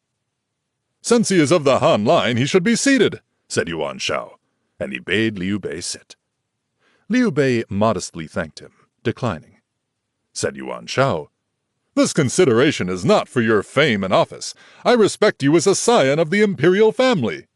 So Liu Bei took his seat in the lowest place of the long line of lords, and his 2 brothers, with folded arms, took their stations behind him. Even as they were at this meeting, came in a scout to say that Hua Xiang, with a company of mail-clad horsemen, was coming down from the pass. They were flaunting Sun Jian's captured purple turban on the end of a bamboo pole. The enemy was soon hurling insults at those within the stockade and challenging them to fight. "Who dares to go out to give battle?" said Yuan Shao. "I will go," said Yu She, a renowned general of Yuan Shu, stepping forward. So Yu She went, and almost immediately one came back to say that Yu She had fallen in the 3rd bout of Hua Xiang. Fear began to lay its cold hand on the assembly. Then Imperial Protector Han Fu said, "I have a brave warrior among my army. Pan Feng is his name, and he could slay this Hua Xiang." So Pan Feng was ordered out to meet the foe. With his great battle-axe in hand, Pan Feng mounted and rode forth, but soon came the direful tidings that General Pan Feng too had fallen. The faces of the gathering paled at this. "What a pity my 2 able generals Yan Liang and Wen Chou are not here. Then we should surely have somebody who would not fear this Hua Xiang," said Yuan Shao. He had not finished speaking when from the lower end a voice told, "I will go, take Hua Xiang's head, and lay it before you here." All turned to look at the speaker. He was tall and had a long beard. His eyes were those of a phoenix, and his eyebrows thick and bushy like silkworms. His face was swarthy red, and his voice deep as the sound of a great bell. "Who is he?" asked Yuan Shao. Gunsung Zan told them it was Guan Yu, brother of Liu Bei. "And what is he?" asked Yuan Shao. "He is in the train of Liu Bei as a mounted archer." "What? An insult to us all!" roared Yuan Shu from his place. "Have we no leader? How dare an archer speak thus before us? Let us beat him forth." But Cao Cao intervened. "Peace, O Yuan Shu. Since this man speaks great words, he is certainly valiant. Let him try. If he fails, then we may reproach him." "Hua Xiang will laugh at us if we send a mere archer to fight him," said Yuan Shao. "This man looks no common person, and how can the enemy know he is but a bowman?" said Cao Cao. "If I fail, then you can take my head," spoke Guan Yu. Cao Cao bade them heat some wine, and offered a cup to Guan Yu as he went out. "Pour it out," said Guan Yu. "I shall return in a little space." Guan Yu went with his weapon in his hand and vaulted into the saddle. Those in the tent heard the fierce roll of drums, and then a mighty sound as if skies were falling and earth rising, hills trembling and mountains tearing asunder, and they were sorely afraid. And while they were listening with ears intent, lo, the gentle tinkle of horse bells, and Guan Yu returned, throwing at their feet the head of the slain leader, their enemy Hua Xiang. The wine was still warm. This doughty deed has been celebrated in verse. The power of the man stands first in all the world. At the gate of the camp was heard the rolling of the battle drums. Then Guan Yu set aside the wine cup till he should have displayed his valor, and the wine was still warm when Hua Xiong had been slain. Cao Cao was greatly excited at this success, but Zhang Fei's voice was heard, shouting, "My brother has slain Hua Xiong! What are we waiting for? Why not break through the pass and seize Dongzhuo? Could there have been a better time?" Again arose the angry voice of Yuan Shu. We high officials are too meek and yielding. Here is the petty follower of a small magistrate daring to flaunt his prowess before us. Expel him from the tent, I say. But again Cao Cao interposed. Shall we consider the station of him who has done a great service? If you hold a mere magistrate in such honor, then I simply withdraw, said Yuan Shu. Is a word enough to defeat a grand enterprise? Said Cao Cao. Then he told Guanzhong Zan to lead the three brothers back to their own camp, and the other chiefs then dispersed. That night, Cao Cao secretly sent presents of meat and wine to soothe the three after this adventure. When Hua Xiong's troops straggled back and told the story of defeat and death, Li Ru was greatly distressed. He wrote urgent letters to his master, who called in his trusted advisers to a council. Li Ru summed up the situation, saying, We have lost our best leader, and the rebel power has thereby become very great. Yuan Shao is at the head of this confederacy, and his uncle Yuan Wei is the holder of the office of imperial guardianship. If those in the capital combine with those in the country, we may suffer. Therefore, we must remove them. So I request you, Sir Prime Minister, to place yourself at the head of your army and break this confederation. Dongzhuo agreed, and at once ordered his two generals, Li Jue and Guo Si, to take 500 troops and surround the residence of imperial guardian Yuan Wei, slay every soul regardless of age, and hang the head of Yuan Wei outside the gate as a trophy. And Dongzhuo commanded 200,000 troops to advance in 2 armies. The first 50,000 were under Li Jue and Guo Si, and they were to hold River Sea Pass. They should not necessarily fight. The other 150,000 was under Dongzhuo himself, and went to Tiger Trap Pass. His counselors and commanders, Li Ru, Lu Bu, Fan Shou, Zhang Ji, and others, marched with the main army. Tiger Trap Pass is 15 miles from capital Luoyang. As soon as they arrived, Dongzhuo bade Lu Bu take 30,000 soldiers and make a strong stockade on the outside of the pass. The main body with Dongzhuo would occupy the pass. News of this movement reaching the Confederate lords, Yuan Shao summoned a council. Said Cao Cao, The occupation of the pass would cut our armies in two. Therefore, we must oppose Dongzhuo's army on the way. So, 8 of the commanders, Wang Kuang, Kiao Mao, Bao Xin, Yuan Yi, Kong Rong, Zhang Yang, Tao Qian, and Guanzhong Zan, were ordered to go in the direction of Tiger Trap Pass to oppose their enemy. Cao Cao and his troops moved among them as reserve to render help where needed. Of the 8, Wang Kuang, the governor of Hene, was the first to arrive, and Lu Bu went to give battle with 3,000 armored horsemen.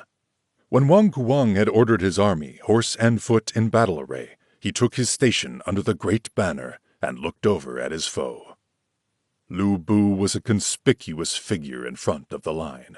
On his head was a triple curved headdress of ruddy gold with pheasant tails. He wore a warring velvet robe of Sichuan silk embroidered with thousands of flowers, which was overlapped by golden mail adorned with a gaping animal's head, joined by rings at the sides and girt to his waist with a belt fastened by a beautiful lion head clasp. His bow and arrows were slung on his shoulders, and he carried a long, heavy trident halberd. He was seated on his snorting steed, Red Hair. Indeed, Lu Bu was the man among humans, as Red Hair was the horse among horses. Who dares go out to fight him? Asked Wang Kuang, turning to those behind him. In response, a valiant general from Hene, named Fang Yue, spurred to the front, his spear set ready for battle. Lu Bu and Fang Yue met. Before the 5th bout, Fang Yue fell under the thrust of the trident halberd, and Lu Bu dashed forward. Wang Kuang's troops could not stand and scattered in all directions. Lu Bu went to and fro, slaying all he met. He was irresistible. Luckily, 2 other troops led by Qiao Mao and Yuan Yi came up and rescued the wounded Wang Kuang, and Lu Bu pulled back. The 3, having lost many troops, withdrew 10 miles and made a stockade, and before long the remaining 5 commanders came up and joined them. They held a council and agreed Lu Bu was a hero no one could match. And while they sat there anxious and uncertain, it was announced that Lu Bu had returned to challenge them. They mounted their horses and placed themselves at the heads of 8 forces, each body in its station on the high ground. Around them was the opposing army in formation, commanded by Lu Bu, innumerable horse and foot, with splendid embroidered banners waving in the breeze. They attacked Lu Bu. Mu Shun, a general of Governor Zhang Yang, rode out with his spear set, but soon fell at the first encounter with Lu Bu. This frightened the others. Then galloped forth Wu Angguo, a general under Governor Kong Rong. Wu Angguo raised his iron mace ready at his rival. Lu Bu, whirling his halberd and urging on his steed, came to meet Wu Angguo. The 2 fought, well matched for 10 bouts, when a blow from the trident halberd broke Wu Angguo's wrist. Letting his mace fall to the ground, he fled. Then all 8 of the lords led forth their armies to his rescue, and Lu Bu retired to his line. The fighting then ceased, and after their return to camp, another council met. Cao Cao said, "No one can stand against the prowess of Lu Bu. Let us call up all the lords and evolve some good plan. If only Lu Bu were taken, Dong Zhuo could easily be killed." While the council was in progress, again came Lu Bu to challenge them, and again the commanders moved out against him. This time, Guanzhong Zan, flourishing his spear, went to meet the enemy. After a very few bouts, Guanzhong Zan turned and fled, Lu Bu following at the topmost speed of Red Hair. Red Hair was a 500-mile-a-day horse, swift as the wind. The lords watched Red Hair gaining rapidly upon the flying horseman, and Lu Bu's halberd was poised ready to strike Guanzhong Zan just behind the heart. Then dashed in a 3rd rider, with round glaring eyes and a bristling mustache, and armed with a 10-foot octane serpent halberd. "Stay, you twice bastard!" roared he. "I, Zhang Fei of Yan, await you!" Seeing this opponent, Lu Bu left the pursuit of Guanzhong Zan and engaged the new adversary. Zhang Fei was elated, and he rode forth with all his energies. They too were worthily matched, and they exchanged 100 bouts with no advantage to either side. Then Guan Yu, impatient, rode out with his huge and weighty green dragon saber and attacked Lu Bu on the other flank. The 3 steeds formed a triangle, and their riders battered away at each other for 30 bouts, yet still Lu Bu stood firm. Then Liu Bei rode to his brother's aid, his double swords ready to strike. The steed with the flowing mane was urged in at an angle, and now Lu Bu had to contend with 3 surrounding warriors, at whom he struck one after another, and they at him, the flashing of the warriors' weapons looking like the revolving lamps suspended at the new year, and the warriors of the 8 armies gazed rapt with amazement at such a battle. But Lu Bu's guard began to weaken, and fatigue seized him. Looking hard in the face of Liu Bei, Lu Bu feigned a fierce thrust, thus making Liu Bei suddenly draw back. Then, lowering his halberd, Lu Bu dashed through the angle thus opened and got away. But was it likely they would allow him to escape? They whipped their steeds and followed hard. The soldiers of the 8 armies cracked their throats with thunderous cheers, and all dashed forward, pressing after Lu Bu as he made for the shelter of the Tiger Trap Pass. And first among his pursuers were the 3 brothers. An ancient poet has told of this famous fight in these lines.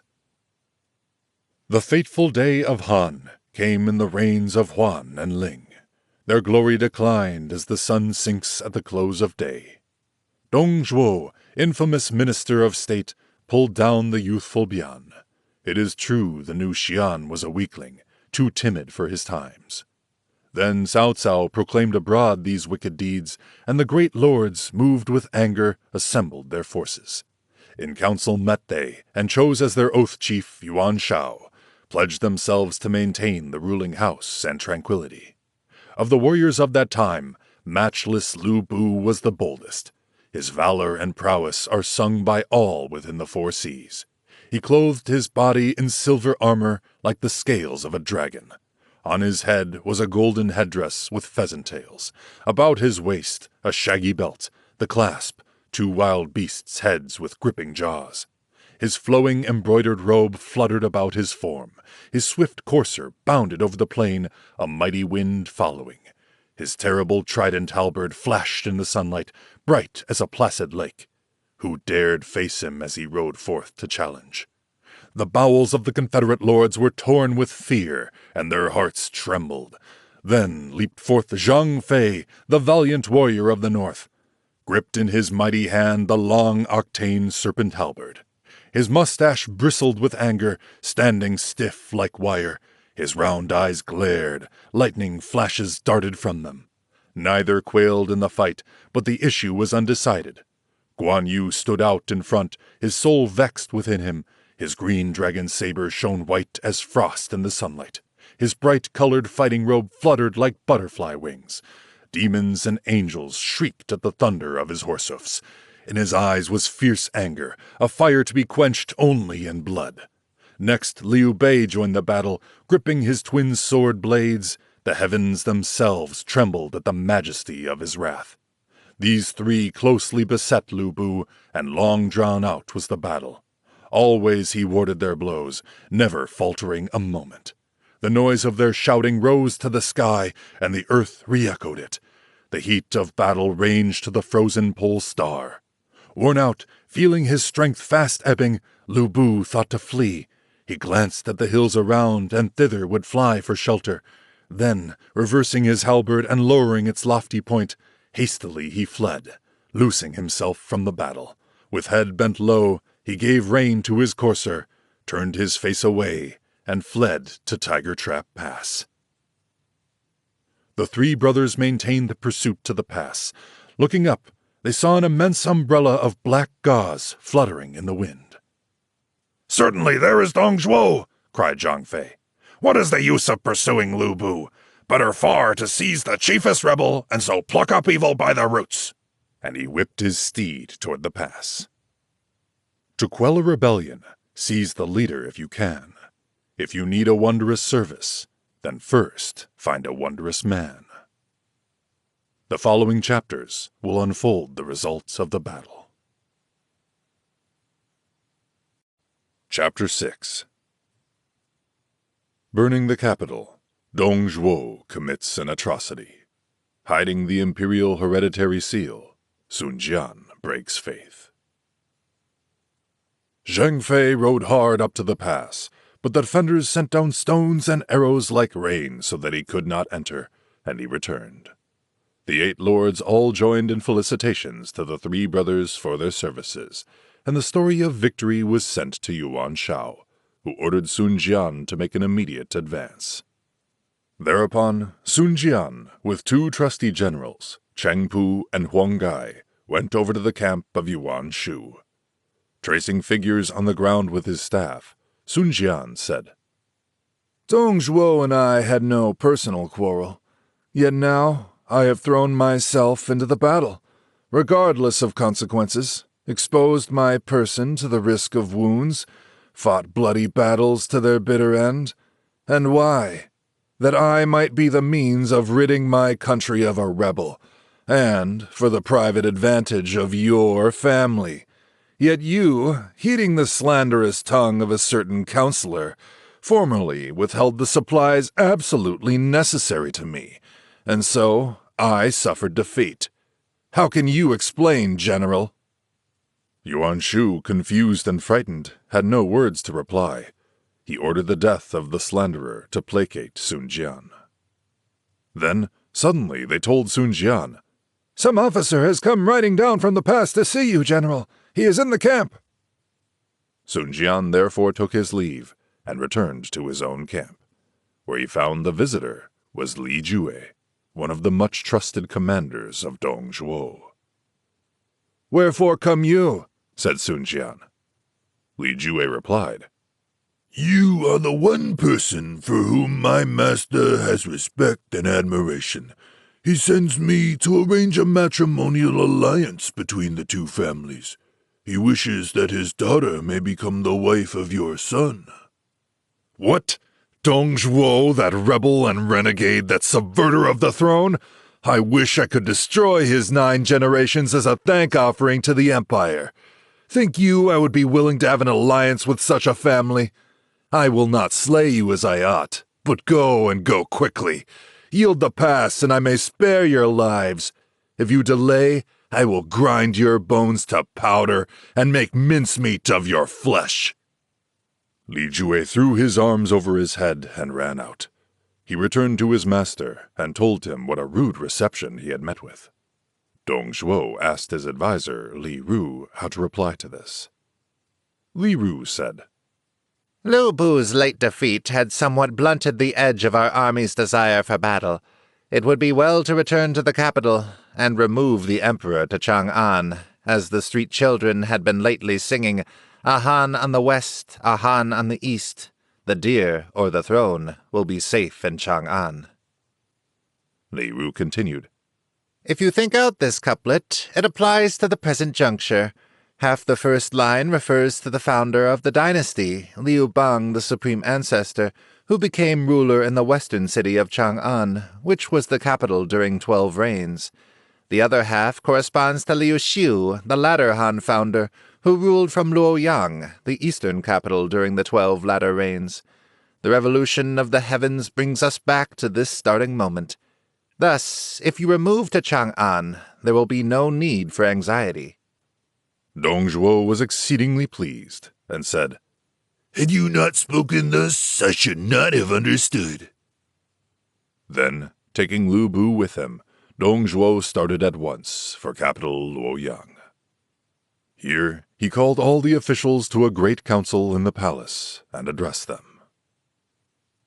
After 2 centuries of rule here, the royal fortune has been exhausted, and I perceive that the aura of rule has migrated to Chang'an, whither I now desire to move the court. All you would better pack up for the journey. Yang Biao, Minister of the Interior, said, I pray you reflect. Within that city all is destruction. There is no reason to renounce the ancestral temples and abandon the imperial tombs here. I fear the people will be alarmed. It is easy to alarm them, but difficult to pacify them. Do you oppose the state plans? Said Dongzhuo angrily. Another official, Grand Commander Huang Wang, supported his colleague. In the era of recommencement, 23 to 25 AD, Fan Chong of the Red Eyebrows rebels burned Chang'an to the ground and reduced the place to broken tiles. The inhabitants scattered all but few. It is wrong to abandon these palaces here for a wasteland. Dongzhuo replied, The east of the pass is full of sedition, and all the empire is in rebellion. The city of Chang'an is protected by the Yaohan Mountains and the Hanggu Pass. Moreover, it is near Longyou, whence can be easily brought timber, stone, brick, and building materials. In a month or so, palaces can be erected. So an end to your wild words. Yet Minister of Works Shun Shuang raised another protest against disturbing the people, but Dongzhuo overbore him also. How can I stop to consider a few common people when my scheme affects the empire? Said Dongzhuo.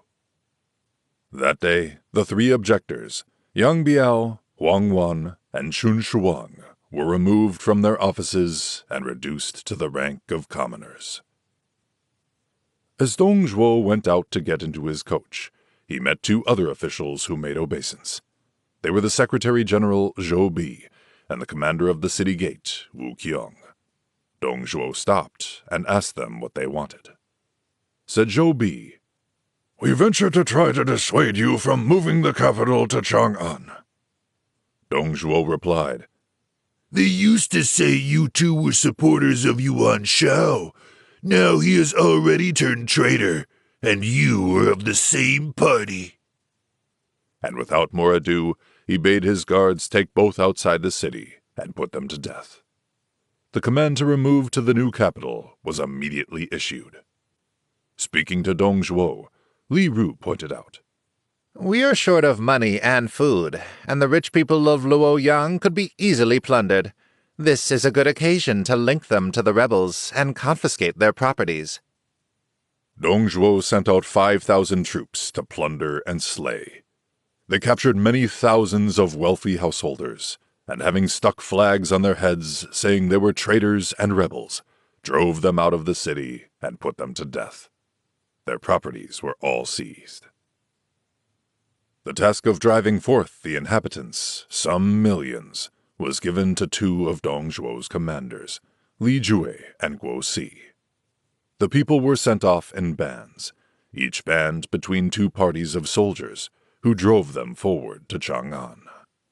Enormous numbers fell by the roadside and died in the ditches, and the escort plundered the fugitives and defiled the women. A wail of sorrow arose to the very sky. Dong Zhuo's final orders as he left capital Luoyang were to burn the whole city. Houses, palaces, temples, and everything was to be devoured by the flames. The capital became but a patch of scorched earth. Dong Zhuo sent Liu Bei to desecrate the tombs of the emperors and their consorts for the jewels therein, and the common soldiers took the occasion to dig up the graves of officers and plunder the cemeteries of the wealthy. The spoil of the city, gold and silver, pearls and silks, and beautiful ornaments, filled many carts. With these, and the persons of the emperor and his household, Dong Zhuo moved off to the new capital in the first year of inauguration of tranquility, 190 A.D. Luoyang being thus abandoned, the general of Dong Zhuo at River Sea Pass, Zhao Sen, evacuated that post of vantage, which Sun Jian at once occupied. Liu Bei and his brothers took Tiger Trap Pass, and the Confederate lords advanced. Sun Jian hastened to the late capital, which was still in flames. When he arrived, dense smoke hung all over it and spread for miles around. No living thing, not a fowl or a dog or a human being remained. Sun Jian told off his soldiers to extinguish the fires and set out camping places for the Confederate lords. Cao Cao went to see Yuan Shao and said, Dong Zhuo has gone west. We ought to follow and attack his rear without loss of time. Why do you remain inactive? All our colleagues are worn out, and there is nothing to be gained by attack, said Yuan Shao. Cao Cao said, This moment was most propitious in the utter confusion that reigned. Palaces burned, the emperor abducted, the whole world upset, and no one knowing whither to turn. The villain will soon be ended, and a single blow could exterminate Dong Zhuo. Why not pursue? But all the Confederate lords seemed of one mind, and that mind was to postpone action. So they did nothing.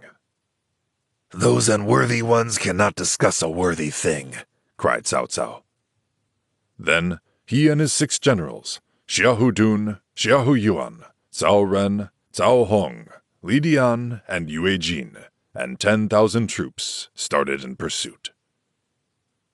The road to the new capital led through Yingyang. When Dong Zhuo reached it, Governor Shu Rong went to welcome the cavalcade. Li Ru said, As there is some danger of pursuit, it would be well to order the governor of this place to lay an ambush outside the city.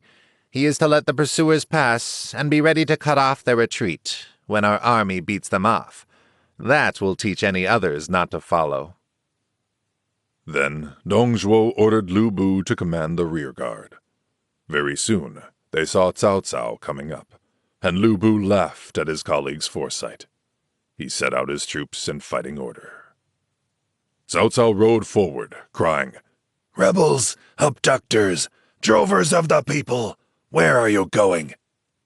Liu Bei replied, Treacherous simpleton, what mad words are these? Then from Cao Cao's army rode forth Xiahou Dun with his spear set, and Liu Bei and Xiahou Dun engaged. The combat had hardly begun when Li Ru with the cohort came in from the left. Cao Cao bade Xiahou Yuan meet this onslaught. However, On the other side appeared Guo Si and his army. Cao Cao sent Cao Ren against Guo Si. The onrush on three sides was too much to withstand, and Lu Bu's army was overwhelming, so Xiahou Dun had to retire to the main line. Thereupon, Lu Bu's armored troops attacked and completed the defeat. The beaten army of Cao Cao returned toward Yingyang. They got as far as the foot of a hill in the evening about the second watch, and the moon made it as light as day. Here they halted to reform. Just as they were burying the boilers to prepare a meal, there arose a great noise of shouting on all sides, and out came the troops of Governor Xu Rong from the ambush, fresh to attack. Cao Cao, thrown into a flurry, mounted and fled. He ran right in the way of the waiting Xu Rong. Then he dashed off in another direction, but Xu Rong shot an arrow after him, which struck him in the shoulder. The arrow still in the wound, Cao Cao fled for his life. As he went over the hill, two soldiers lying in wait among the grass suddenly dashed out and wounded his horse, which fell and rolled over. And as he slipped from the saddle, he was seized and made prisoner. Just then a horseman came, riding at full speed and whirling his sword up, cut down both the captors, and rescued Cao Cao. It was Cao Hong. Cao Cao said, "I am doomed, good brother. Go and save yourself." "My lord, mount my horse quickly. I will go afoot," said Cao Hong. "If those wretches come up, what then?" said Cao Cao. "The world can do without Cao Hong, but not without you, my lord." "If I live, I shall owe you my life," said Cao Cao. So he mounted. Cao Hong tore off his breastplate, gripped his sword, and went on foot after the horse. Thus they proceeded till the fourth watch, when they saw before them a broad stream, and behind they still heard the shouts of pursuers drawing nearer and nearer. "This is my fate," said Cao Cao. "I am really doomed." Cao Hong helped Cao Cao down from his horse. Then, taking off his fighting robe and helmet, Cao Hong took the wounded man on his back and waded into the stream. When they reached the further side, the pursuers had already gained the bank, whence they shot arrows. Cao Cao, all wet, pushed on. Dawn was near. They went on another 10 miles, and then sat down to rest under a precipice. Suddenly, loud shouting was heard, and a party of horse appeared. It was Governor Xu Rong, who had forded the river higher up. Just at this moment, Xiahou Dun and Xiahou Yuan, with several dozens of men, came along. "Hurt not, my lord!" cried Xiahou Dun to Xu Rong, who at once rushed at him. But the combat was short. Xu Rong speedily fell under a spear thrust of Xiahou Dun, and his troops were driven off. Before long, Cao Cao's other generals arrived. Sadness and joy mingled in the greetings. They gathered together the few hundreds of soldiers left, and then returned to Luoyang. When the Confederate lords entered Luoyang, Sun Jian, after extinguishing the fires, camped within the walls, his own tent being set up near the dynastic temple. His people cleared away the debris and closed the rifted tombs. The gates were barred. On the site of the dynastic temple, he put up a mat shed containing 3 apartments, and here he begged the lords to meet and replace the sacred tablets with solemn sacrifices and prayers. This ceremony over, the others left, and Sun Jian returned to his camp. That night, the stars and moon vied with each other in brightness. As Sun Jian sat in the open air looking up at the heavens, he noticed a mist spreading over the stars of the constellation Draco. "The Emperor's star is dulled," said Sun Jian with a sigh. "No wonder a rebellious minister disturbs the state. The people sit in dust and ashes, and the capital is a waste." And his tears began to fall. Then a soldier, pointing to the south, said, "There's a beam of colored light rising from a well." Sun Jian bade his people light torches and descend into the well. Soon they brought up the corpse of a woman, not in the least decayed, although it had been there many days. She was dressed in palace clothing, and from her neck hung an embroidered bag. Opening this, a red box was found with a golden lock, and when the box was opened, they saw a jade seal, square in shape, an inch each way. On it were delicately engraved 5 dragons intertwined. One corner had been broken off and repaired with gold. There were 8 characters in the seal style of engraving, which interpreted read, "I have received the command from heaven. May my time be always long and prosperous." Sun Jian showed this to his advisor, General Cheng Pu, who at once recognized it as the imperial hereditary seal of the emperor. Cheng Pu said, "This seal has a history. In olden days, Bian He saw a phoenix sitting on a certain stone at the foot of the Jing Mountains. He offered the stone at court. The king of Chu split open the stone and found a piece of jade. In the 26th year of the Qin dynasty, 221 BC, a jade cutter made a seal from it, and Li Si, the first emperor's prime minister, engraved the characters. 2 years later, when the first emperor was sailing on the Dongting Lake, a terrific storm arrived. The emperor threw the seal to the water as a propitiatory offering, and the storm immediately ceased. 10 years later, when the first emperor was making a progress and had reached Huaying, an old man by the roadside handed a seal to one of the attendants, saying, "This is now restored to the ancestral dragon," and it then disappeared. Thus, the jewel returned to Qin. The next year, the first emperor died. Later, Zi Ying, the grandson of the first emperor, presented the seal to Liu Bei, the supreme ancestor, the founder of the Han dynasty. 200 years later, in Wang Meng's rebellion, the emperor's mother, Lady Yuan, struck 2 of the rebels, Wang Shun and Shu Xian, with the seal, and broke off a corner, which was repaired with gold. Liu Xiu, the latter Han founder, got possession of it at Yiyang, and it has been regularly bequeathed hereafter. I heard this treasured seal had been lost during the trouble in the palace when the 10 regular attendants hurried off the emperor. It was missed on His Majesty's return.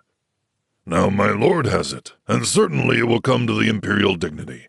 But you must not remain here in the north. Quickly go home, Changsha, south of the great river, Yangtze River, where you can lay plans for the accomplishment of the great design." "Your words exactly accord with my thoughts," said Sun Jian. "Tomorrow I will make an excuse that I am unwell and get away." The soldiers were told to keep the discovery a secret, but one among them was a compatriot of the elected chief of the Confederacy, Yuan Shao. He thought this might be of great advantage to him, so he stole away out of the camp and betrayed his master. He went to Yuan Shao's camp, informed the secret, and received a liberal reward. Yuan Shao kept the informant in his own camp. Next morning, Sun Jian came to take leave, saying, "I am rather unwell and wish to return to Changsha." Yuan Shao laughed, saying, "I know what you are suffering from. It is called the Imperial Hereditary Seal." This was a shock to Sun Jian, and he paled, but said, "Whence these words?" Yuan Shao said, "The armies were raised for the good of the state and to relieve it from oppression. The seal is state property, and since you have got hold of it, you should publicly hand it over to me as chief. When Dong Zhuo has been slain, it must go back to the government. What do you mean by concealing it and going away?" "How could the seal get into my hands?" said Sun Jian. "Where is the article out of the well?" "I have it not. Why harass me thus?" "Quickly produce it, or it will be the worst for you." Sun Jian, pointing towards the heavens as an oath, said, "If I have this jewel and am hiding it myself, may my end be unhappy and my death violent." The lords all said, "After an oath like this, we think he cannot have it." Then Yuan Shao called out his informant. "When you pulled that thing out of the well, was this man there?" asked he of Sun Jian. Sun Jian's anger burst forth, and he sprang forward to kill the man. Yuan Shao also drew his sword, saying, "You touch that soldier, and it is an insult to me." Behind Sun Jian, Generals Cheng Pu, Huang Gai, and Han Dong stepped forth. Behind Yuan Shao, Generals Yang Liang and Wen Chou were ready to act. In a moment, on all sides, swords flew from their scabbards. But the confusion was stayed by the efforts of the others, and Sun Jian left the assembly. Soon he broke up his camp and marched to his own place. Yuan Shao was not satisfied. He wrote to Jingzhou and sent the letter by a trusty hand to tell the imperial protector Liu Bei to stop Sun Jian and take away the seal. Just after this came the news of the defeat and misfortune of Cao Cao, and when he was coming home, Yuan Shao sent out to welcome him and conduct him into the camp. They also prepared a feast to console him. During the feast, Cao Cao said sadly, "My object was for the public good, and all you gentlemen nobly supported me. My plan was to get Yuan Shao with his Henei troops to approach Mengqing, and my force at Kiao to keep Chenggao, while the others of you to hold Suanzhao, to close the passes of Huanyuan and Daegu, and to take possession of the granaries, to control the points of vantage, and thus secure the capital district. I planned for Yuan Shu, with his Nanyang army, to occupy the counties of Danxi and Xilin, and go to Wu Pass to help the three supports. All were to fortify their positions and not fight. Advantage lay in an uncertain military force, showing the Empire's possibilities of dealing with the rebellion. Victory would have been ours at once. But then came delays and doubts and inaction, and the confidence of the people was lost, and I am ashamed." No reply was possible, and the guests dispersed. Cao Cao saw that the others mistrusted him, and in his heart knew that nothing could be accomplished. So he led off his force to Yanzhou. Then Gunsung Tan said to Liu Bei, "This Yuan Shao is an incapable, and things will turn chaotic. We would better go too." So he broke camp and went north. At Pingyuan, he left Liu Bei in command and went to strengthen his own position and refresh his troops. The imperial protector of Yanzhou, Liu Dai, wished to borrow grain of the governor of Dongjun, Qiao Mao. Being denied, Liu Dai attacked the camp, killed Qiao Mao, and took over his army. Yuan Shao, seeing the confederacy breaking up, also marched away and went east. On the way home, Sun Jian was passing through Jingzhou. The imperial protector of Jingzhou, Liu Biao, was a scion of the imperial house and a native of Shanyang. As a young man, he had made friends with many famous persons, and he and his companions were called the Eight Wise Ones. The other 7 were Chen Xiang from Runan, Fan Pang from Runan, Kong Yu from Luting, Fan Kang from Bohai, Tan Fu from Shanyang, Zhang Jian from Shangyang, Sen Ji from Nanyang. Liu Biao was friends with all these. He had 3 famous persons who helped him in the government of his region. They were Kuai Liang and Kuai Yue from Yanping, and Sai Mao from Xiangyang. When Yuan Shao's letter dealing with the fault of Sun Jian arrived, Liu Biao ordered Kuai Yue and Sai Mao with 10,000 soldiers to bar the way.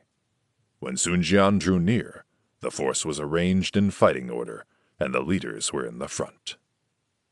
"Why are you thus barring the road with armed troops?" asked Sun Jian. "Why do you, a servant of Han, secret the Emperor's special seal? Leave it with me at once, and you go free," said Kuai Yue.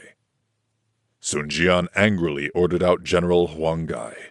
On the other side, Cai Mao rode forth with his sword set to strike. But after a few bouts, Huang Gai dealt Cai Mao a blow with the iron whip on the armor just over the heart. Cai Mao turned his steed and fled, and Sun Jian got through with a sudden rush. However, there arose the sound of gongs and drums on the hills behind, and there was Liu Biao in person with a large army. Sun Jian rode straight up to him, and bowing low, spoke. Why did you, on the faith of a letter from Yuan Shao, try to coerce the chief of a neighboring region? You have concealed the state jewel, and I want you to restore it, was Liu Biao's reply. If I have this thing, may I die a violent death. If you want me to believe you, let me search your baggage. What force have you that you dare come to flout me thus? And only Liu Biao's prompt retirement prevented a battle. Sun Jian proceeded on his way, but from the rear of the second hill, an ambush suddenly discovered itself, and Kuai Yue and Sai Mao were still pursuing. Sun Jian seemed entirely hemmed in. What does a man want to hold the state jewel for, if its possession leads to strife? How Sun Jian got clear of the difficulty will presently be told. Chapter 7. Yuan Shao fights Guanzhong Zan at the River Pan. Sun Jian attacks Liu Biao across the Great River. At the close of the last chapter, Sun Jian was surrounded. However, aided by Cheng Pu, Huang Gai, and Han Dang, he eventually fought his way through, though with the loss of more than half his troops. Sun Jian returned to the Southland, southeast of the Great River or the Yangtze River. Henceforward, Sun Jian and Liu Biao were open enemies. Yuan Shao was in Henei. Being short of supplies, he sent to borrow from the imperial protector of Jizhou, Han Fu, whence he obtained the wherewithal to support his army. Then one of Yuan Shao's advisers, Peng Ji, said to him, You are really the strongest power hereabout. Why then depend upon another for food? Jizhou is rich and wide. Why not seize it? I have no good plan, replied Yuan Shao. You could secretly send a letter to Guanzhong Zan asking him to attack, promising him your support. Imperial Protector Han Fu of Jizhou, being incapable, must ask you to take over his region, and you will get it without lifting a finger. So the letter was sent. When Guanzhong Zan saw therein the proposal to make a joint attack and divide the territory, he agreed to give his help. In the meantime, Yuan Shao had sent to warn Han Fu of Guanzhong Zan's threat. Han Fu sought advice from advisers Xun Chang and Xin Ping. Xun Chang said, Governor Guanzhong Zan of Beiping is commanding a huge and strong army. If he came to attack us, we could not stand against him, especially if he had the help of Liu Bei and his brothers. At present, Yuan Shao is bolder than most, and he has many able and famous leaders under him. You cannot do better than to ask him to assist in administering this region. Yuan Shao will certainly treat you with generosity, and you need have no fear from Guanzhong Zan. Han Fu agreed, and sent a message to Yuan Shao by the hand of Guan Chun. But the commander of the palace, Geng Wu, remonstrated with his master, saying, Yuan Shao is a needy man with a hungry army, and as dependent on us for existence as an infant in arms on its mother. Stop the flow of milk, and the infant dies. Why should you hand the region over to him? It is nothing less than letting a tiger into the sheepfold. Han Fu replied, I am one of the clients of the Yuan family, and I know the abilities of Yuan Shao, which is far better than mine. Why are you all so jealous? The ancients counseled yielding to the sage. Geng Wu sighed.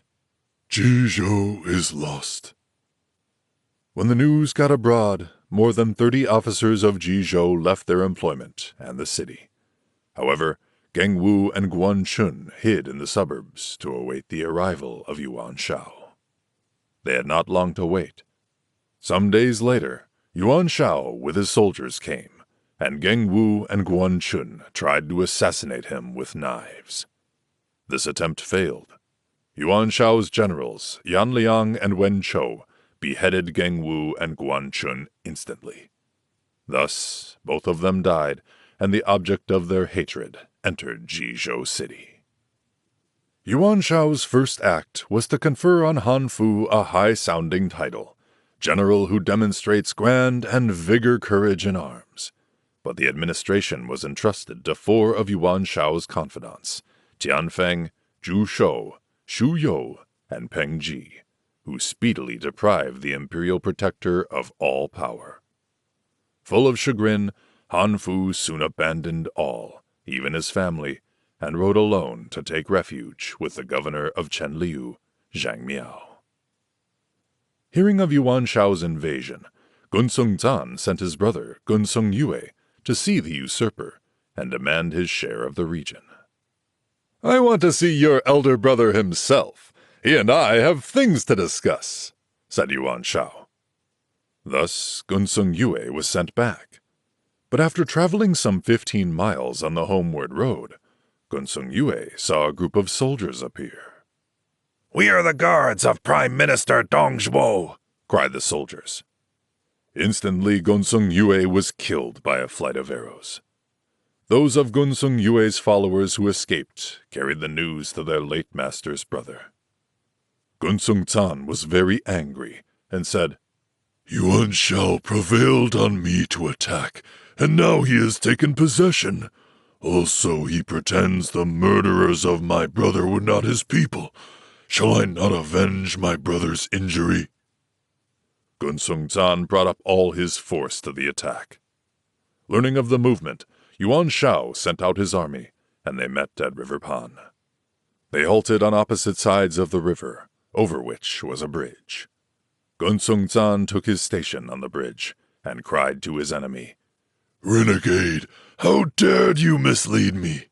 Yuan Shao rode to the other end of the bridge, and pointing at Guanzhong Zan, replied, "Han Fu yielded the place to me because he was unequal to the rule.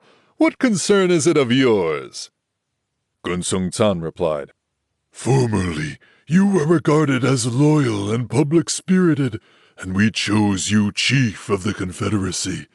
Now your deeds prove you cruel and base and wolf-hearted in behavior. How can you look the world in the face?" "Who will capture him?" cried Yuan Shao in a rage. At once, Wen Chou rode out with his spear set. Guanzhong Zan rode down the bridge to the enemy's side, where the two engaged. 10 bouts showed Guanzhong Zan the terrible power of Wen Chou, and so he drew off. The enemy came on. Guanzhong Zan took refuge within his formation, but Wen Chou cut his way in and rode this way and that, slaying right and left. The 4 best of Guanzhong Zan's generals offered joint battle, but one fell under the stroke of the doughty warrior, and the other 3 fled. Wen Chou followed, clearing through to the rear of the army. Guanzhong Zan made for the mountains. Wen Chou forced his horse to its utmost pace, crying hoarsely, "Down! Dismount and surrender!" Guanzhong Zan fled for his life. His bow and quiver dropped from his shoulders, his helmet fell off, and his hair streamed right behind him as he rode in and out between the sloping hills. Then his steed stumbled, and he was thrown, rolling over and over to the foot of the slope. Wen Chou was now very near, and poising his spear for the thrust. Then, suddenly came out of the shelter of a grassy mound on the left, a general of youthful mien, but sitting his steed bravely and holding a sturdy spear. He rode directly at Wen Chou, and Guanzhong Zan crawled up the slope to look on.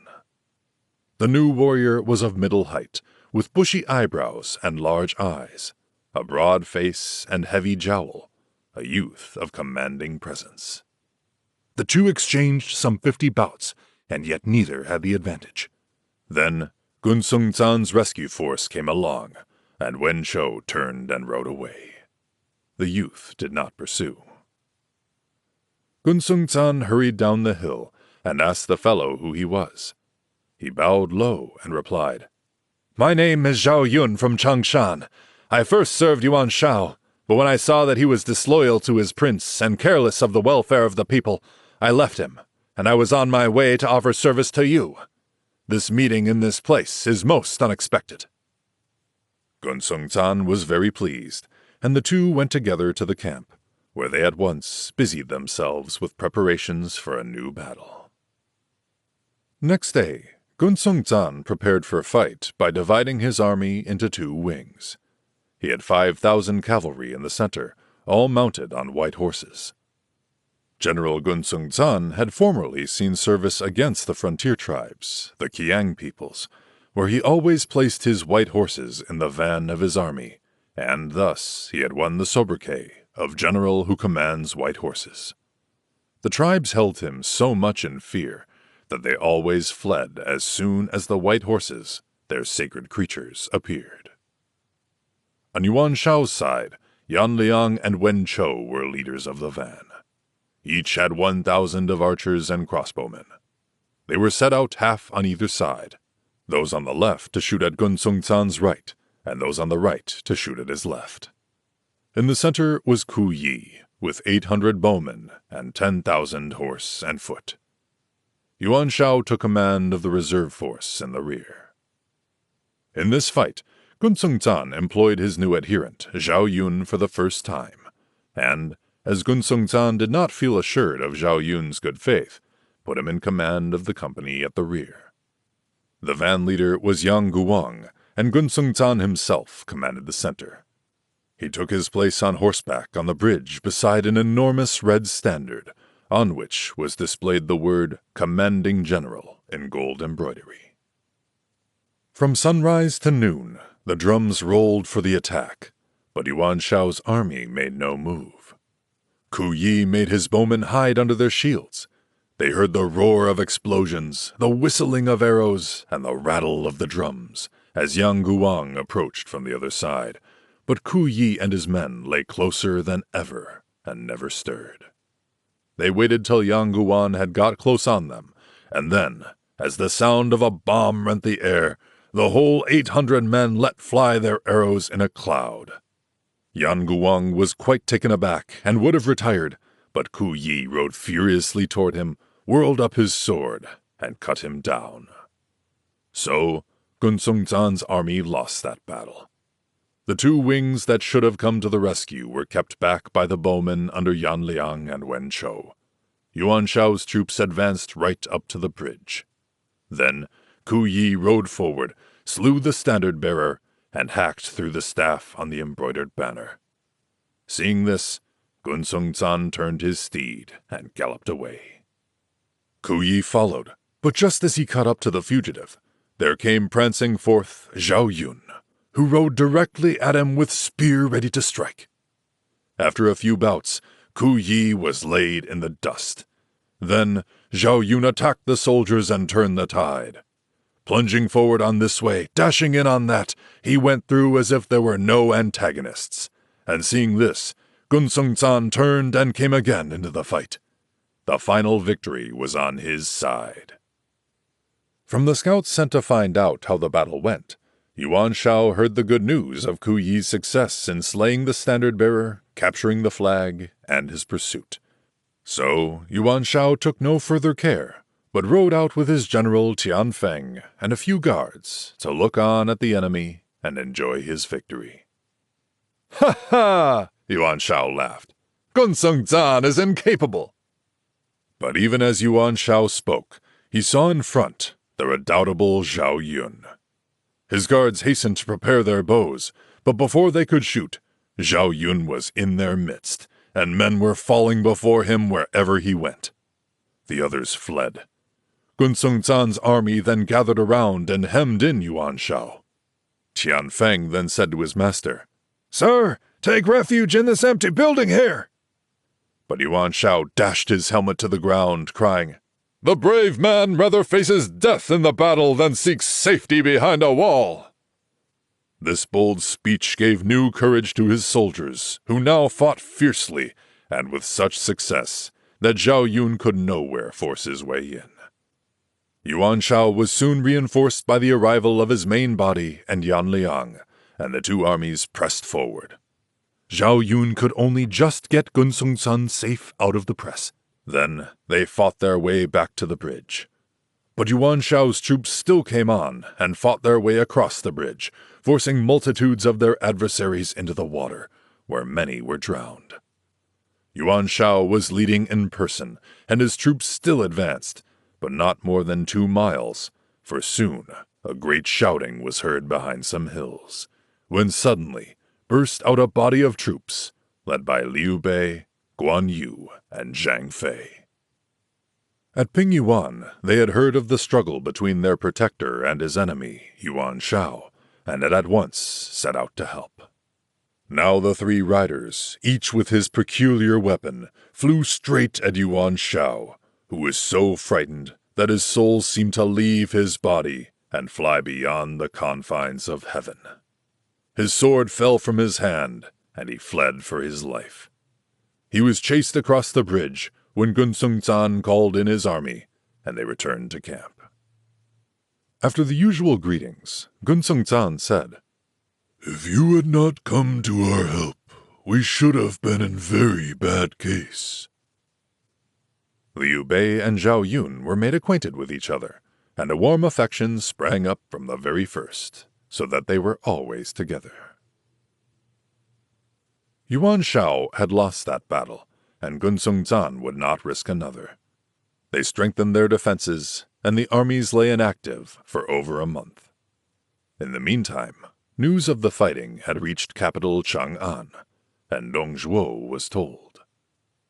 His advisor Li Ru went to see his master and said, "The 2 active leaders of today are Yuan Shao and Guanzhong Zan, who are at grips at River Pan. Pretend you have an imperial command to make peace between them, and both will support you out of gratitude for your intervention." "Good," said Dong Zhuo. So he sent Imperial Guardian Ma Mi-di and Court Administrator Zhao Qi on the mission. When these men were arriving the north of Yellow River, Yuan Shao sent out to welcome them 30 miles from his headquarters and received the imperial command with the greatest respect. Then the 2 officers went to Guanzhong Zan and made known their errand. Guanzhong Zan sent letters to his adversary proposing friendship. The 2 emissaries returned to report their task accomplished. Guanzhong Zan drew off his army. He also sent up a memorial eulogizing Liu Bei, who was raised to the rank of governor of Pingyuan. The farewell between Liu Bei and Zhao Yun was affecting. They held each other's hands a long time, their eyes streaming with tears, and could not tear themselves apart. Zhao Yun said with a sob, "I used to think Guanzhong Zan a true hero, but I see now he is no different from Yuan Shao. They are both alike." "But you are now in his service. We shall surely meet again," said Liu Bei. Both men wept freely as they separated. Now Yuan Shu in Nanyang, hearing that his brother had come into Jizhou, sent to beg 1,000 horses. The request was refused, and enmity sprang up between the 2 brothers. Yuan Shu also sent to Jingzhou to borrow grain, which imperial protector Liu Biao would not send. In his resentment, Yuan Shu wrote to Sun Jian, trying to get him to attack Liu Biao. The letter ran like this. "When Liu Biao stopped you on your way home, it was at the instigation of my brother. Now the same 2 have planned to fall upon your territories southeast of the great river. Wherefore, you should at once strike at Liu Biao. I will capture my brother for you, and both resentments will be appeased. You will get Jingzhou, and I shall have Jizhou." "I cannot bear Liu Biao," said Sun Jian as he finished reading this letter. "He certainly did bar my way home, and I may wait many years before my revenge if I let this chance slip." He called a council. "You may not trust Yuan Shu. He is very deceitful," said Cheng Pu. "I want my revenge on my own part. What care I for his help?" said Sun Jian. He dispatched Huang Gai to prepare a river fleet, arm, and provision them. Big warships were to take horses on board. The force soon set out. News of these preparations came to Liu Biao, and he hastily summoned his advisers and warriors. Kuai Liang told him to be free from anxiety, and said, Put Huang Zu at the head of the Jiangsha army to make the first attack, and you, sir, support him with the forces from Xiangyang. Let Sun Qian come riding the rivers and straddling the lakes. What strength will he have left after arriving here?" So Liu Biao bade Huang Zu prepare to march, and a great army was assembled. Here it may be said that Sun Jian had 4 sons, all the issue of his wife, who was of the Wu family. Their names in order were Sun Ce, Sun Quan, Sun Yi, and Sun Kuang. Sun Jian had a second wife, who was the sister of his first wife, and the second wife bore him a son and a daughter, the former called Sun Lang, the latter Sun Ren. Sun Jian had also adopted a son from the Yu family called Sun Shao, and he had a younger brother named Sun Jing. As Sun Jian was leaving on this expedition, his brother Sun Jing, with all his 6 sons, stood in front of Sun Jian's steed and dissuaded him, saying, "Dong Zhuo is the real ruler of the state, for our emperor is a weakling. The whole country is in rebellion. Everyone is scrambling for territory. Our area is comparatively peaceful, and it is wrong to begin a war merely for the sake of a little resentment. I pray you, brother, think before you start." Sun Jian replied, "Brother, say no more. I desire to make my strength felt throughout the empire, and shall I not avenge my injuries?"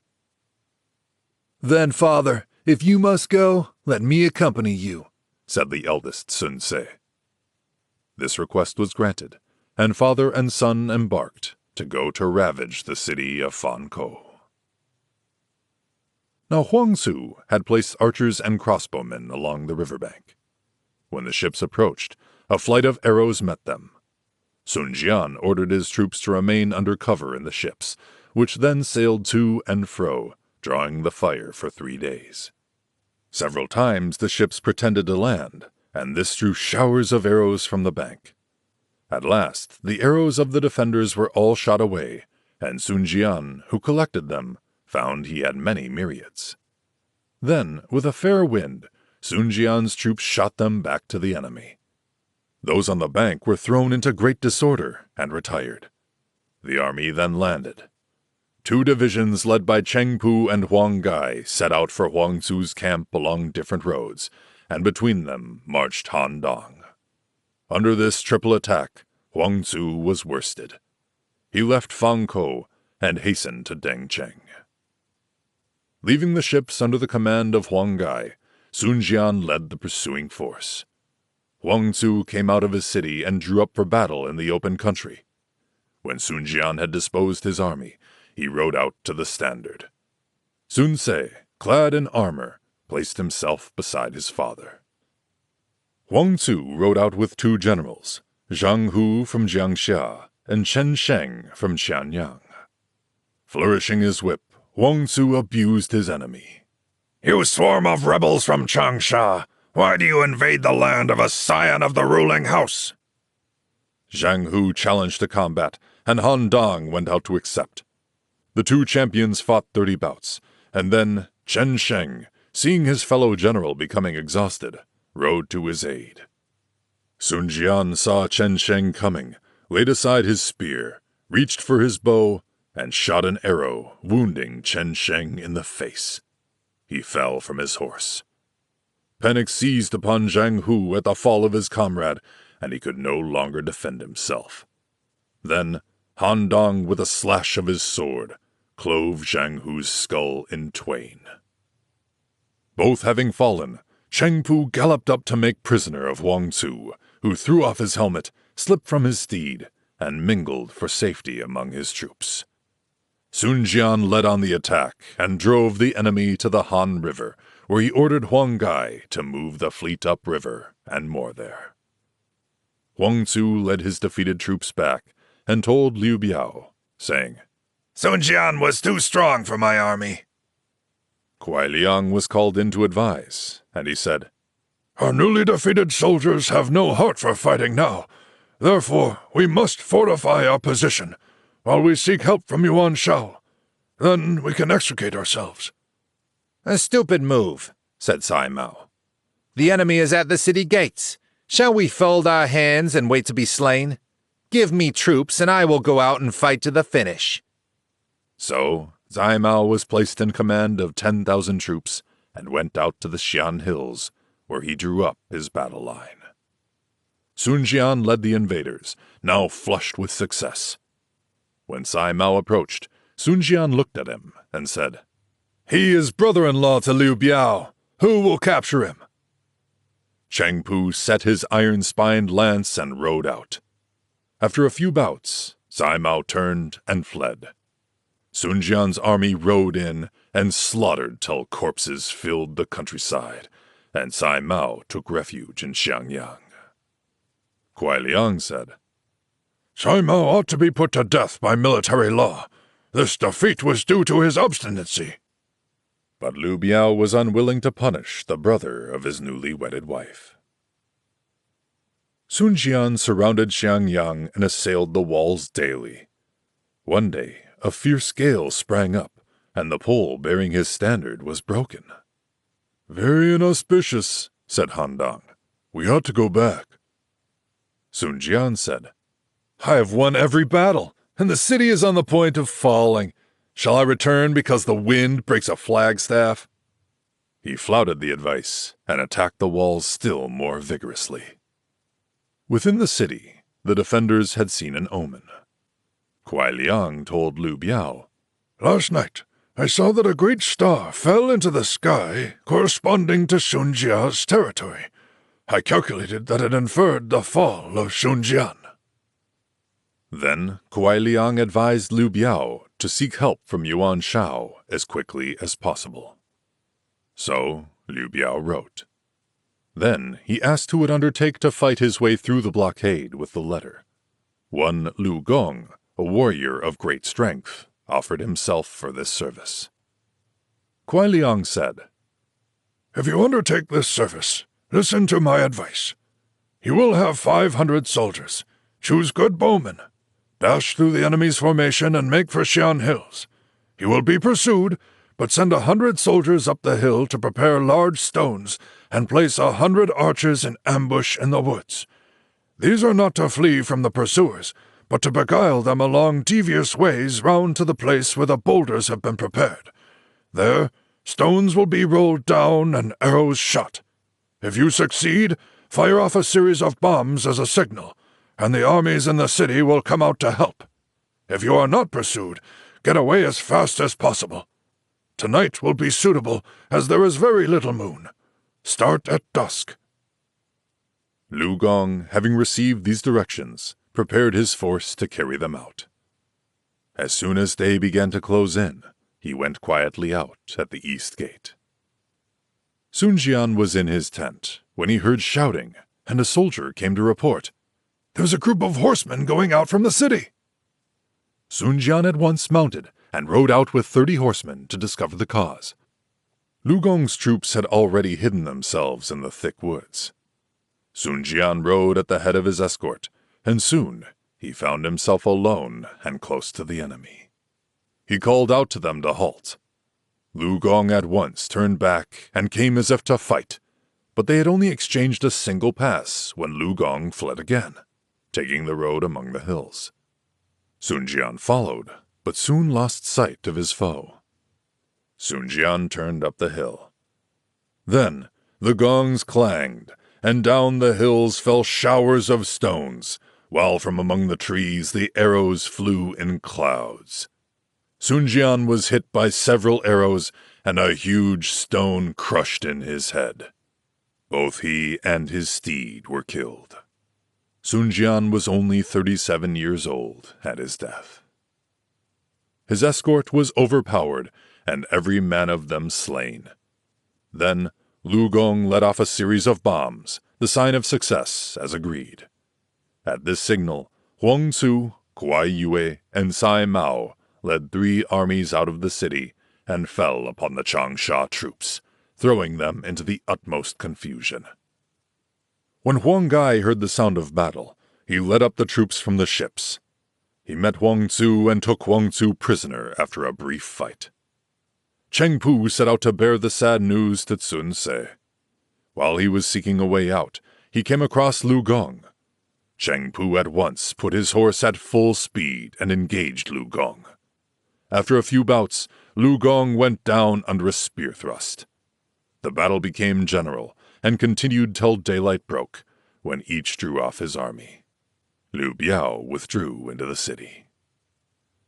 When Sun Ce returned to the river, he heard that his father had perished in the fight, and his body had been carried within the enemy's walls. He uttered a great cry, and the army joined him with wailing and tears. "How can I return home after leaving my father's corpse with them?" cried Sun Ce. Huang Gai said, "We have Huang Chu as our prisoner. Let one enter the city and discuss peace, giving up our prisoner for our lord's body." He had barely finished speaking when an officer in the army, Huan Jie, offered himself as messenger, saying, I am an old friend of Liu Biao. I volunteer to take the mission. Sun Ce agreed. So Huan Jie went, and peace was discussed. Liu Biao told Huan Jie, saying, "The body is already laid in a coffin, and ready to be delivered as soon as Huang Su returned. Let us both cease fighting, and never again invade each other's territories." Huan Jie thanked him and took his leave, but as Huan Jie went down the steps, Kuai Liang suddenly broke in, saying, "No, no, let me speak, and I will see to it that not a single enemy can survive. I pray you first put this person to death, and then employ my means."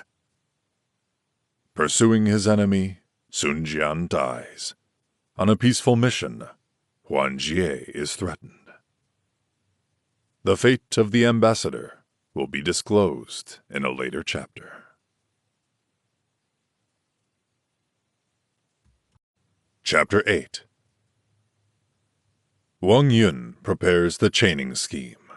Dong Zhuo rages at Phoenix Pavilion. This is what Kuai Liang said. "Sun Jian is now gone, and his sons are but youths. Seize this moment of weakness to break into Changsha, and it is yours in one beat of the drum. If you return the corpse and make peace, you give them time to grow powerful, and evil will ensue to Jingzhou." "How can I leave Huang Zu in their hands?" said Liu Biao. "Why not sacrifice this blundering warrior for a region?" "But he is my dear friend, and to abandon him is wrong." So Huan Jie was allowed to return to his own side with the undertaking that Sun Jian's dead body should be given in exchange. Sun Ce freed his prisoner, brought away his father's coffin, and the fighting ceased. Sun Jian was interred in the plains of Kue. When the ceremonies were over, Sun Ce led his army home again. In Changsha, the southern territory of the Great River, or the Yangtze River, Sun Ce set himself to the task of ruling well. Being humble and generous, he invited to his side humans of wisdom and valor, and so bore himself that all the best and bravest of the country gathered about him. Meanwhile, Dong Zhuo, at capital Chang'an, when he heard of the death of the turbulent Sun Jian, said, "An evil that pressed hard upon my heart has been removed." He asked what children Sun Jian had left, and when they told him the eldest was but 17, he dismissed all anxiety from his thoughts. From this time forward, his arrogance and domineering spirit waxed worse and worse. He styled himself Imperial Rector, a name full of honor, and in all his behavior aped imperial state. He created his younger brother, Dong Min, Lord of Huazhou, and made him commander of the left army. A nephew, Dong Huang, was made court counselor and placed in command of the palace guard, and everyone of his clan, young or old, was ennobled. 80 miles from the capital, Dong Zhuo laid out a city called Meiwo, an exact replica of Chang'an, with its palaces, granaries, treasuries, and magazines, and employed 250,000 people to build it. Here he accumulated supplies sufficient for 20 years. He selected 800 of the most beautiful maidens and sent them to dwell in his new city. The stores of wealth in every form were incalculable. All his family and retainers found quarters in this new city. Dong Zhuo visited his city at intervals of a month or so, and every visit was like an imperial progress, with booths by the roadside to refresh the officials and courtiers who attended him to the northwest royal gate and saw him start. On one occasion, Dong Zhuo spread a great feast for all those assembled to witness his departure, and while it was in progress, there arrived a large number of rebels from the north who had voluntarily surrendered. The tyrant had them brought before him as he sat at table, and meted out to them wanton cruelties. The hands of this one were lopped off, the feet of that. One had his eyes gouged out, another lost his tongue. Some were boiled to death. Shrieks of agony arose to the very heavens, and the courtiers were faint with terror. But the author of the misery ate and drank, chatted and smiled, as if nothing was going on. Another day, Dong Zhuo was presiding at a great gathering of officials who were seated in 2 long rows. After the wine had gone up and down several times, Liu Bei entered and whispered a few words in his master's ear. Dong Zhuo smiled and said, "He was always so. Take Minister Zhang Wen outside." The others turned pale. In a little time, a serving man brought the head of their fellow guest on a red dish and showed it to their host. They nearly died with fright. "Do not fear," said Dong Zhuo, smiling. "Minister Zhang Wen was in league with Yuan Shu to assassinate me. A letter he wrote fell by mistake into the hands of my son, so I have had him put to death. You gentlemen who have no reason need have no fear." The officials hastened to disperse.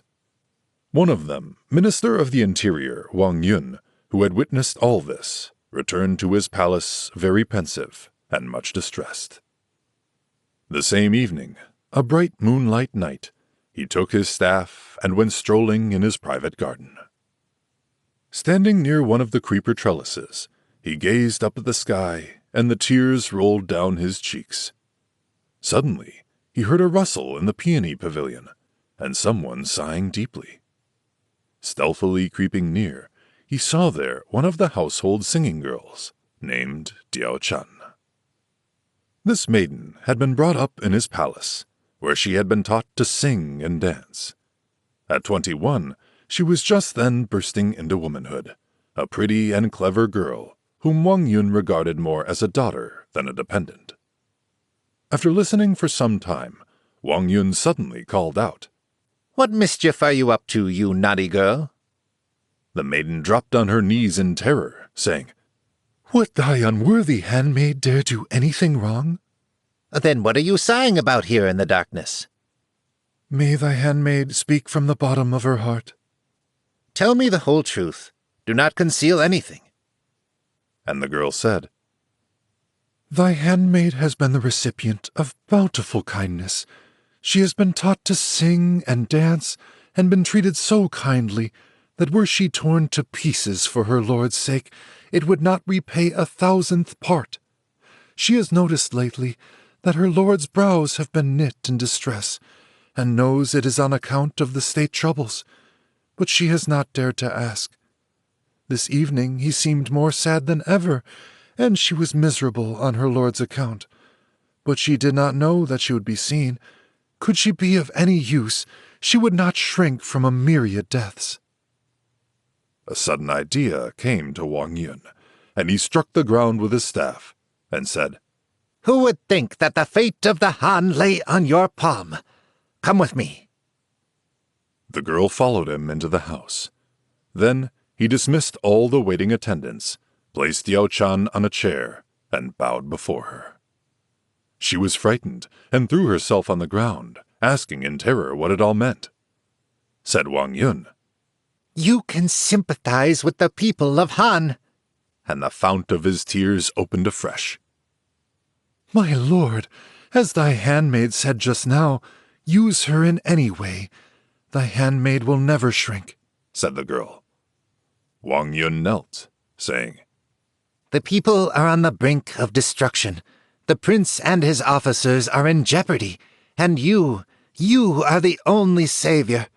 That wretch Dong Zhuo wants to depose the emperor, and not a person among us can find means to stop him.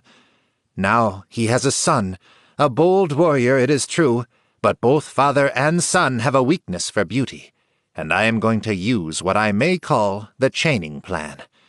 I shall first propose you in marriage to Liu Bei, and then, after you are betrothed, I shall present you to Dong Zhuo, and you will take every opportunity to force them asunder and turn away their countenances from each other, cause the son to kill his adopted father, and so put an end to the great evil. Thus you may restore the altars of the land that it may live again. All this lies within your power. Will you do it? Thy handmaid has promised not to recoil from death itself. You may use my poor self in any way, and I must do my best. But if this gets abroad, then we are all lost. Fear not, said she.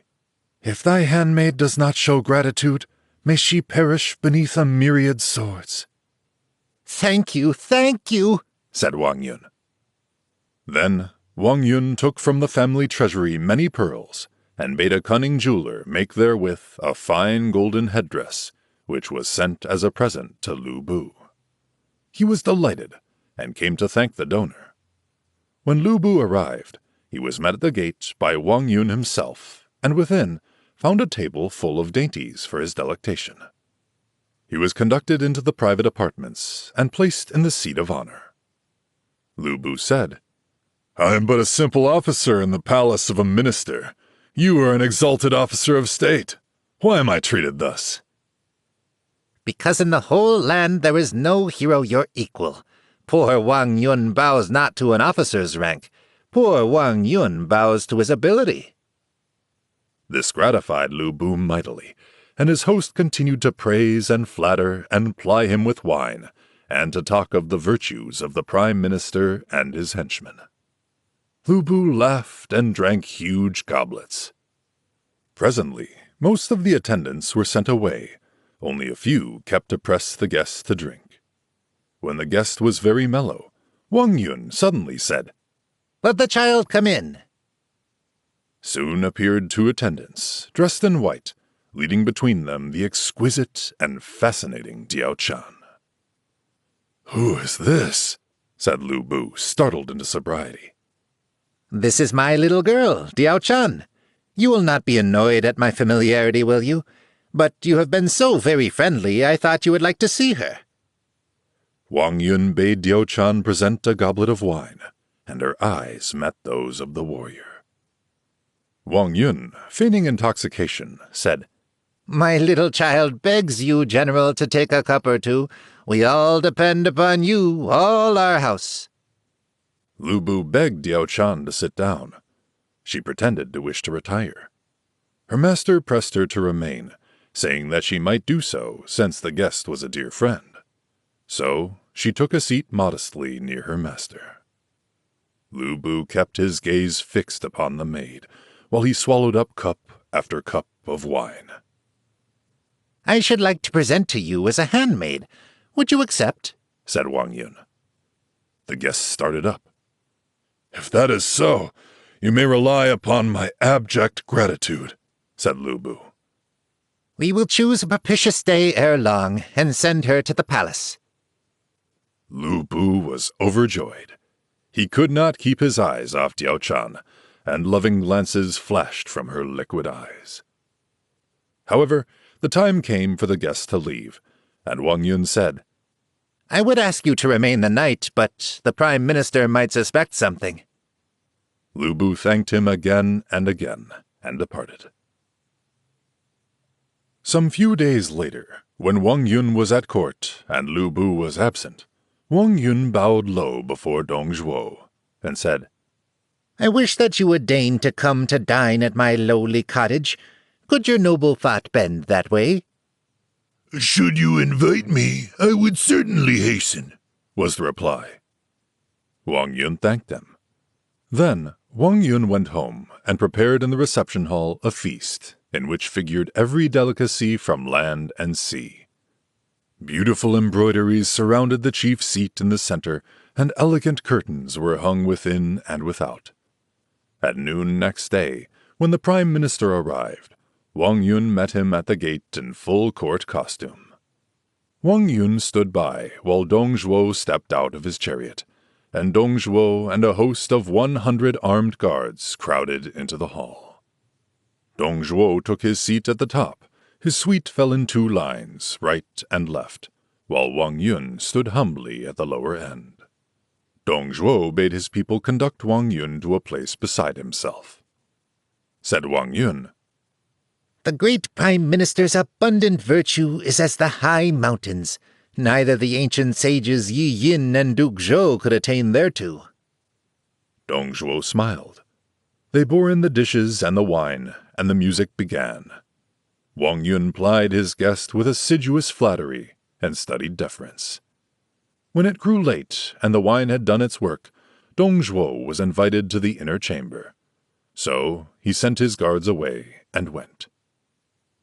Here the host raised a goblet and drank to his guest, saying, "From my youth, I have understood something of astrology, and have been studying the aspect of the heavens. I read that the days of Han are numbered, and that the great Prime Minister's merits command the regard of all the world, as when King Shun succeeded King Yao, and King Yun continued the work of King Shun, all by the strength of their own merits, conforming to the mind of heaven and the desire of people." "How dare I expect this?" said Dong Zhuo. "From the days of old, those who walk in the way have replaced those who deviate therefrom. Those who lack virtue have fallen before those who possess it. Can anyone escape fate?" "If indeed the decree of heaven devolves on me, you shall be the first in merit," said Dong Zhuo. Wang Yun bowed.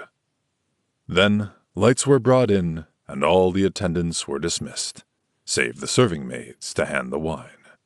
So the evening went on. Presently Wang Yun said, "The music of these everyday musicians is too commonplace for your ear, but there happens to be in the house a little maid that might please you." "Excellent," said the guest. Then a curtain was lowered. The shrill tones of reed instruments rang through the room, and presently some attendants led forward Diao Chan, who then danced on the outside of the curtain. A poem praises her. For a palace this maiden was born, so timid, so graceful, so slender, like a tiny bird flittering at morn over the dew-laden lily buds tender. Were this exquisite maid only mine, for never a mansion I'd pine.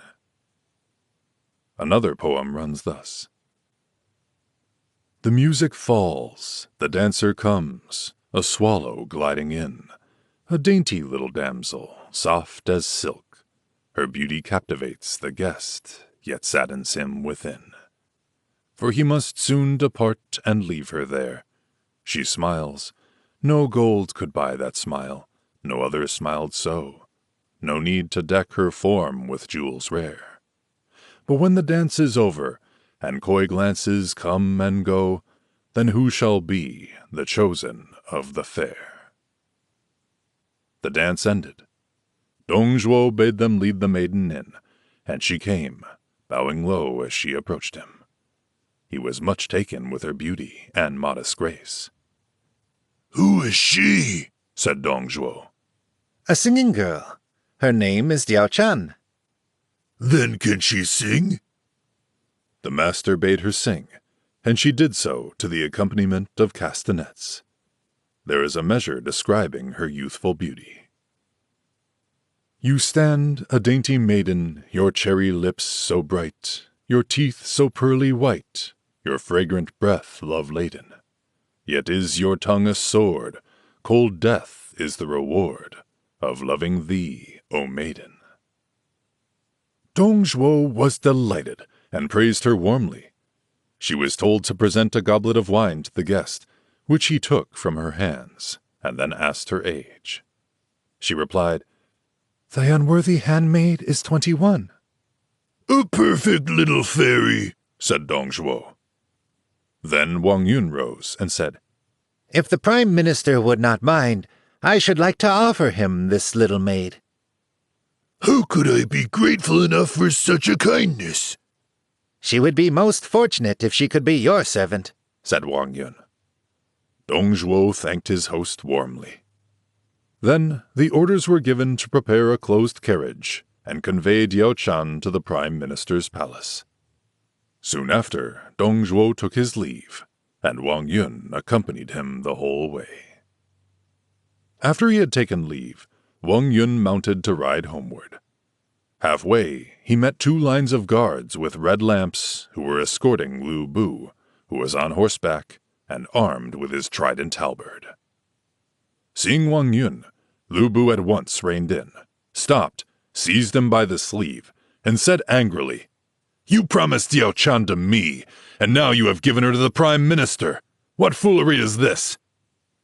Wang Yun checked him, saying, This is no place to talk. I pray you come to my house. So they went together, and Wang Yun led Liu Bei into a private room. After the usual exchange of private greetings, Wang Yun said, Why do you find fault with me, General? "Somebody told me that you had sent Diao Chan to the Prime Minister's palace in a covered carriage. What does it mean?" Of course you do not understand. Yesterday, when I was at court, the Prime Minister told me he had something to talk to me about in my own house. So, naturally, I prepared for his coming. And while we were at dinner, he said, I have heard something of a girl named Diao Chan, whom you have promised to my son Liu Bei. I thought it was a mere rumor, so I wanted to ask if it was true. Besides, I should like to see her. I could not say no, so she came in and made her bow to the Lord of Lords. Then he said that it was a lucky day, and he would take her away with him and betroth her to you. Just think, sir, when the Prime Minister had come himself, could I stop him? "You were not so very wrong," said Liu Bei. "But for a time I had misunderstood you. I owe you an apology." The girl has a small trousseau, which I will send as soon as she has gone over to your dwelling. Liu Bei thanked him and went away. Next day, he went into the palace to find out the truth, but could hear nothing. Then he made his way into the private quarters and questioned the maids. Presently, one told him that the Prime Minister had brought home a new bedfellow the night before and was not up yet. Liu Bei was very angry. Next, he crept round behind his master's sleeping apartment. By this time, Diao Chan had risen and was dressing her hair at the window. Looking out, she saw a long shadow fall across the little lake. She recognized the headdress, and peeping around, she saw it was indeed no other than Liu Bei. Thereupon, she contracted her eyebrows, simulating the deepest grief, and with her dainty handkerchief she wiped her eyes again and again. Liu Bei stood watching her a long time. Soon after, he went in to give morning greeting. Dong Zhuo was sitting in the reception hall. Seeing his henchman, Dong Zhuo asked if there was anything new. "Nothing," was the reply. Liu Bei waited while Dong Zhuo took his morning meal. As he stood beside his master, he glanced over at the curtain and saw a woman there behind the screen, showing half a face from time to time and throwing amorous glances at him. He felt it was his beloved, and his thoughts flew to her. Presently, Dong Zhuo noticed his expression and began to feel suspicious. "If there is nothing, you may go," said Dong Zhuo. Liu Bei sulkily withdrew. Dong Zhuo now thought of nothing but his new mistress, and for more than a month neglected all affairs, devoting himself entirely to pleasure.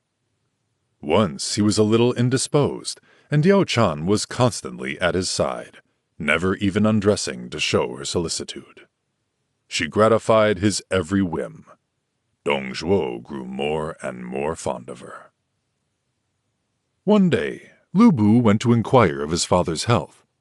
Dong Zhuo was asleep, and Diao Chan was sitting at the head of his couch. Leaning forward, she gazed at the visitor, with one hand pointed to her heart, the other at Dongzhuo asleep, and her tears fell. Lu Bu felt heartbroken.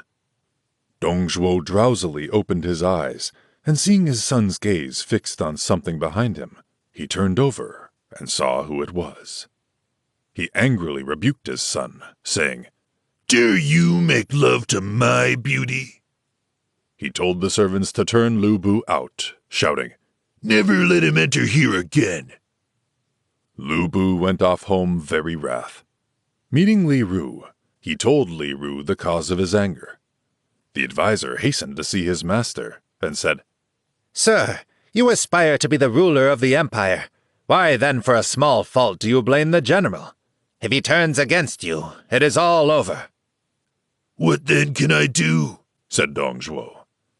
Recall him tomorrow, treat him well, overwhelm him with gifts and fair words, and all will be well. So Dongzhuo did so. He sent for Lu Bu, and was very gracious, and said, "I was irritable and hasty yesterday owing to my illness, and I wronged you, I know. Forget it." He gave Lu Bu 300 ounces of gold and 20 rolls of brocade, and so the quarrel was made up. But though Lu Bu's body was with his adopted father, Dongzhuo, his heart was with his promised bride, Diao Chan. Dongzhuo, having quite recovered, went to court again, and Lu Bu followed him as usual. Seeing Dongzhuo deep in conversation with the emperor, Lu Bu, armed as he was, went out of the palace and rode off to his chief's residence. He tied up his steed at the entrance, and, halberd in hand, went to the private apartment to seek his love. He found Diao Chan, and she told him to go out into the garden where she would soon join him. He went, taking his halberd with him, and he leaned against the rail of the Phoenix Pavilion to wait for Diao Chan. After a long time, she appeared, swaying gracefully as she made her way under the drooping willows and parting the flowers as she passed.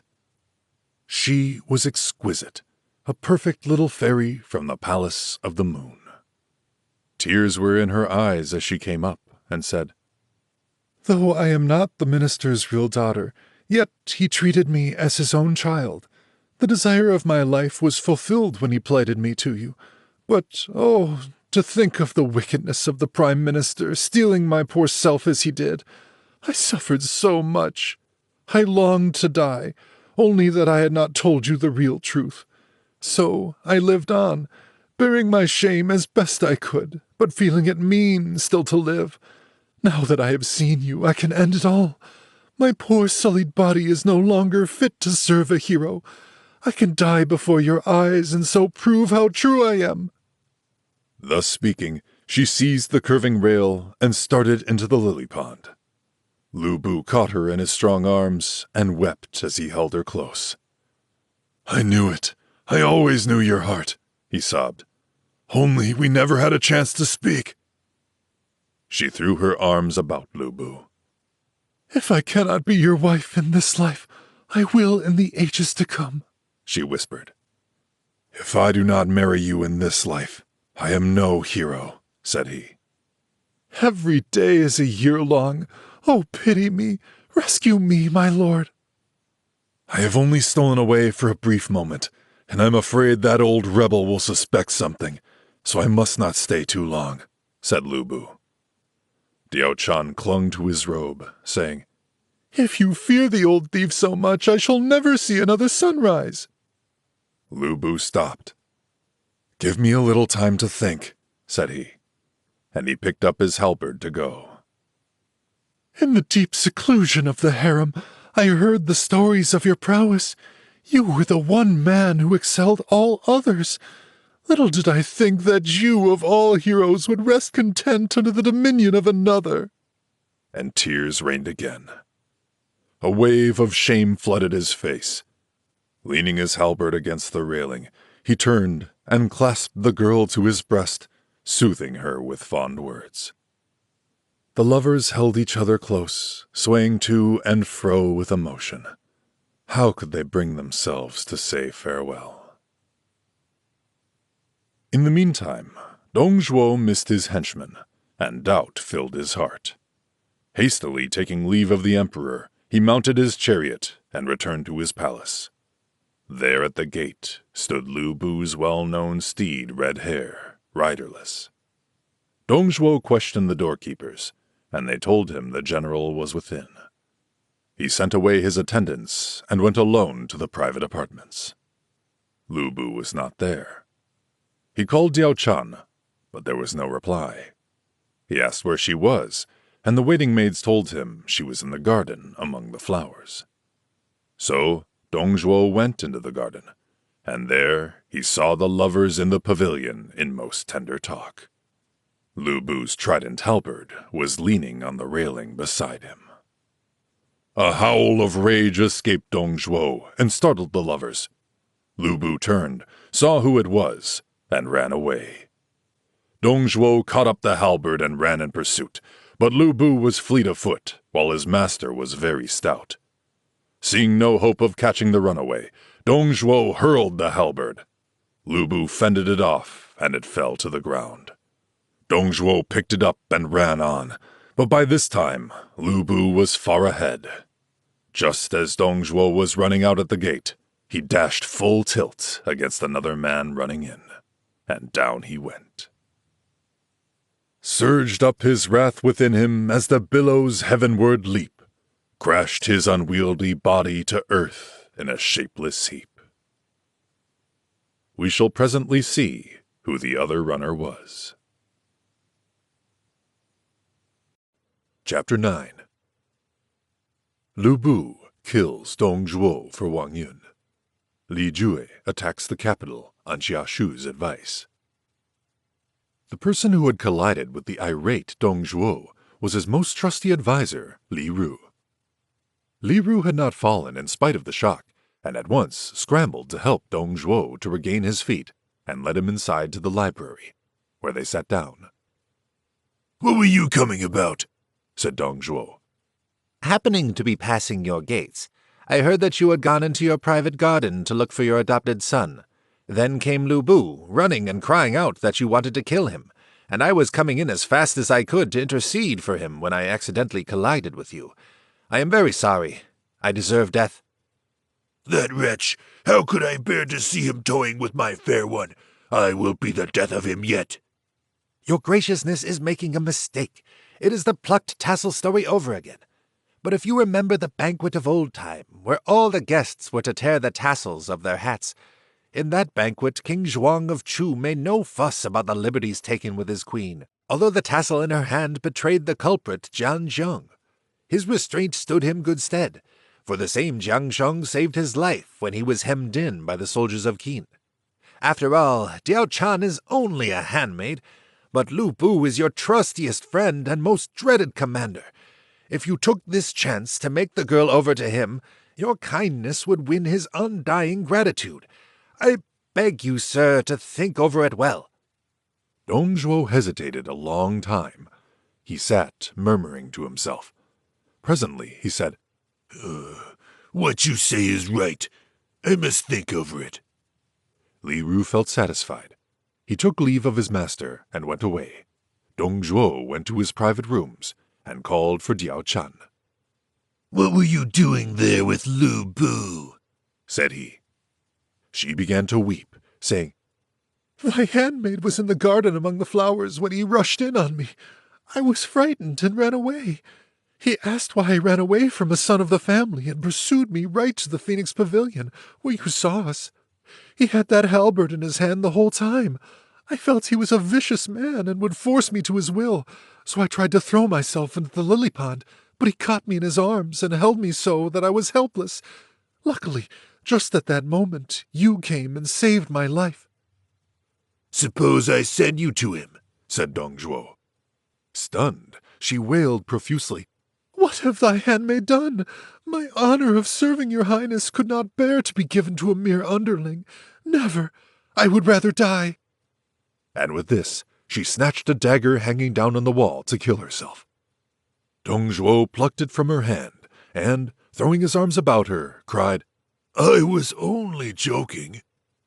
She lay back on his breast, hiding her face and sobbing bitterly. "This is the doing of that Li Ru," said she. "He is much too thick with Lu Bu. He suggested that, I know. Little he cares for the imperial rector's reputation or my life. Oh, I could eat him alive." "Do you think I could bear to lose you?" said Dong Zhuo. "Though you love me, I must not stay here. That Lu Bu will try to ruin me if I do. I fear him." "We will go to Mei Wo tomorrow, you and I, and we will be happy together and have no cares." She dried her tears and thanked him. Next day, Li Ru came again to persuade Dong Zhuo to send the damsel to Lu Bu. "This is a propitious day," said Li Ru. "He and I, standing in the relation of father and son, I cannot very well do that," said Dong Zhuo. "But I will say no more about his fault. You may tell him so and soothe him as well as you can." "You are not being beguiled by the woman, are you?" said Li Ru. Dong Zhuo colored, saying, "Would you like to give your wife to somebody else? Do not talk about this any further. It would be best not to." Li Ru left the chamber. When he got outside, he cast his eyes up to heaven, saying, "We are dead people, slain by the hand of this girl." When a scholar of history reached this episode, he wrote a verse or two. "Just introduce a woman, conspiracies succeed. Of soldiers or their weapons, there is really no need. They fought their bloody battles, and doughty deeds were done. But in a garden summer house, the victory was won." The order was given to journey to Mei Wo, and the whole body of officers assembled to add luster to the start. Diao Chan, from her carriage, saw Lu Bu among the crowd. She at once dropped her eyes and assumed an appearance of deepest melancholy.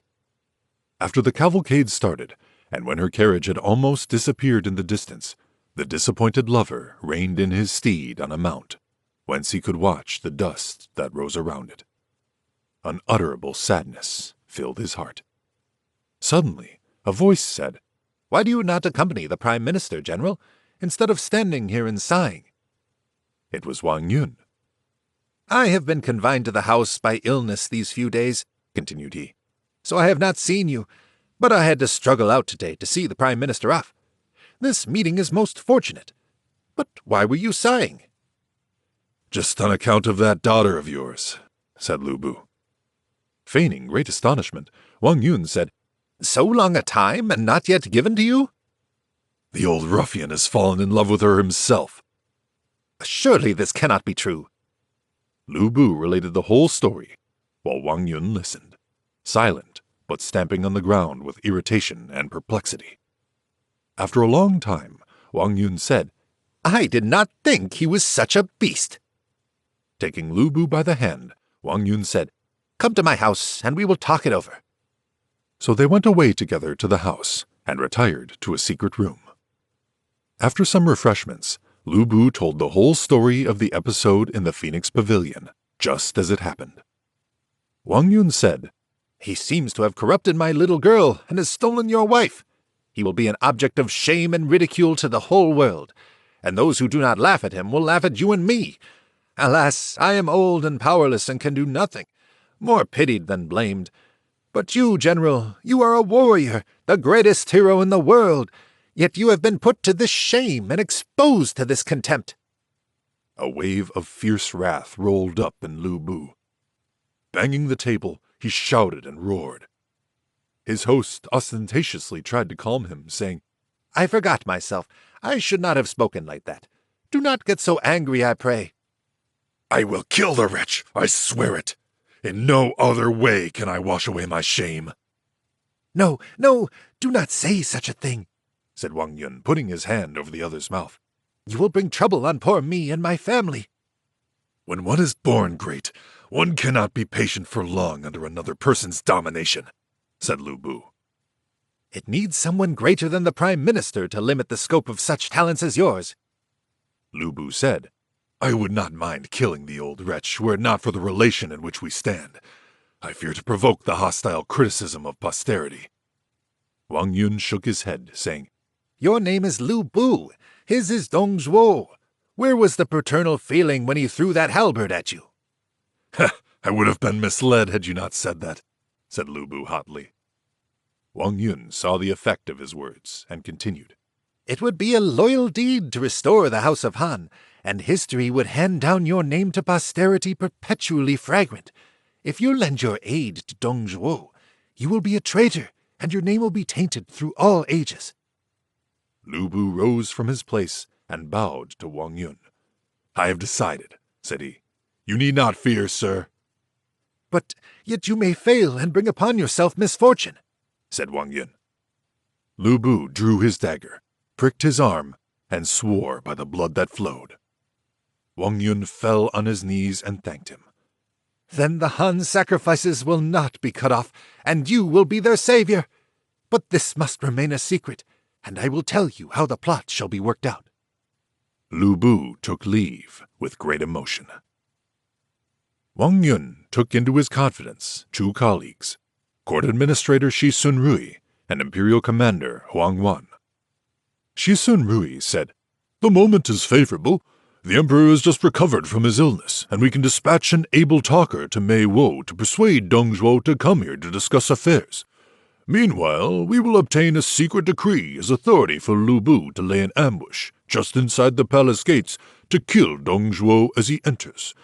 This is the best plan to adopt. But who would dare to go? Said Huang Wan. Li Su, general of the Imperial Tiger Army, would go. He belongs to the same region as Liu Bei and is very angry with the Prime Minister for not advancing him. His going would assure us the plan would be completed. Good, said Wang Yun.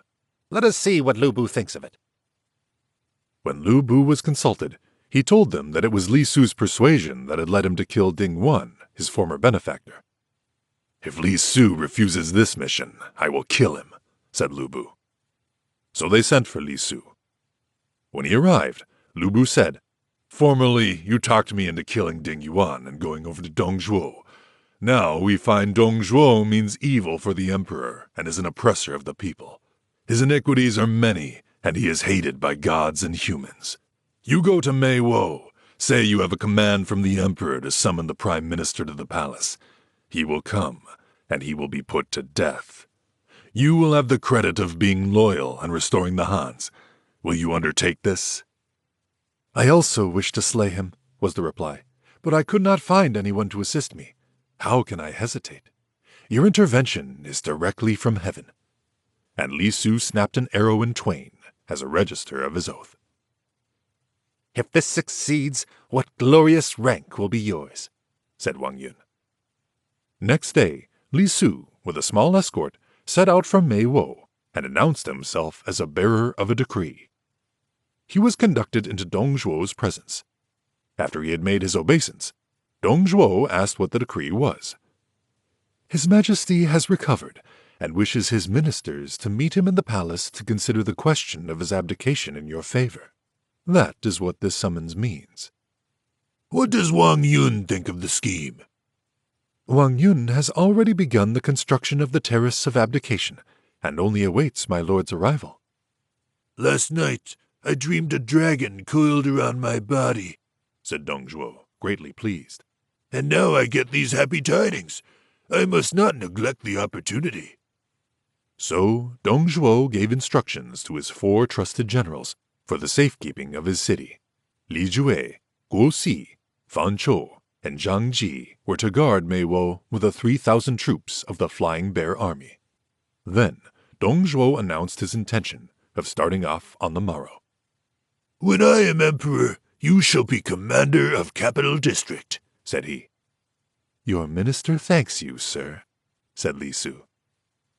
Dong Zhuo went to bid farewell to his 90-year-old mother. Where are you going, my son? asked she. I go to receive the abdication of Han. Soon you will be the Empress Dowager. I have been feeling nervous and creepy these days. It is a bad sign. Anyone about to become the mother of state must have premonitions, said her son. He left her with these words. Just before starting, he said to Diao Chan, When I am emperor, you shall be lady of the palace. She bowed low, thanking him, but she knew, and inwardly rejoiced.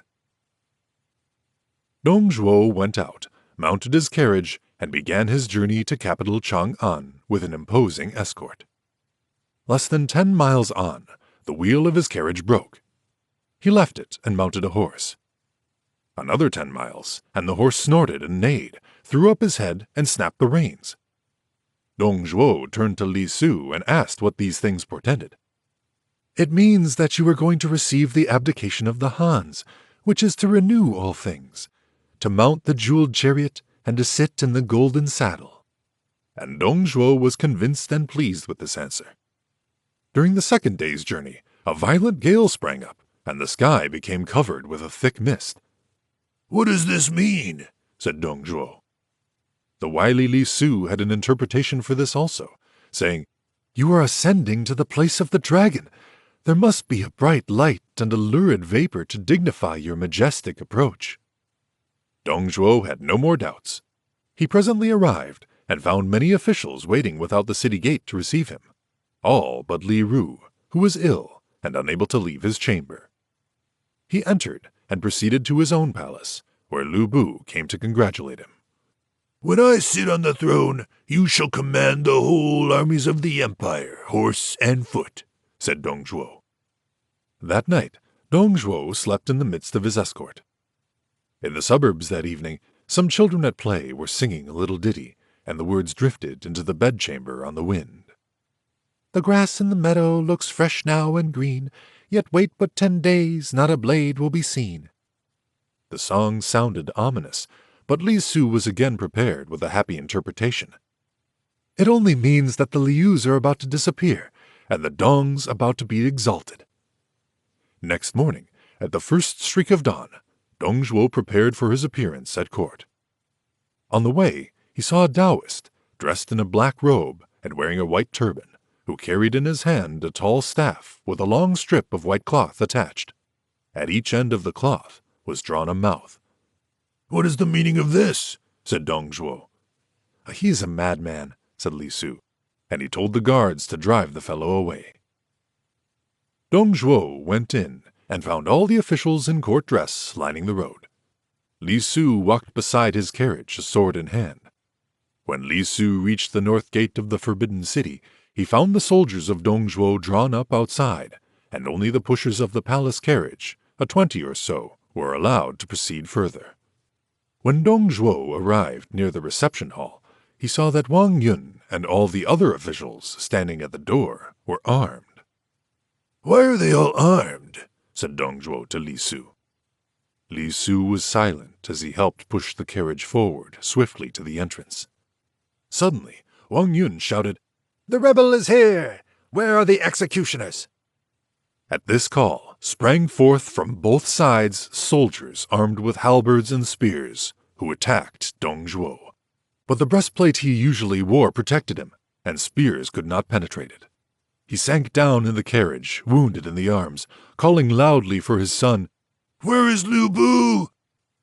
"Here, and with a decree to deal with the rebel," said Lu Bu, as he appeared in front of his father. Thereupon, he thrust his trident halberd through the victim's throat.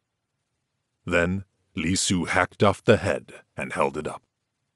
Lu Bu, his left hand holding his halberd, thrust his right hand into his bosom, whence he drew the decree, crying, "This decree was to slay the rebel Dong Zhuo, no other."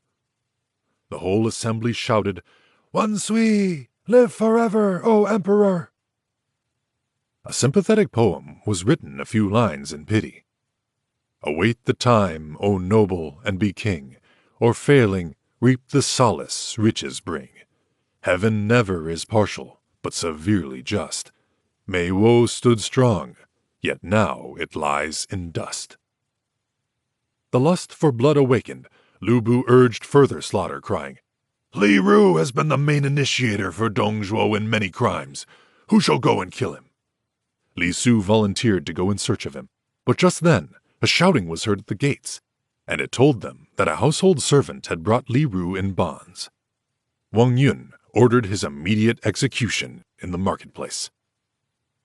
Dong Zhuo's head was exposed in a crowded thoroughfare 192 AD.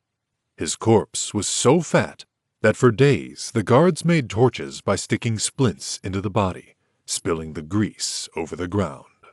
Passers-by pelted the head and spurned the body with their feet. Wang Yun ordered a force of 50,000 under Liu Bei, Huang Fusong, and Li Su to destroy Mei Wo. Learning the news of their master, Li Jue, Guo Si, Fan Shou, and Zhang Ji fled west swiftly through the night with their Flying Bear army to Liangzhou region. When arriving at Mei Wo, Liu Bei's first deed was to take Diao Chan into his charge. Then they slew every member of the Dong family, sparing none, not even Dong Zhuo's aged mother. The heads of Dong Zhuo's brother Dong Min and his nephew Dong Huang were publicly displayed in the marketplace. In Mei Wo were hidden many young ladies of good families. These were set free. All proprieties were confiscated. The wealth was enormous. Several 100,000 ounces of gold, millions of silver coins, pearls, gems, silks, velvets, furs, and grain stores. When they returned to report success, Wang Yun rewarded and feasted the soldiers. Banquets were held in the ministry hall, to which all the officials were invited. They drank and congratulated each other. While the feasting was in progress, it was announced that someone had come and was wailing over Dong Zhuo's corpse, exposed in the marketplace. "Dong Zhuo has been put to death," said Wang Yun angrily. "Everybody is glad to be rid of him, and yet one is found to lament over him. Who is this?" So Wang Yun gave orders to arrest the mourner and bring him in. Soon he was brought in, and when they saw him, all were startled, for it was none other than court councilor Cai Yong. Wang Yun spoke to Cai Yong angrily. "Dong Zhuo has been put to death as a rebel, and all the land rejoices.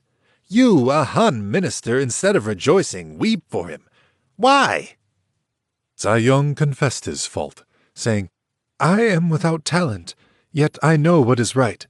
I am not the man who turns my back on the dynasty and towards Dong Zhuo. Yet once I experienced his kindness, and I could not help mourning for him. I know my fault is grave, but I pray you regard the reasons. If you will leave my head and only cut off my feet, you may use me to continue the history of Han, whereby I may have the good fortune to be allowed to expiate my fault." All were sorry for Cai Yong, for he was a man of great talents, and they begged that he might be spared. The imperial guardian, Ma Mi-di, secretly interceded for him, saying, "Cai Yong is famous as a scholar, and he can write glorious history, and it is inadvisable to put to death a man renowned for vicissitude without consideration." But in vain. The high minister was now strong and obdurate.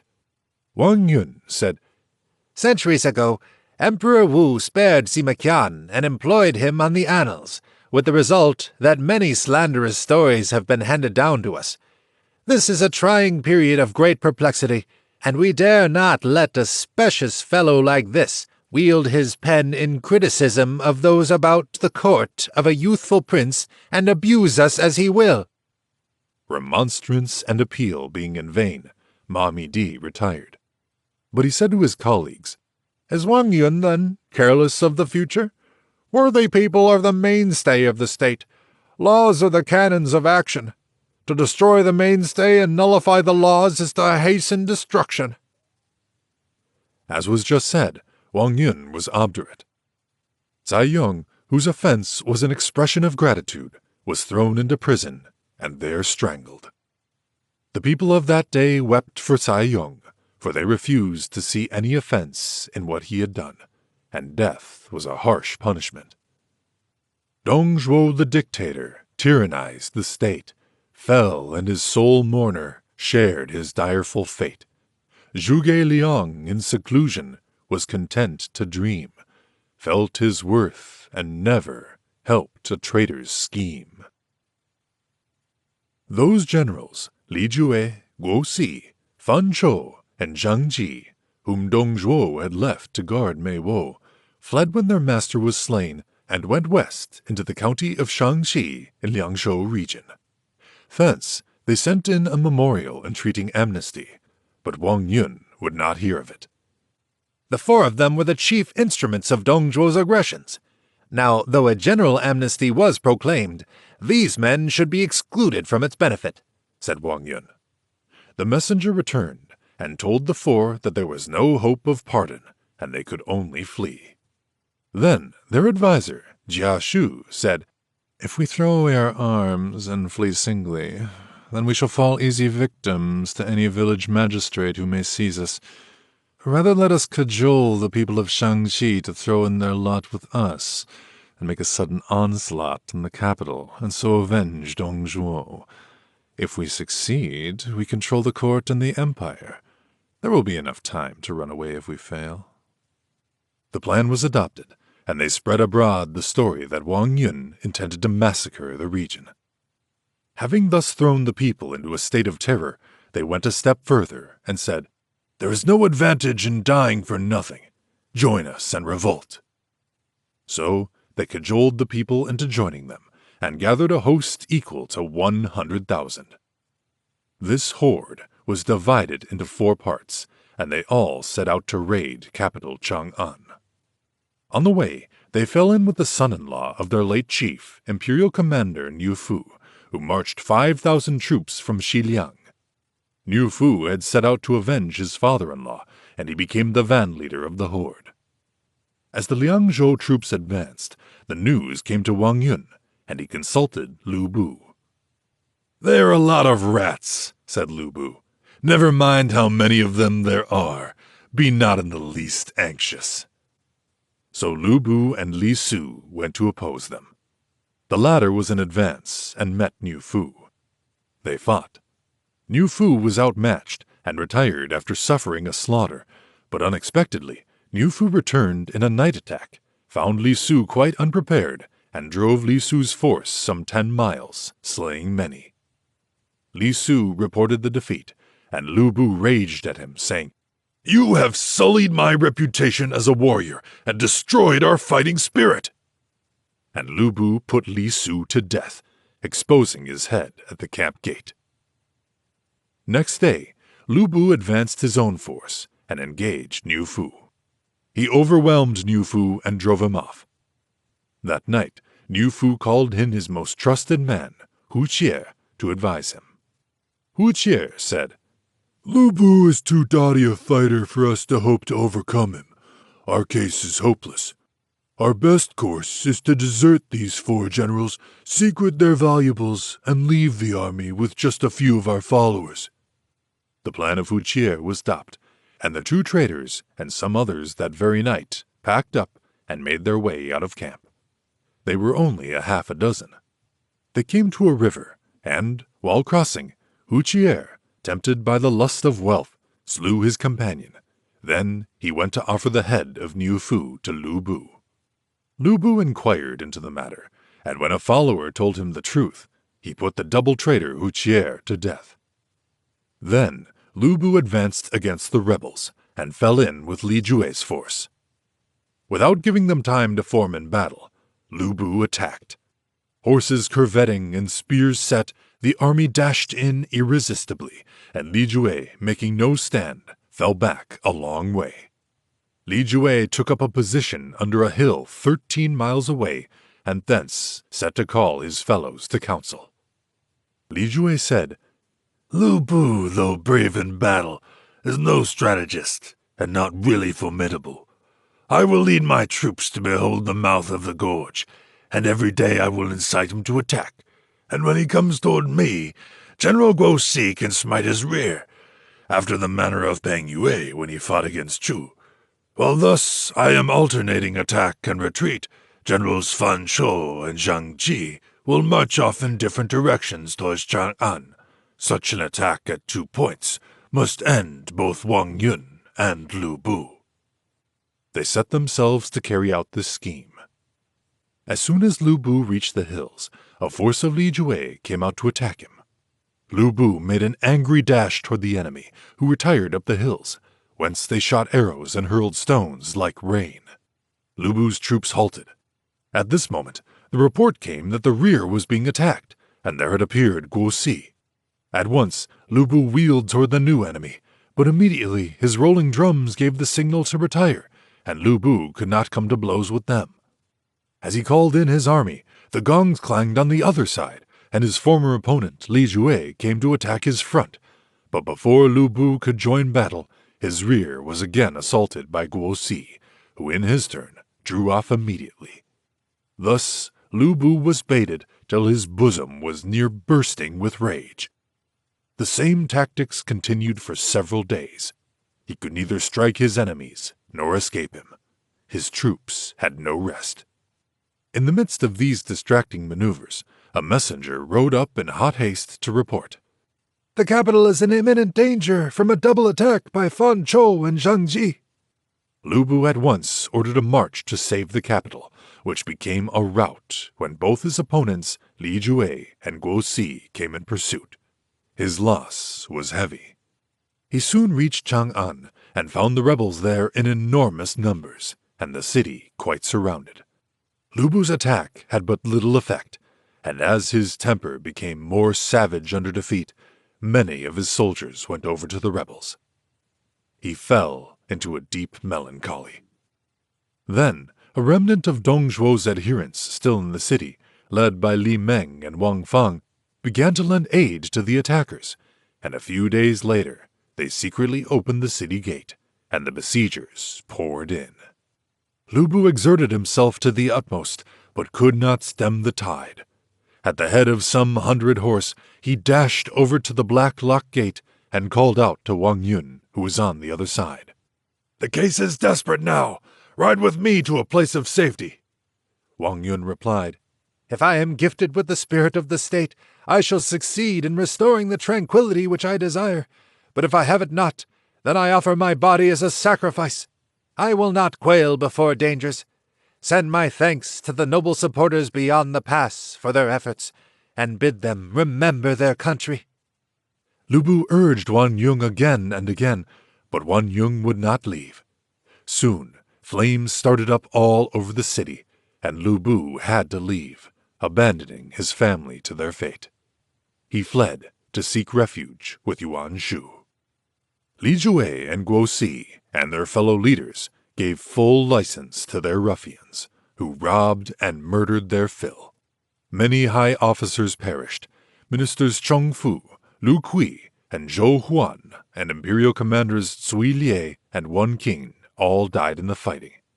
In time, the rebels penetrated to the inner part of the palace, and the courtiers begged the emperor to proceed to the gate of pervading peace to try to quell the rioting.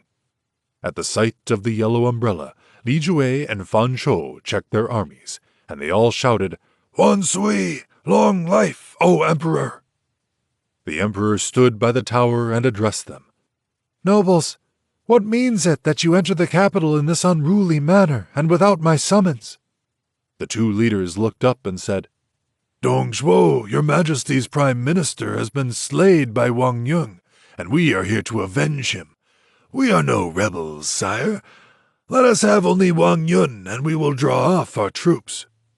Wang Yung was actually among the courtiers and at the emperor's side. Hearing this demand, Wang Yun said, The plan was made for the benefit of the throne, but as this evil has grown therefrom, your majesty will not grudge losing me. I have brought about evil, and I will go down to these rebels. The emperor was torn with sorrow and wavered, but the faithful minister leaped from the wall, crying, Wan Yung is here! The two leaders drew their swords, crying, For what crime was our master slain?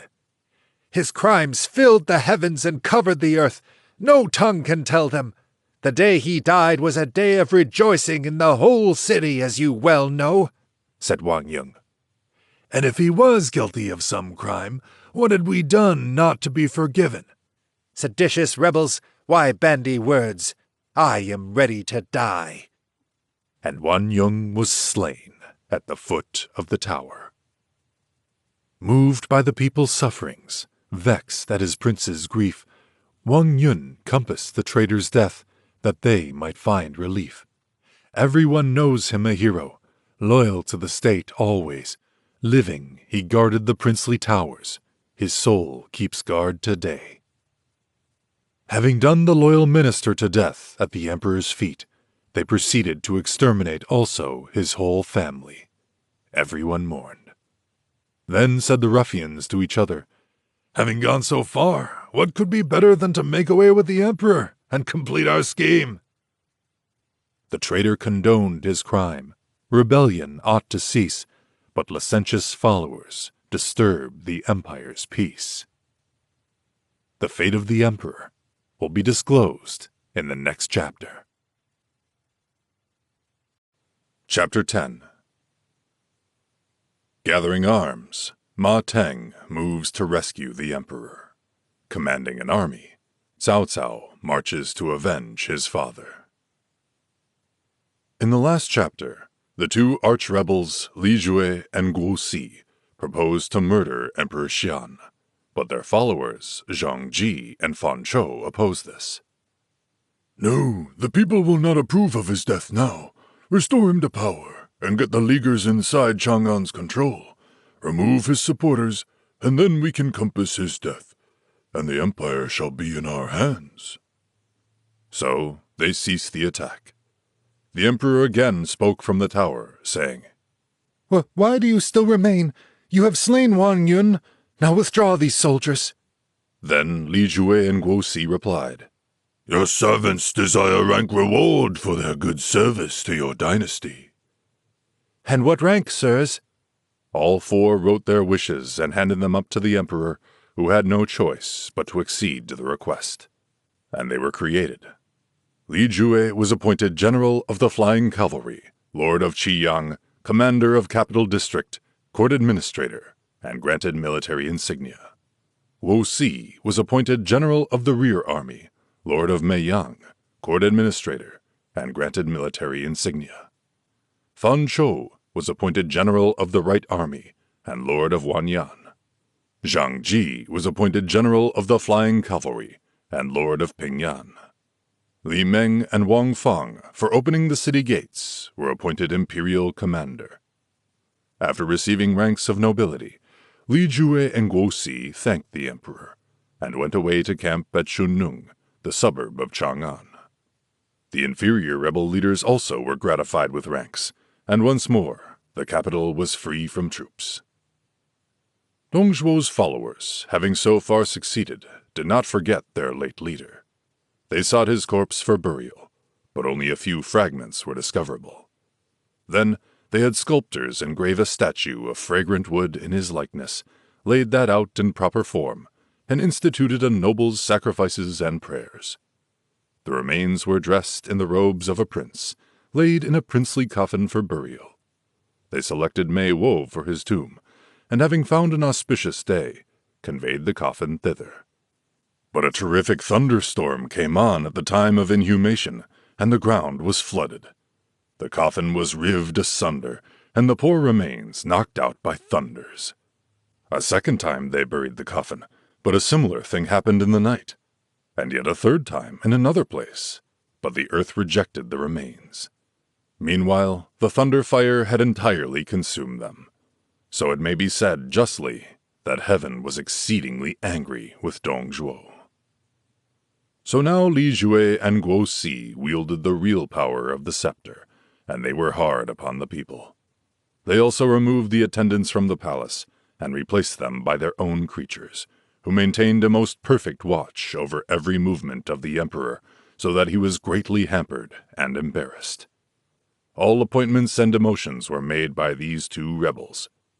For the sake of popularity, they especially summoned Zhu Jun to court, made him minister of the palace bureau, and associated him with the government. One day came a report that governor of Xiliang, Ma Teng, and the imperial protector of Bingzhou, Han Sui, with 100,000 troops, are rapidly approaching the capital with the intention of attacking the rebels in the name of the emperor. Now these leaders from the west had laid careful plans. Ma Teng and Han Sui had sent trusty friends to the capital to find out who would support them. They had conspired with 3 officials, court councilors Ma Yu and Chong Shao, and imperial commander Liu Fan, to be their inside allies and plot against the rebels. These three obtained from the throne 2 secret edicts conferring the ranks of Commander who conquers the West on Ma Teng and Commander who guards the West on Han Sui. With these powers, the 2 commanders joined forces and began their march. The 4 leaders of the party in power, Li Jue, Guo Si, Fan Shou, and Zheng Ji, held a consultation with their generals as to how to meet the attack. Advisor Jia Qu said, Since the attackers are coming from a distance, our plan is to fortify and wait till shortage of food shall work for us. In 100 days their supplies will be consumed, and they must retire. We can pursue, and we shall capture them. Li Meng and Wang Fang rose and said, This plan is bad. Give us 10,000 troops and we will put an end to both of them and offer their heads before your ensign. To fight forthwith means defeat, said Jia Xu. Li Meng and Wang Fang cried with one voice, If we fail, we are willing to lose our heads. But if we win, then your head is forfeit. Jia Xu then suggested to Li Jue and Guo Si, saying, 70 miles west of the capital stand the Zhouji Hills. The passes are narrow and difficult. Send Generals Zhang Ji and Fan Shou to occupy this point of vantage and fortify themselves so that they may support Li Meng and Wang Fang. Li Jue and Guo Si accepted this advice. They told off 50,000 horse and foot, and Li Meng and Wang Fang left in high spirit. They made a camp 90 miles from Chang'an. The force from the west arrived. Ma Teng and Han Sui led out their troops to the attack. They found their opponents, Li Meng and Wang Fang, in battle array. Ma Teng and Han Sui rode to the front side by side. Pointing to the rebels, the commanders abused them, crying, Those are traitors! Who will capture them? Hardly were the words spoken when there came out a youth general with a clear white complexion as jade, eyes like shooting stars, lithe of body and strong of limb. He was armed with a long spear and bestrode an excellent steed. This young leader was Ma Chao, son of Ma Teng, then 17 years of age. Though young, he was a supreme valiance. Wang Fang, despising him on account of his youth, galloped forth to fight. Before they had exchanged many passes, Wang Fang was disabled and fell to a thrust of the young Ma Chao's spear. The victor turned to retire into the formation, but Li Meng rode after Ma Chao to avenge his fallen colleague. Ma Chao did not see Li Meng, but his father called out, "You are followed!" Hardly had Ma Teng spoken when he saw that the pursuer was a prisoner seated on his son's steed. Now Ma Chao had known he was followed, but pretended not to see, waiting till his enemy should have come close and lifted his spear to strike. Then Ma Chao suddenly wheeled about. The spear thrust only met empty air, and as the horses passed, Ma Chao's powerful arm shot out and pulled Li Meng from the saddle. Thus Li Meng and Wang Fang's soldiers were left leaderless and fled in all directions. The company of Ma Teng and Han Sui dashed in pursuit, and a complete victory was scored. They pressed into one of the passes and made a camp. Then they decapitated Li Meng and exposed his head. When Li Jue and Guo Si heard that both the boastful generals had fallen under the hand of one young man, they knew that Jia Xu had given excellent advice and was gifted with clear prescience. So they valued his plans the more highly and decided to act on the defensive. They refused all challenges to combat. Surely enough, after a couple of months, the supplies of the Xiliang force were all exhausted, and the leaders began to consider retreat. Just at this juncture, a household servant of Ma Yu's family betrayed his master and told of the conspiracy of the 3 court officials to assist the attackers. The 2 chiefs, Li Jue and Guo Si, in revenge, seized the 3 conspirators, Ma Yu, Chong Shao, and Liu Fan, with every member of their households, and beheaded them in the marketplace. The heads of the 3 were exposed at the front gate of the capital. Being short of food and hearing of the destruction of their 3 adherents in the city, the only course for Ma Teng and Han Sui was to retreat. At once, Zhang Ji went in pursuit of Ma Teng, and Fan Chou followed Han Sui. The retreating army under Ma Teng was beaten, and only by Ma Chao's desperate efforts were the pursuers driven off. Fan Chou pursued the other army, and when he had come close, Han Sui rode boldly up and addressed him, saying, "You and I, sir, are fellow villagers. Why then behave so unfriendly?" Fan Chou replied, "I must obey the commands of my chief." "I am here for the service of the state. Why do you press me so hard?" said Han Sui. At this, Fan Chou turned his horse, called in his troops, and left Han Sui in peace. Unwittingly, a nephew of Li Jue had been a witness of this scene, and when he saw the enemy allowed to go free, he returned and told his uncle. Angry that his enemy had escaped, Li Jue would have sent an army to wreak vengeance on his general, but his adviser Jia Xu again came in, saying, "The people are yet unsettled. It is dangerous to provoke another war. Instead, invite Fan Chou to a banquet, and, while the feast is in progress, execute him for dereliction of duty." This seemed good to Li Jue, so the banquet was prepared. Zhang Ji and Fan Chou accepted their invitations and went cheerfully. To the latter part of the entertainment, a sudden change came over their host Li Jue, and he suddenly asked Fan Chou, "Why have you been intriguing with Han Sui? You are turning traitor, eh?" The unhappy guest was taken aback, and before he could frame his words to reply, he saw the assassins rush out with swords and axes. In a moment, all was over, and Fan Chou's head lay beneath the table. Scared beyond measure, his fellow guest, Zhang Ji, groveled on the floor. "Fan Chou was a traitor," said the host, raising Zhang Ji by the arm, "and he has had his deserts. You are my friend and need not fear."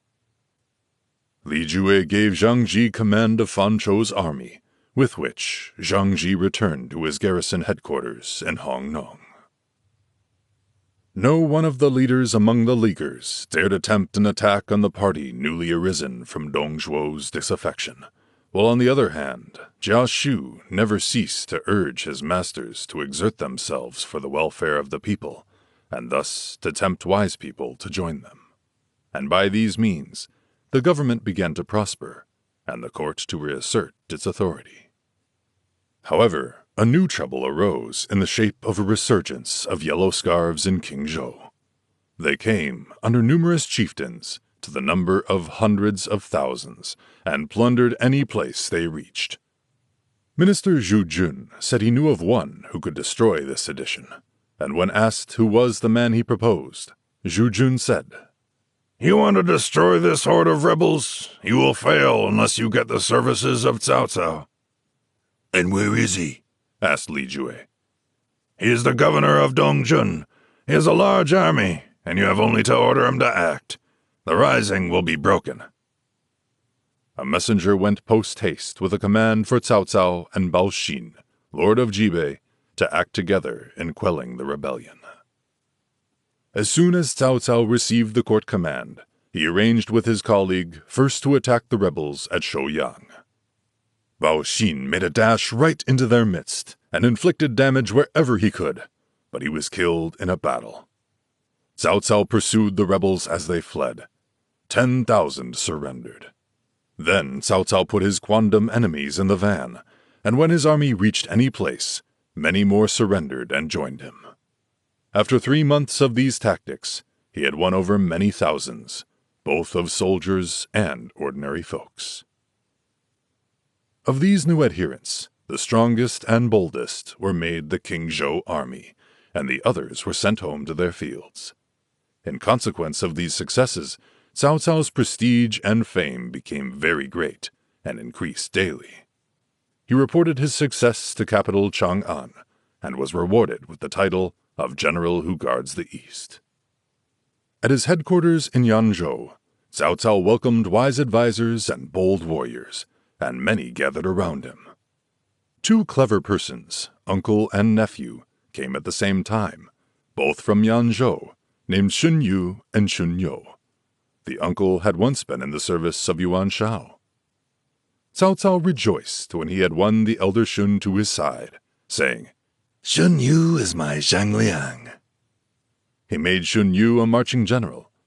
The nephew, Shun Yu, was famed for his ability and had been in the court service when it was in Luoyang, but he had abandoned that career and retired to his village. Cao Cao made him a military instructor.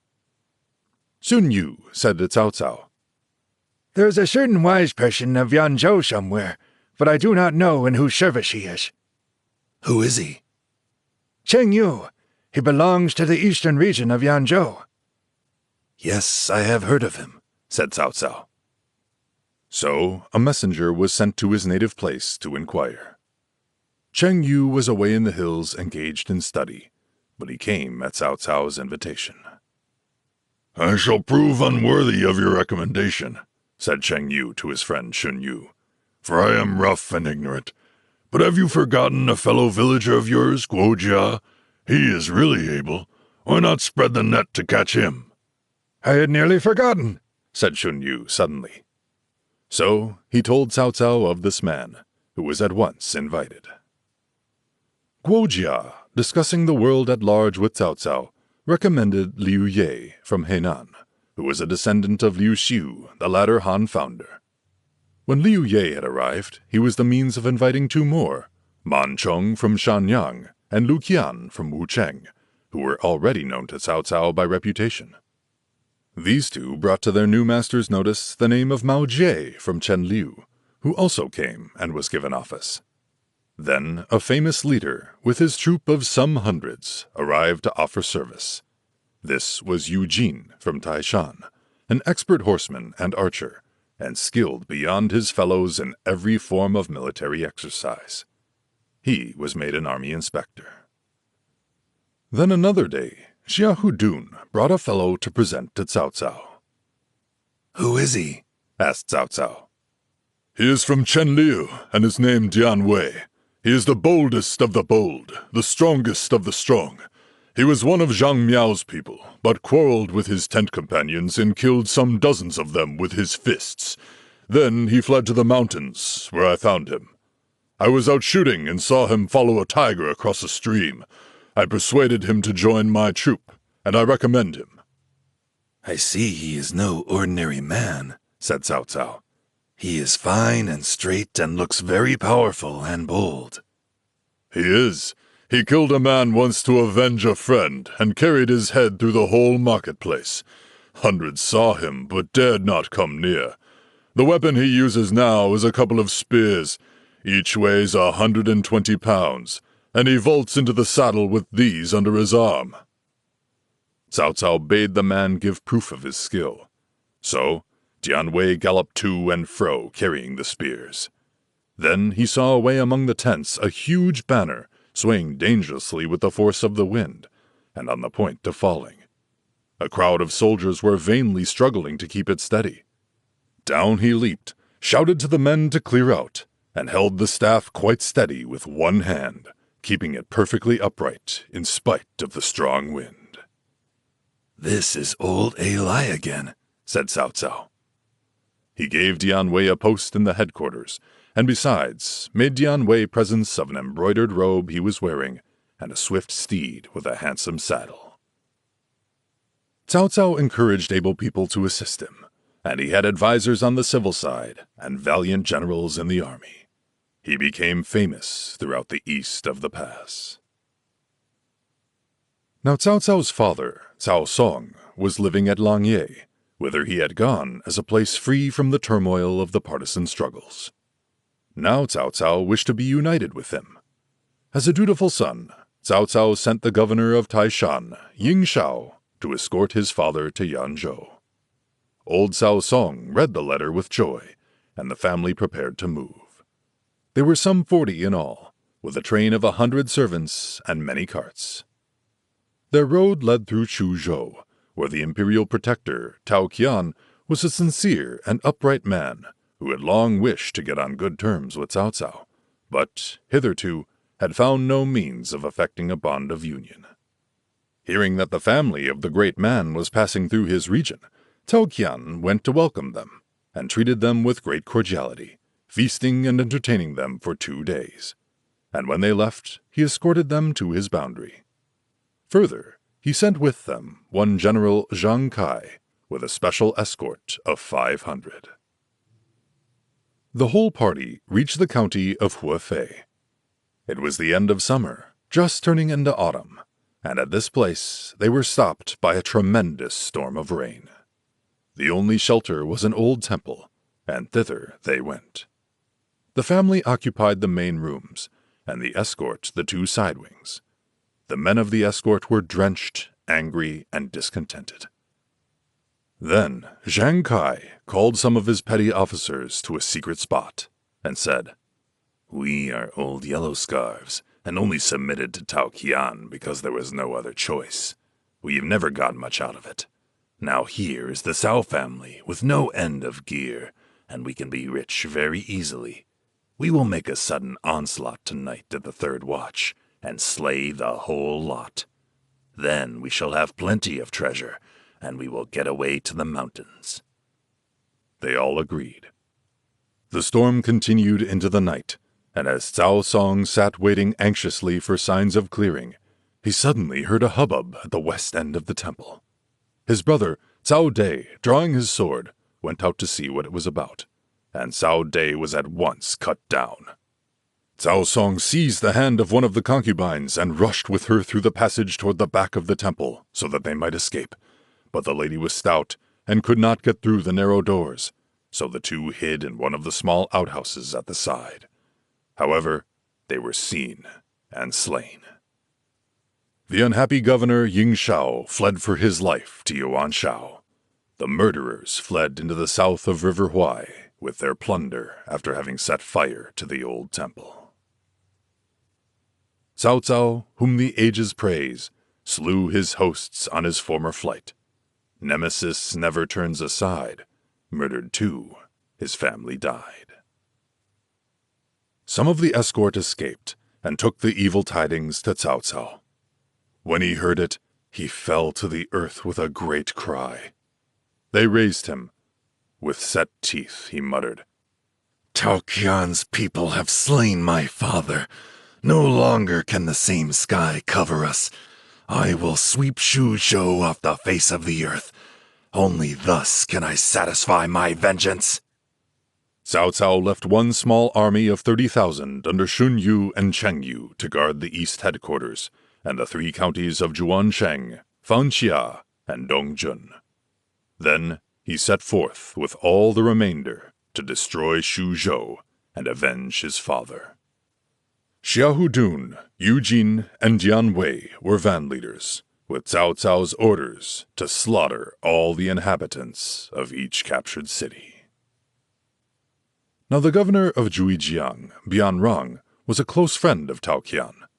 Hearing Shuzhou was threatened, Bianrong set out with 5,000 troops to his friend's aid. Angered by this move, Cao Cao sent Xiahou-dun to stop and kill Bianrong while still on the march. At this time, Chen Gong was in office in Dongjun, and he was also on friendly terms with Tao Qian. Hearing of Cao Cao's design to destroy the whole population, Chen Gong came in haste to see his former companion. Cao Cao, knowing Chen Gong's errand, put him off at first and would not see him. But then Cao Cao could not forget the kindness he had formerly received from Chen Gong, and presently the visitor was called to his tent. Chen Gong said, They say you go to avenge your father's death on Shuzhou to destroy its people. I have come to say a word. Imperial Protector Tao Qian is humane and a good man. He is not looking out for his own advantage, careless of the means and of others. Your worthy father met his unhappy death at the hands of Zhang Kai. Tao Qian is guiltless. Still more innocent are the people, and to slay them would be an evil. I pray you think over it. Cao Cao retorted angrily, You once abandoned me, and now you have the impudence to come to see me? Tao Qian slew my whole family, and I will tear his heart out in revenge. I swear it. You may speak for your friend and say what you will. I shall be as if I heard not. Intercession had failed. Chen Gong sighed and took his leave. He said, Alas, I cannot go to Tao Qian and look upon his face.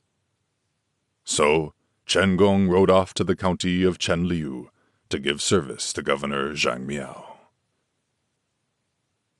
Cao Cao's army of revenge laid waste whatever place it passed through, slaying the people and desecrating their cemeteries.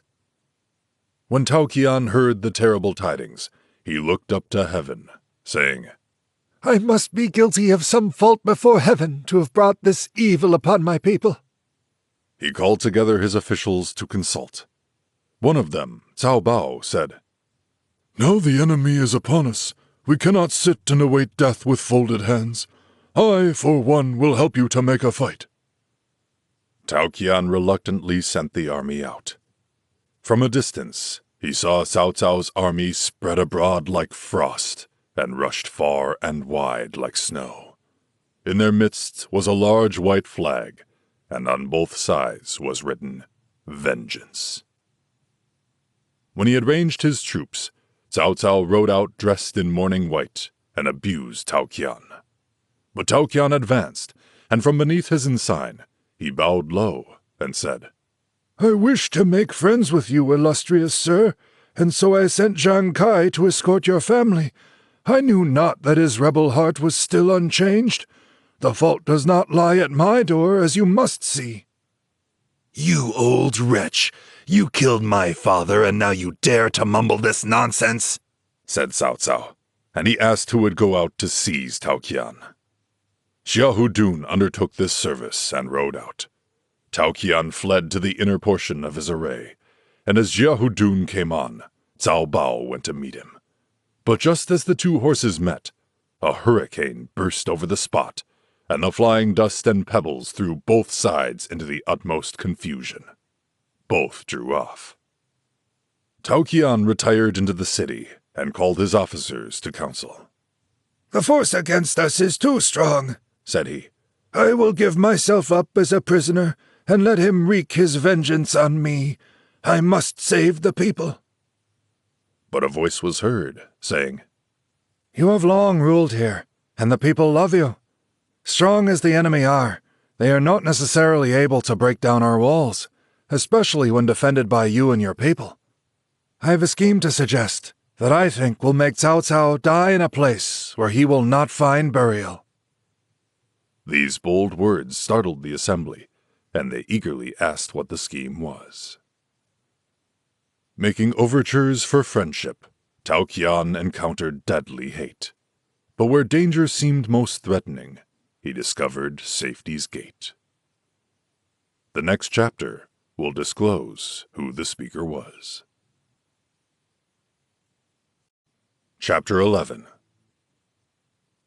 Liu Bei rescues Kong Rong at Beihai. Lu Bu defeats Cao Cao near Puyang. It was one Mi Zhu who said he knew how to defeat Cao Cao utterly. Mi Zhu came from a wealthy family of merchants in Donghai and trading in Luoyang. One day, traveling homeward from that city in a carriage, he had met an exquisitely beautiful lady trudging along the road, who asked him to let her ride. He stopped and yielded his place to her. She invited him to share the seat with her. He mounted, but sat rigidly upright, never even glancing in her direction. They traveled thus for some miles, when she thanked him and alighted. Just as she left, she said, I am the goddess of fire from the southern land. I am on my way to execute a decree of the supreme god to burn your dwelling. But your extreme courtesy has so deeply touched me that now I warn you. Hasten homeward, remove your valuables, for I must arrive tonight. Thereupon she disappeared. Mi Zhu hastily finished his journey, and, as soon as he arrived, moved everything out of his house. Sure enough, that night, a fire started in the kitchen and involved the whole house. After this, he devoted his wealth to relieving the poor and comforting the afflicted. Tao Qian gave him the magistracy office he then held. The plan Mi Zhu proposed was this. I will go to Beihai and beg Governor Kongrong to help. Another should go to King Zhou on a similar mission to get the help from Imperial Protector Tian Kai. If the armies of these two places march on Cao Cao, he will certainly retire. Tao Qian accepted the plan and wrote 2 letters. He asked for a volunteer to go to King Zhou, and a certain Chen Deng offered himself. And, after he had left, Mi Zhu was formally entrusted with the mission to the north. Meanwhile, Tao Qian and his generals would hold the city as they could. Kongrong was a native of Khufu in the old state of Lu. He was one of the 20th generation in descent from the great teacher Confucius. Kongrong had been noted as a very intelligent lad, somewhat precocious. When 10 years old, he had gone to see Li Ying, the governor of Hainan, but the doorkeeper demurred to letting him in. But when Kongrong said, "I am Minister Li Ying's intimate friend," he was admitted. Li Ying asked Kongrong what relations had existed between their families that might justify the term intimate. The boy replied, "Of old, my ancestor Confucius questioned your ancestor, the Taoist sage, concerning ceremonies, so our families have known each other for many generations." Li Ying was astonished at the boy's ready wit. Presently, High Minister Chen Wei visited, to whom Li Ying told the story of his youthful guest. "He is a wonder, this boy," said Li Ying, pointing to Kongrong.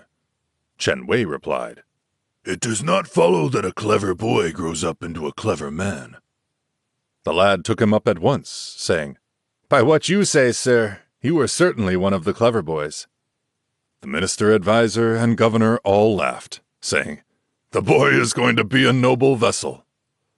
Thus, from boyhood, Kongrong was famous.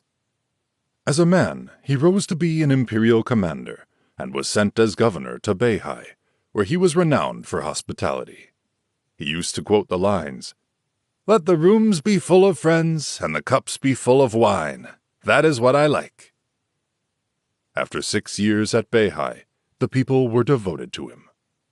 The day that Mi Zhu arrived, Kongrong was, as usual, seated among his guests, and the messenger was ushered in without delay. In reply to a question about the reason of his visit, Mi Zhu presented Tao Qian's letter, which said that Cao Cao was pressing on Chuzhou City, and the imperial protector prayed for help. Then said Kongrong, "Your master and I are good friends, and your presence here constrains me to go to his aid.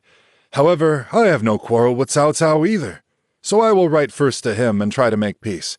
If he refuses my offer, then I must set the army in motion." "Cao Cao will not listen to proposals of peace. He is too certain of his strength," said Mi Zhu. Kongrong wrote his letter and also gave orders to muster his troops. Just at this moment happened another rising of yellow scarves, 10,000 of them, and the ruffians began to rob and murder at Beihai. It was necessary to deal with them first, and Kongrong led his army outside the city. The rebel leader, Guan Hai, rode to the front, saying, "I know this country is fruitful, and can well spare 10,000 carts of grain. Give me that, and we can retire. Refuse, and we will batter down the city walls and destroy every soul." Kongrong shouted back, "I am a servant of the great Hans, entrusted with the safety of their land. Think you I will feed rebels?" Guan Hai whipped his steed, whirled his sword around his head, and rode forward. Zhang Bao, one of Kongrong's generals, set his spear and rode out to give battle. But after very few bouts, Zhang Bao was cut down. Soon the soldiers fell into panic and rushed pell-mell into the city for protection. The rebels then laid siege to the city on all sides. Kongrong was very downhearted, and Mi Zhu, who now saw no hope for the success of his mission, was grieved beyond words. The sight from the city wall was exceedingly sad, for the rebels were there in enormous numbers. One day, standing on the wall, Kongrong saw afar a man armed with a spear, riding hard in among the yellow scarves, and scattering them before him like chaff before the wind. Before long, the man had reached the foot of the wall, and called out, Open the gate! But the defenders would not open to an unknown man, and in the delay, a crowd of rebels gathered around the rider along the edge of the moat. Suddenly, wheeling about, the warrior dashed in among them and bowled over a dozen, at which the others fell back. At this, Kong Rong ordered the wardens to open the gate and let the stranger enter. As soon as he was inside, he dismounted, laid aside his spear, ascended the wall, and made humble obeisance to the governor. My name is Taishi Tsi, and I am from the county of Laihuang. I only returned home yesterday from the north to see my mother, and then I heard that your city was in danger from a rebel attack. My mother said you had been very kind to her, and told me I should try to help. So I set out all alone, and here I am. This was cheering. Kong Rong already knew Taishi Tsi by reputation as a valiant fighting man, although they two had never met. The son being far away from his home, Kong Rong had taken his mother, who dwelt a few miles from the city, under his especial protection, and saw that she did not suffer from want. This had won the old lady's heart, and she had sent her son to show her gratitude. Kong Rong showed his appreciation by treating his guest with the greatest respect, making him presents of clothing and armor, saddles and horses. Presently, Taishi Tsi said, Give me 1,000 soldiers, and I will go out and drive off these fellows. You are a bold warrior, but these are very numerous. It is a serious matter to go out among them, said Kong Rong. My mother sent me because of your goodness to her. How shall I be able to look her in the face if I do not raise the siege? I would prefer to conquer or perish. I have heard that Liu Bei is one of the heroes in the world, and if we can get his help, there would be no doubt of the result. But there is no one to send. I will go as soon as I have received your letter. So Kong Rong wrote letters and gave them to his helper. Taishi Tsi put on his armor, mounted his steed, attached his bow and quiver to his girdle, took his spear in his hand, tied his packed haversack firmly to his saddle bow, and rode out at the city gate. He went quite alone. Along the moat, a large party of the besiegers were gathered, and they came to intercept the solitary rider. But Taishi Tsi dashed in among them and cut down several, and so finally fought his way through. Guan Yu, hearing that a rider had left the city, guessed what his errand would be, and followed Taishi Tsi with a party of horsemen. Guan Yu spread them out so that the messenger rider was entirely surrounded. Then Taishi Tsi laid aside his spear, took his bow, adjusted his arrows one by one, and shot all around him. And as a rider fell from his steed with every twang of Taishi Tsi's bowstring, the pursuers dared not close in. Thus he got clear away, and rode in hot haste to Liu Bei. Taishi Tsi reached Pingyuan, and after greeting his host in proper form, he told how Kong Rong was surrounded, and had sent him for help. Then he presented the letter, which Liu Bei read. "And who are you?" asked Liu Bei. I am Taishi Tsi, a fellow from Laihuang. I am not related by ties of kin to Kong Rong, nor even by ties of brotherhood, but I am by the bonds of sentiment, and I share his sorrows and misfortunes. The yellow scarves have invested his city, and he is distressed with none to turn to, and destruction is very near. You are known as humane, righteous, and eager to help the distressed. Therefore, at his command, I have braved all dangers and fought my way through his enemies to pray you to save him." Liu Bei smiled, saying, "And does he know there is a Liu Bei in this world?" So Liu Bei, together with Guan Yu and Zhang Fei, told off 3,000 troops and set out to help raise the siege. When the rebel leader Guan Yu saw these new forces arriving, he led out his army to fight them, thinking he could easily dispose of so small a force. The brothers and Taishi Tsi with them sat on their horses in the forefront of their array. Guan Yu hastened forward. Taishi Tsi was ready to fight, but Guan Yu had opened the combat. He rode forth, and the two steeds met. The soldiers set up a great shout, for how could there be any doubt of the result? After a few bouts, Guan Yu's green dragon saber rose and fell, and with the stroke fell the rebel leader. This was the signal for Zhang Fei and Taishi Ci to take a share, and they advanced side by side. With their spears ready, they dashed in, and Liu Bei urged forward his force. The besieged governor saw his doughty rescuers laying low the rebels as tigers among a flock of sheep. None could withstand them, and he sent out his own troops to join in the battle so that the rebels were between two armies. The rebels' force was completely broken, and many troops surrendered, while the remainder scattered in all directions. The victors were welcomed into the city, and as soon as possible, a banquet was prepared in their honor. Mi Zhu was presented to Liu Bei. Mi Zhu related the story of the murder of Cao Song by Zhang Kai, Cao Cao's vengeful attack on Shuzhou, and his coming to beg for assistance. Liu Bei said, "Imperial Protector Tao Qian is a kindly man of high character, and it is a pity that he should suffer this wrong for no fault of his own." "You are a scion of the imperial family," said Governor Kongrong, "and this Cao Cao is injuring the people, a strong man abusing his strength. Why not go with me to rescue the sufferers?" "I dare not refuse, but my force is weak, and I must act cautiously," said Liu Bei. "Though my desire to help arises from an old friendship, yet it is a righteous act as well.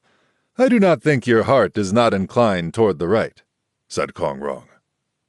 Liu Bei said, "This being so, you go first, and give me time to see Guanzhong Zan, from whom I may borrow more troops and horses.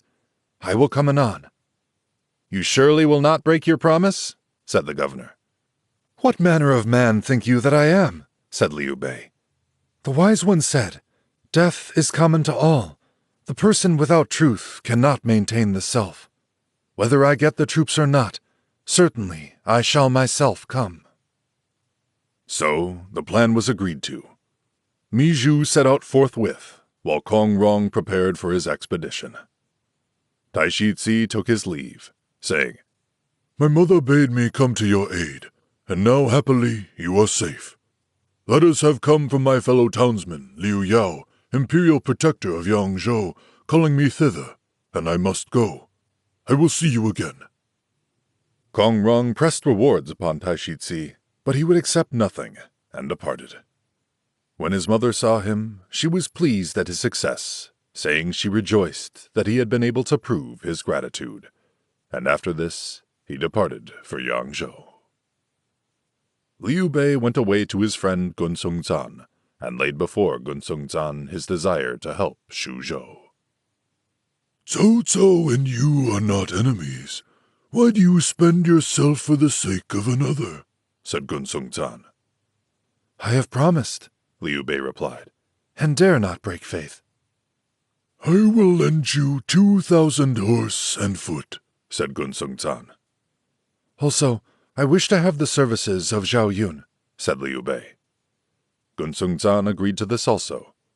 They marched away, Liu Bei's own troops being in the front, and Zhao Yun, with the borrowed troops, being in the rear.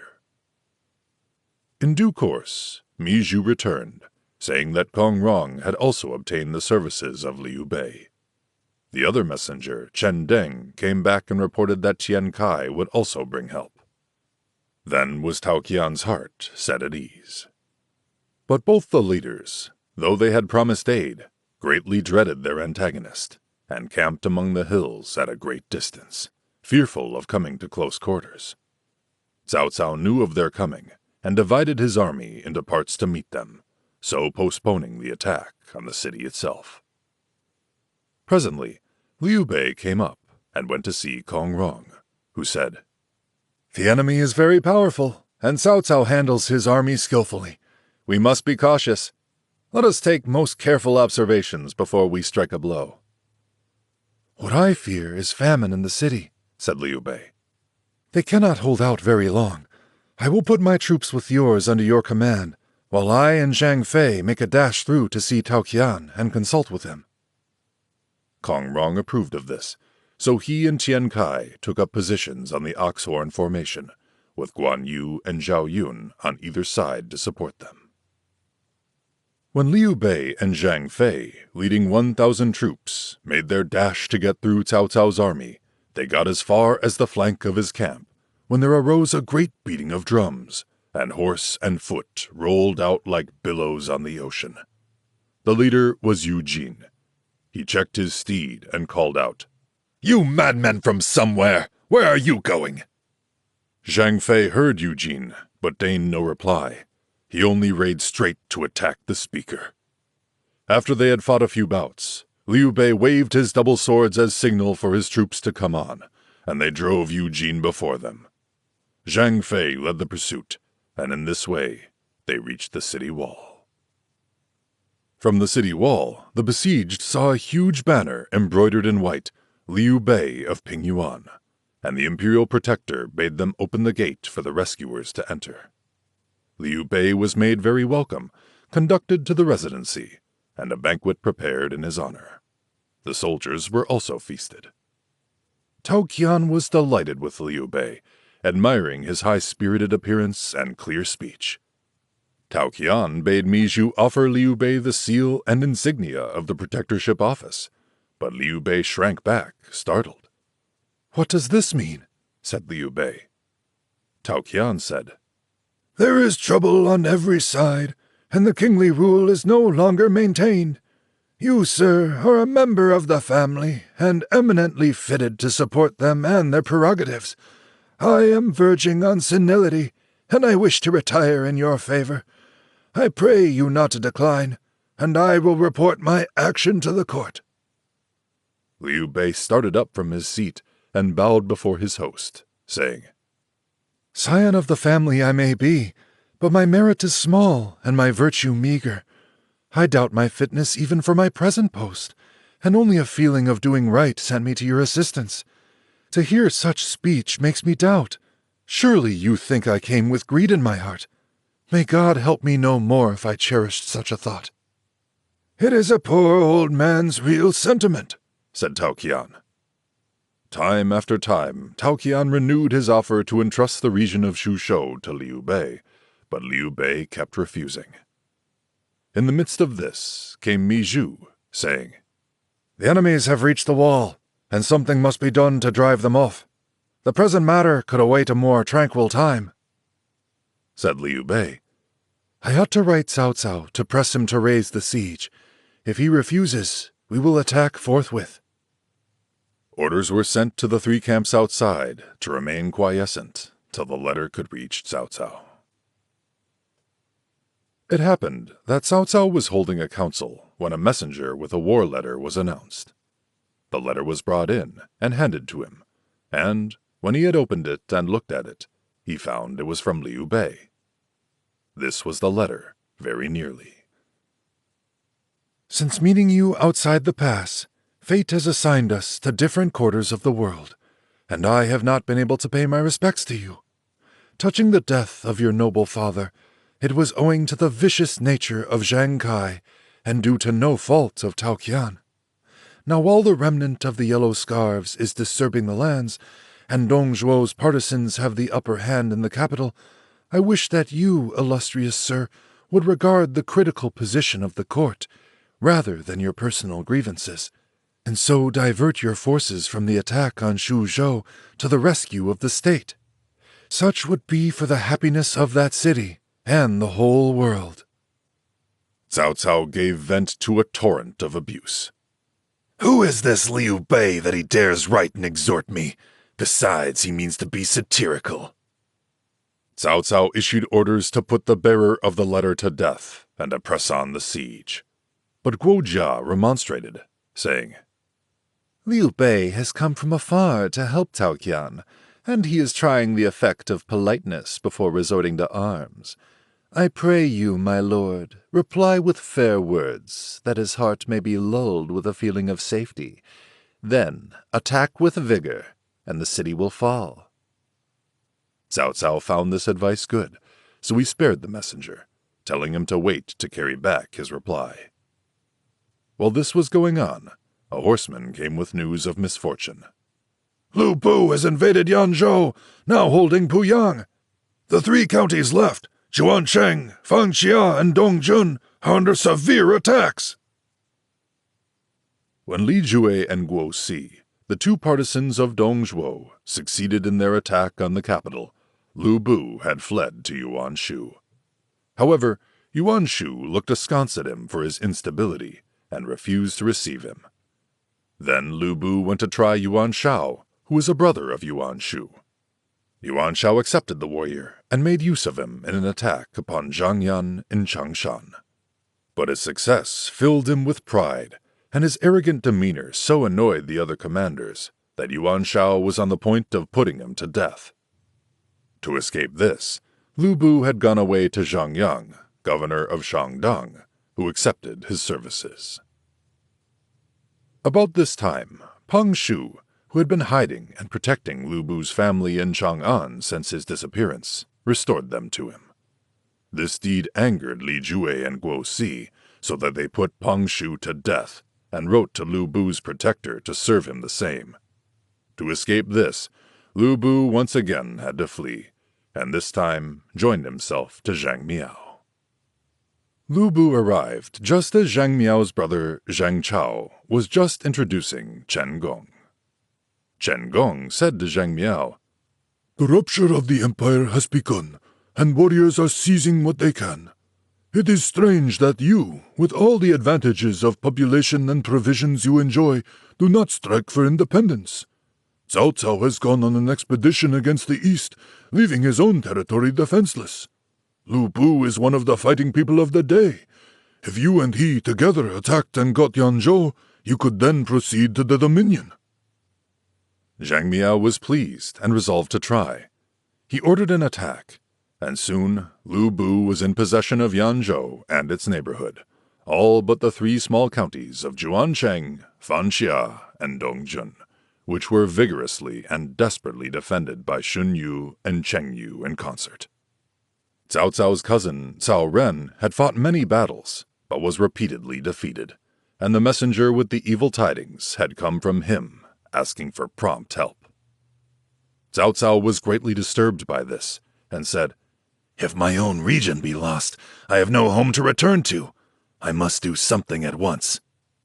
The best thing would be to become friends with Liu Bei at any cost and return to Yanzhou, said Guojia. Then Cao Cao wrote to Liu Bei, gave the letter to the waiting messenger, and broke camp. The news that the enemy had left was very gratifying to Tao Qian, who then invited his various defenders into Shuzhou City and prepared banquets and feasts in token of his gratitude. At one of these, when the feasting was over, he proceeded with his wish of retirement in favor of Liu Bei. Placing Liu Bei in the seat of highest honor, Tao Qian bowed before him and then addressed the assembly. "I am old and feeble, and my 2 sons lack the ability to hold so important an office as this. The noble Liu Bei is a descendant of the imperial house. He is of lofty virtue and great talent. Let him then take over the rule of this region, and only too willingly I shall retire to have leisure to nurse my health." Liu Bei replied, "I came at the request of Governor Kong Rong because it was the right thing to do. Shuzhou is saved, but if I take it, surely the world will say I'm a wicked man." Mi Zhu said, "You may not refuse. The House of Han is failing. Their realm is crumbling, and now is the time for doughty deeds and signal services. This is a fertile region, well populated and rich, and you are the man to rule over it." "But I cannot accept," said Liu Bei. "Imperial Protector Tao Qian is a great sufferer," said Chen Deng, "and cannot see to matters. You may not decline, sir." Said Liu Bei, "Yuan Shu belongs to a family of rulers who have held the highest offices of state 4 times in 3 generations. The multitude of people respects him. Why not invite him to this task?" "Because Yuan Shu is a drying skeleton in a dark tomb, not worth talking about. This opportunity is a gift from heaven, and you will never cease to regret its loss," said Kong Rong. So spoke Kong Rong, but still Liu Bei obstinately refused. Tao Qian besought him with tears, saying, I shall die if you leave me, and there will be none to close my eyes. Brother, you should accept the offer thus made, said Guan Yu. Why so much fuss? Said Zhang Fei. We have not taken the place. It is he who wishes to give it to you. You all persuade me to do what is wrong, said Liu Bei. Seeing that he could not persuade Liu Bei, Tao Qian then said, As you are set in determination, perhaps you will consent to encamp at Xiaopei. It is only a little town, but thence you can keep watch and ward over the region. They all with one voice prayed Liu Bei to consent, so he gave in. The feast of victory being now ended, the time came to say farewell. When Zhao Yun took his leave, Liu Bei held his hands alternately while dashing away the falling tears. Kong Rong and Tian Kai went home to their own places. When Liu Bei and his brothers took up their abode in Xiaopei, they first repaired the defenses, and then they put out proclamations in order to calm the inhabitants. In the meantime, Cao Cao had marched toward his own region. Cao Ren met and told him, Lu Bu is very powerful, and he has Chen Gong as advisor. Yanzhou is as good as lost, with the exception of the 3 counties which have been vigorously and desperately defended by Shun Yu and Cheng Yu. Cao Cao said, I own that Lu Bu is a bold fighter, but nothing more. He has no craft, so we need not fear him seriously. Then he gave orders to make a strong camp till they could think out some victorious plan. Lu Bu, knowing of Cao Cao's return, called 2 of his subordinate generals, Shui Lan and Li Feng, to him, and assigned to them the task of holding the city of Yanzhou, saying, I have long waited for the opportunity to employ your skill. Now I give you 10,000 soldiers, and you are to hold the city while I go forth to attack Cao Cao. They accepted, but Chen Gong, the strategist, came in hastily, saying, General, you are going away. Whither? I am going to camp my troops at Puyang, that vantage point. You are making a mistake, said Chen Gong. The 2 you have chosen to defend this city are unequal to the task. For this expedition, remember that about 60 miles due south, on the treacherous road to the Taishan Mountains, is a very advantageous position, where you should place your best men in ambush. Cao Cao will hasten homeward by double marches when he hears what has happened, and if you strike when half his troops have gone past this point, you may seize him. Lu Bu said, I am going to occupy Puyang and see what happens. How can you guess my big plan? So Lu Bu left Shui Lan in command at Yanzhou and went away. Now when Cao Cao approached the dangerous part of the road near the Taishan Mountains, Guojia warned him to take care, as there was doubtless an ambush. But Cao Cao laughed, saying, We all know Lu Bu's dispositions. Shui Lan is keeping the city. Do you think Lu Bu has laid an ambush? I shall tell Cao Ren to besiege Yanzhou, and I shall go to Puyang. In Puyang, when Chen Gong heard of the enemy's approach, he spoke, saying, The enemy will be fatigued with long marches, so attack quickly before they have time to recover. Lu Bu replied, I, a single horseman, am afraid of none. I go and come as I will. Think you I fear this Cao Cao? Let him settle his camp.